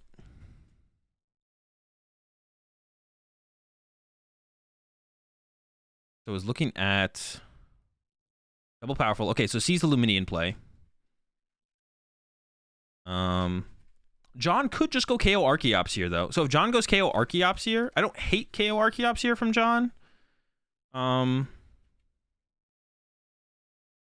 Leaves Connor with 1 Archeops. Nah, that has to be bad, right? That has to be bad. Then Charizard comes up, and then Connor loads up their Lugia. Well, no, but then you can Luminion the Charizard. But then yeah, it doesn't seem great, though, still. Yeah, so it doesn't seem great. Yeah, I mean, John would be just in a, like I said, once again, John would be in a pretty good spot here if John had gone through and played it the way I had said. I think John had it. Yeah, John has the Auroras and the double turbo left to have set up the Yveltal. So Yveltal could be set up on the bench right now. So John could have this Archeops in the active with triple powerful, and then could have also had a Yveltal on the bench with double turbo and an Aurora, and actually could have had +1 energy in play. So the Yveltal could just be fully set up right here. And then Connor on this turn would have to go Lugia, boss KO, the, what's it called? And then if John just gets a quick ball, an ultra ball, or the other Luminion, or a boss, John would just win. Kind of unfortunate that John had to boss this attack. There's a knockout. So now Connor's play is Lugia, knock out the Archeops, but John just doesn't have an attack. Oh no, so John can still win with boss. Wait, what is the best play here from Connor? Yeah, but no. Now John needs specifically boss. John needs specifically boss here now. Yeah. I was like thinking it differently in my head. Also, John could have thinned out the deck more aggressively too, because you have to know that Connor's play always here is to attack with Lugia. So I think John should have, instead of just getting the V-Guard, you also should have taken the Aurora out of the deck to increase your odds of top decking Luminion. Because John only took 1 there, but could have taken 2. Maybe John will get punished in top decking Aurora here. We'll see. That makes sense, right? Connor's got 3 prize cards left. You knock out the Archeops, but there's no threat on your active Pokemon, so it forces John to specifically have boss's orders. Maybe it wasn't that bad then.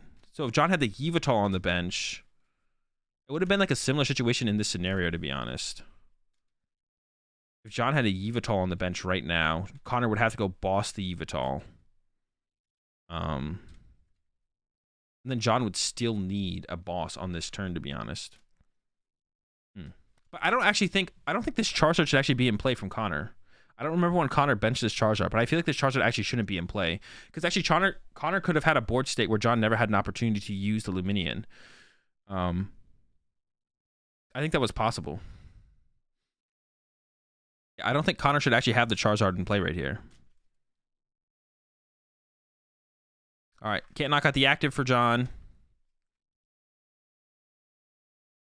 John also could have gone... No, because you need another boss this turn. Or Luminion could have been back in the deck. Interesting. Yeah, I think John should have just played more aggressively, though. Like I was talking about on like the previous turn. Get out the deck more with your energy. Now we're just loading up a Luminion. And punching, but then Connor just retreats to Charizard, attacks with Charizard. Connor's got 2 prize cards left. So John can still go into Manaphy, I guess, for the turn. Yeah, John can, like, attack. Oh, wait, Connor has 2 prize cards. Yeah, so we can run to Manaphy. But if Connor has boss KO Archeops, the game is over because, I mean, John can't attack if there's no Archeops in play, so... Yeah, and Connor does have 2 Luminion in the deck, so just needs Luminion for boss. Or no, 1 Luminion in the deck, 1 just got KO'd. But there is 1 Luminion in the deck. Loading up the chops. Seems fine. Path. Okay, that does stop Luminion. I think there's a boss in Connor's hand, though. I think there is a boss in Connor's hand. So still, we'll still be able to chase the Archeops. Was there ever anything... Well, John can't put a 2 prize Pokemon in play.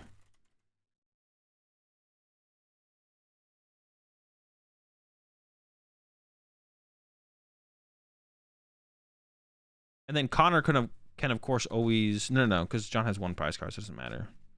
You could run to a new Lugia, though, actually. Connor could run to a new Lugia. Yeah, Connor could run to a fresh Lugia here, actually. All right, John's got boss for next turn, so I guess you just attack with Luminion, run to Manaphy. I think you have to, if you run to the Yveltal, Connor could choose to pass. Because Yveltal is 2 retreat cost, right? All right, there's the boss. And yeah, John scoops. All right, game 2. Yeah, I think John could have played that better for sure. Could have just more aggressively thinned out the deck. I think there was like a pretty straightforward line there that John had that he could have taken. And then like tried to keep too many options open, but the options just like led to a less thinned out deck. I don't know if it for sure led to John losing or not. John could have lost no matter what, to be honest, but... All right, so the V-Guard, once again, prize for John. That's unfortunate. No powerful prize. It's going to be good. The Twin Energy prize is not super relevant. It helps with the early Charizard hit, but you can make that happen with a lot of different things. So just the V-Guard being prized is the biggest thing here. We'll see what Connor prizes. One of the 2 choice belts, so it's going to be a bigger deal. And a powerful. One powerful being prized doesn't matter too much, though, does it? No, not really. Okay, opens the Raikou. So John is going first, of course. And Ultra Ball's way powerful off the rip, but didn't prize any, so it won't be too bad. The V-Guard being prize is kind of the V-Guard being prize is kind of the biggest deal here for John, which probably would have saved John in the last game. Well, maybe would have. I think Connor would have played for the choice belt in that scenario. I want to see if John like aggressively puts down the Manaphy this game. It didn't hurt John in the last game. Connor never got an opportunity to really like use the second Luminion to KO the Manaphy because they had to put 2 Luminion plays. So what did we learn about the Lugia Mirror? Keep your 2 prizes out of play. You should always very aggressively be putting your energy in play once you see the win condition, the route for the win condition. Because the only way to like, as long as you have like a lot of gust effects left and your Luminion, you have so many outs to your gust effects. Like the only way your opponent beats you is with like a really unfortunate Marnie. And that's what happened to John. But I think if John had more aggressively thinned out their deck, they would have been in a way better spot. Like there was a lot of stuff John could have played out of that hand before they got Marnied, before it got bricked. So it's on John to have played better in that last game for sure. But the Lugia Mirror is kind of trash, to be honest. Okay, puts Yveltal in play aggressively. Definitely want to bench Manaphy now. The Yveltal choice early is interesting, but if John is going to be going Lugia into Raikou and then Connor responds with... yeah, John just opening Lugia. And this is actually why, so I was just talking about it, about Snorlax. This is why Snorlax is so good. Because, like, if John played Snorlax, John could attack with Snorlax first here, and it's insane. Like, your opponent has no good response to it. There's no good response to Snorlax here. So, yeah, Snorlax is insane. Yeah, the quick ball with the Yveltal is interesting here from John. You want to get something. The Yveltal seems fine, though. You have the Manaphy to protect it from the Raikou doing something, so... not bench the Manaphy is interesting from John, though, because, like... I guess if you're going to KO the Raikou, you don't want to bench the Manaphy, but if you're not going to KO it, then you want it, so... The Lax is insane. The Lax is absurd. It's so insane. I actually think, yeah, I think pretty much, yeah. The biggest reason to actually play the Lax is the mirror match, so.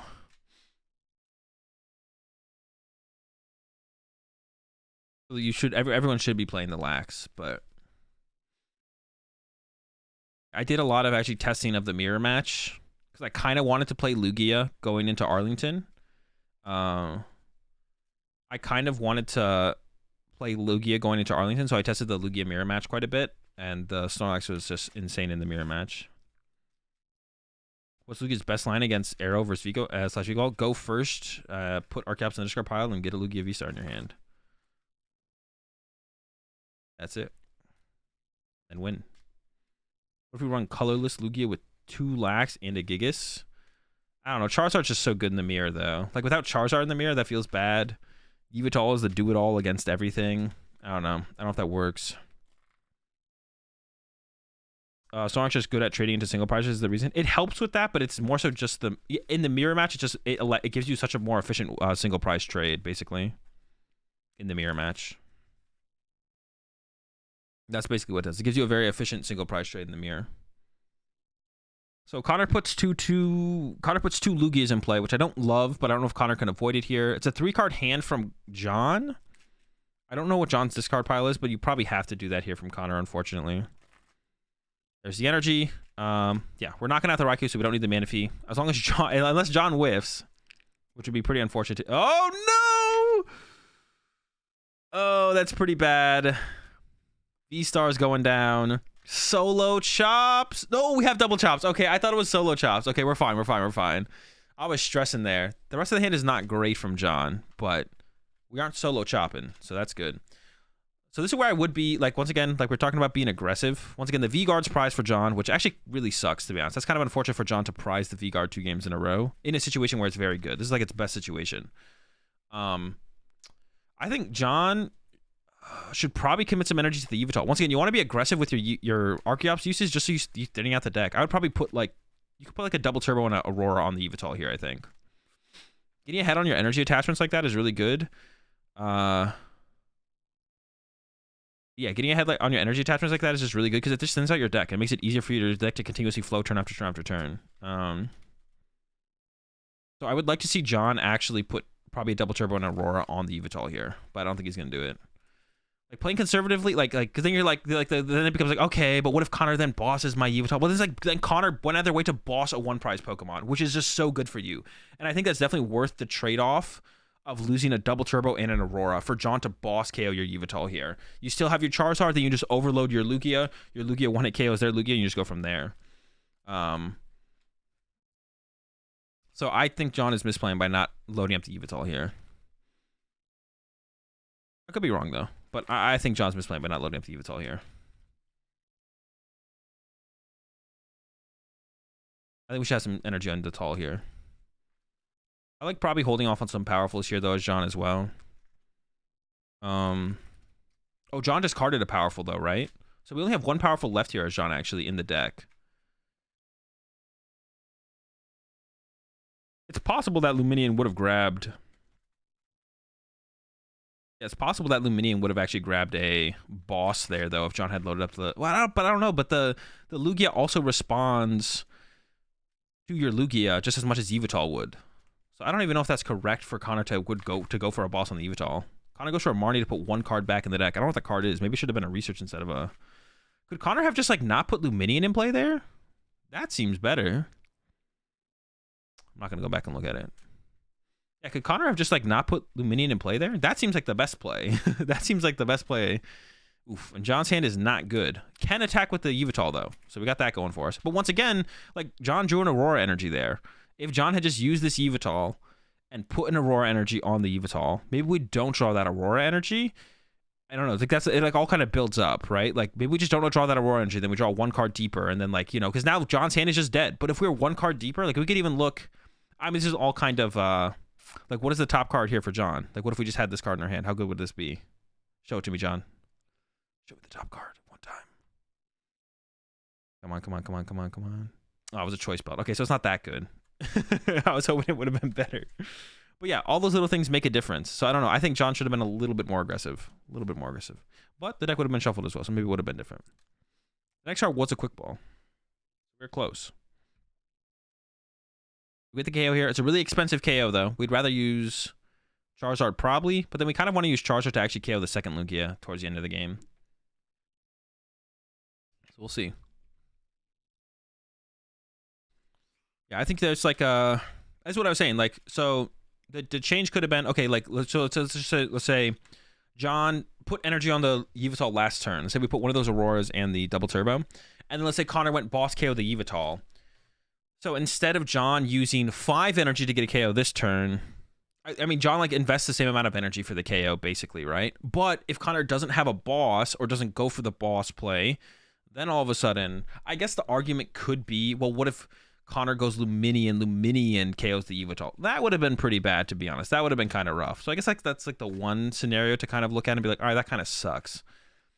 So maybe that's a good enough reason to not commit energy to Yveltal, because then if Connor goes, okay, I'm a Yveltal or I'm a Luminion your Yveltal KO it, go back to the deck, that kind of sucks. But then actually in this situation, Connor couldn't have really sent anything up that would have been that big of a deal to be honest. And Lugia bench from John is real bad here.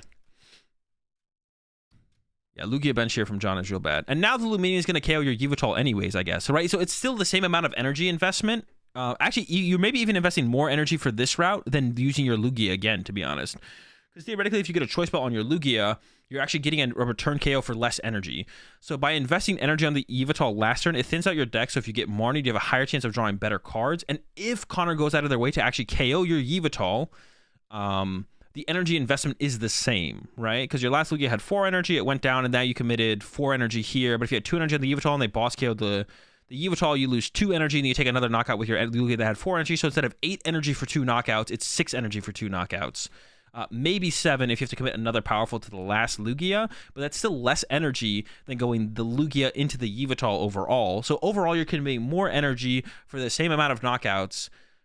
You're getting more energy for the same amount of knockouts. So it's just worse overall. So I really think John should have committed 2 energy on the last turn. And then if Connor really wanted to go Gust KO the Yveltal, you're like, all right, that's fine, you got it.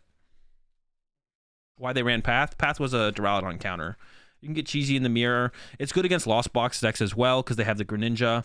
And they don't play many stadiums out, so you put the Path in play, so it's good against that as well. Duraludon answer. Cheesy, very cheesy in mirror. We didn't see that ever happen for John, to be able to cheese the mirror. And it's good against Lost Box. It's solid. It's pretty solid against Lost Box, to be honest, because you can like Path them plus Marnie, or just Path them in general and shut down the Greninja after you've used your V-Star power. So, all right, Luminian's up for Connor. We don't see any energy on it. We're going with another Luminian here. Oh, we're going for the knockout here with the Charizard from Connor. Okay, so Connor's going to go down to 2. Wait, is this just a bad play from... I don't like this play from Connor at all. This seems really bad. I think Connor had a good opportunity to go Luminian. You KO the Yveltal, which is the main threat here. You put the V-Guard energy on your Lugia, and then you send up your Lugia, and I don't think John can KO your Lugia. I think this is actually a terrible play from Connor. I think this is horrible. Hold up, let's go back. This is actually just awful. So John is down 2 powerful energy. So a V-Guard energy on your Lugia means you just don't die to anything, right? You die to Charizard. Okay, you die to Charizard Choice Belt still. Okay, so you do still die to Charizard Choice Belt. But the Yveltal is always going to get a knockout. I don't know what Connor's trying to accomplish here. So John has 3 prize cards left. So Connor doesn't have to run. So Connor's going to run to Charizard knockout. If Connor went Luminian, KO Yveltal, shuffle back to the deck. John has 3 prize cards left. You could send up the Lugia with a V-Guard, which that sounds like a pretty powerful board state to me. Force John to find the Charizard, get into the Charizard, and get a Choice Belt on the Charizard. And you'd be at 3 prize cards as Connor, so you'd force him to have the extra energy. Okay, they get that, and then John is just a Gust with an Arceus away from killing one of your Arceus. Okay, that doesn't sound too good.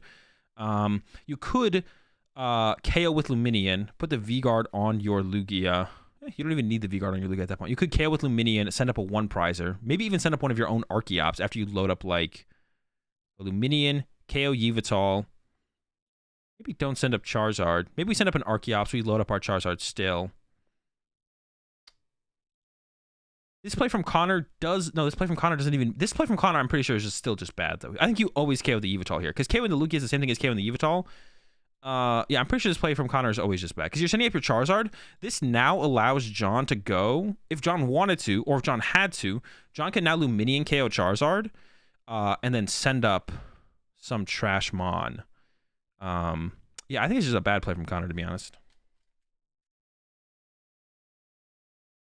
Is he wanting to use Collapse next turn so he can take the 2 prizes now? I mean, maybe. I don't know if that makes a difference for the play that is made, though. So now I think John should actually look to knock this thing out with Luminian and bench Charizard, and then have Charizard in play alongside Yveltal, send up an Arceus to the active, and then be a Gust away from winning on Luminian, or the Lugia with a Charizard with a Choice Belt. So we're gonna go knock out this. So John should actually send up Arceus here and put a capture on the Arceus, capture out Luminian, load up Luminian with the double Arceus, play the research into Charizard, bench Charizard, hopefully Choice Belt, attach Choice Belt, Luminian, KO Charizard, shuffle Luminian back to the deck, send up Arceus, pass with Yveltal and Charizard on your bench, which means Connor can't Marnie you and boss you in the same turn, and you probably just win the game. But instead, John sends up the Yveltal. You can still retreat it with a double turbo, so it's not terrible. So you go capture there, and you could get the capture on the Arceus. This is fine. But you want to get, I think you want to get, maybe you don't need to go with Luminian this turn. Why am I so honed in on attacking with Luminian this turn? We can still just do this, right? We can still do this. Yveltal knockout plus have Charizard on the bench. Okay, for some reason I'm obsessed with attacking with Luminian for the turn, but we don't have to attack with Luminian for the turn. I don't know why I have an obsession with that. We can't attach that, though. Where do you attach for turn?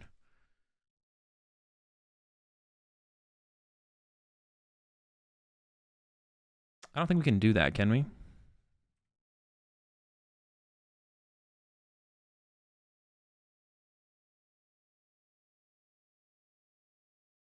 No attack with Lumini. We don't have to attack with Lumini. For some reason, I was like, that was in my head big time, but we don't have to do that at all. We can just attack with Yveltal and set up Charizard. Okay, hopefully they correct it.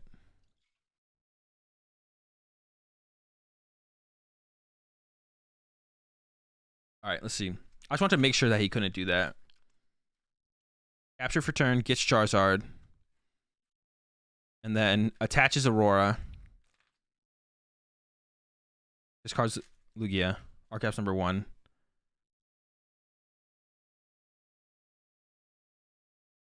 Wait, no, you can't do that.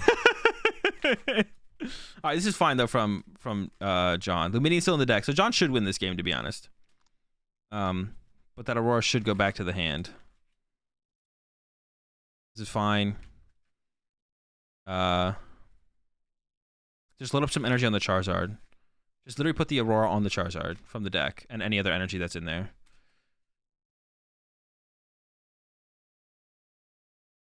I wonder if they catch this or not. Okay, it looks like they do catch it. Alright, we're just gonna skip ahead to the resolve this because I have no idea how long this is gonna take. Is this a prize penalty for... Okay, so now we got the Aurora off that and put it on the Charizard. Okay. This is fine. Wait, what? Did we not play the research?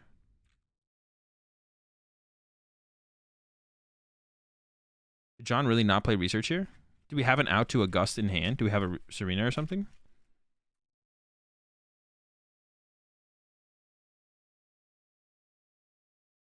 Oh, we have Luminian in hand. Okay, that kind of sucks to have in hand, to be honest. Okay, still in a good spot for John, though.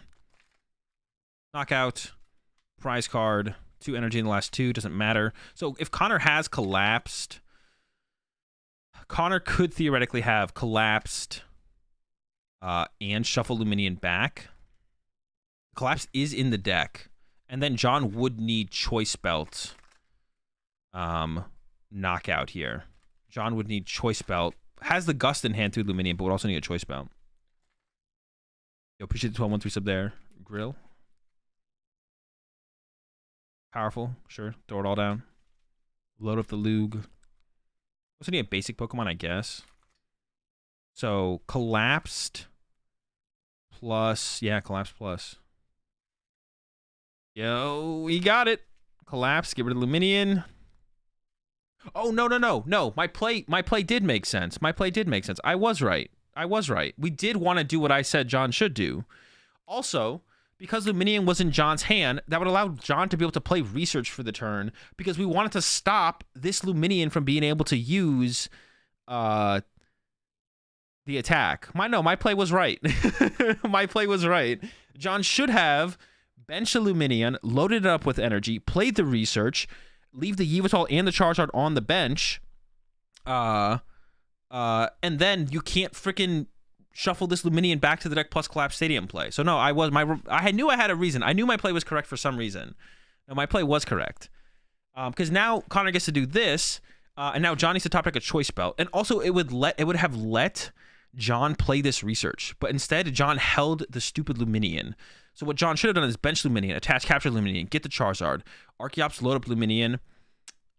We can retreat the Yveltal still, who cares? And then play the research, thin out the deck, get the Choice Belt on the Zard. Send up Luminian, knock out the Charizard, send up Archeops. And then, if Connor does still have bench a basic Pokemon, collapse Stadium, boss, KO your Yveltal or your Charizard, shuffle back to the deck, John now could have the Choice Belt plus the Gust effect. Yeah. So watching this thinking I'll beat all these noobs in the Lugia mirror. Bro, I'm down, bro. I'm down to run Lugia on all these fools. No one has Snorlax. Everyone's inting.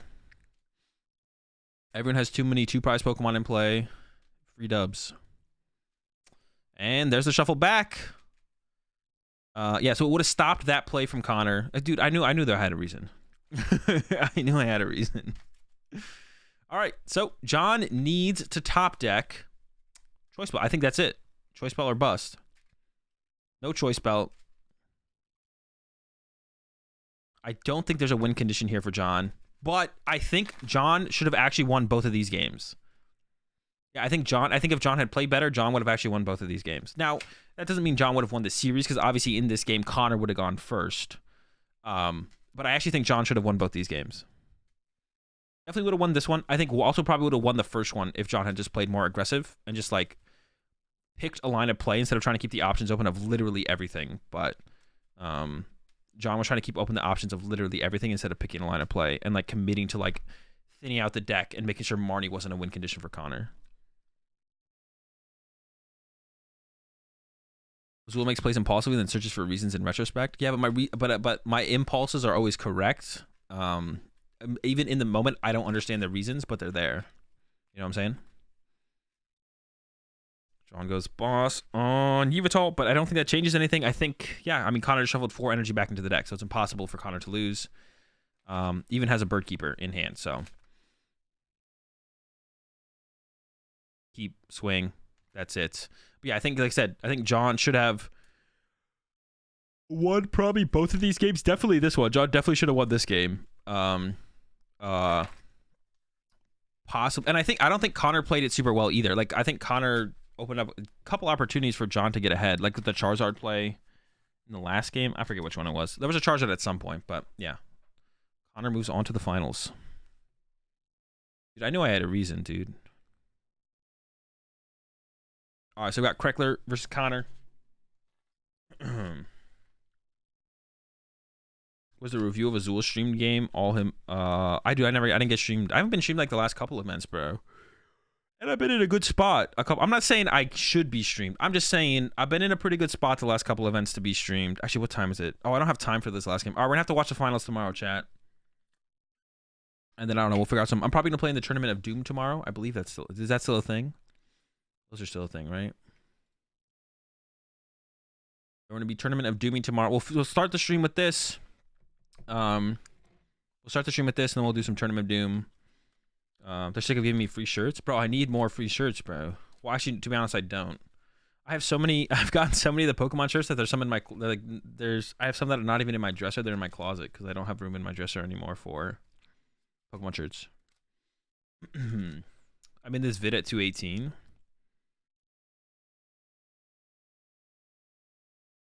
Are we playing I Spy?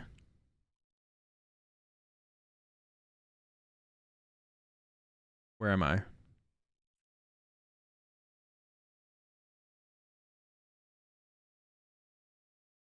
Oh yeah, I'm down there against Nick, right there.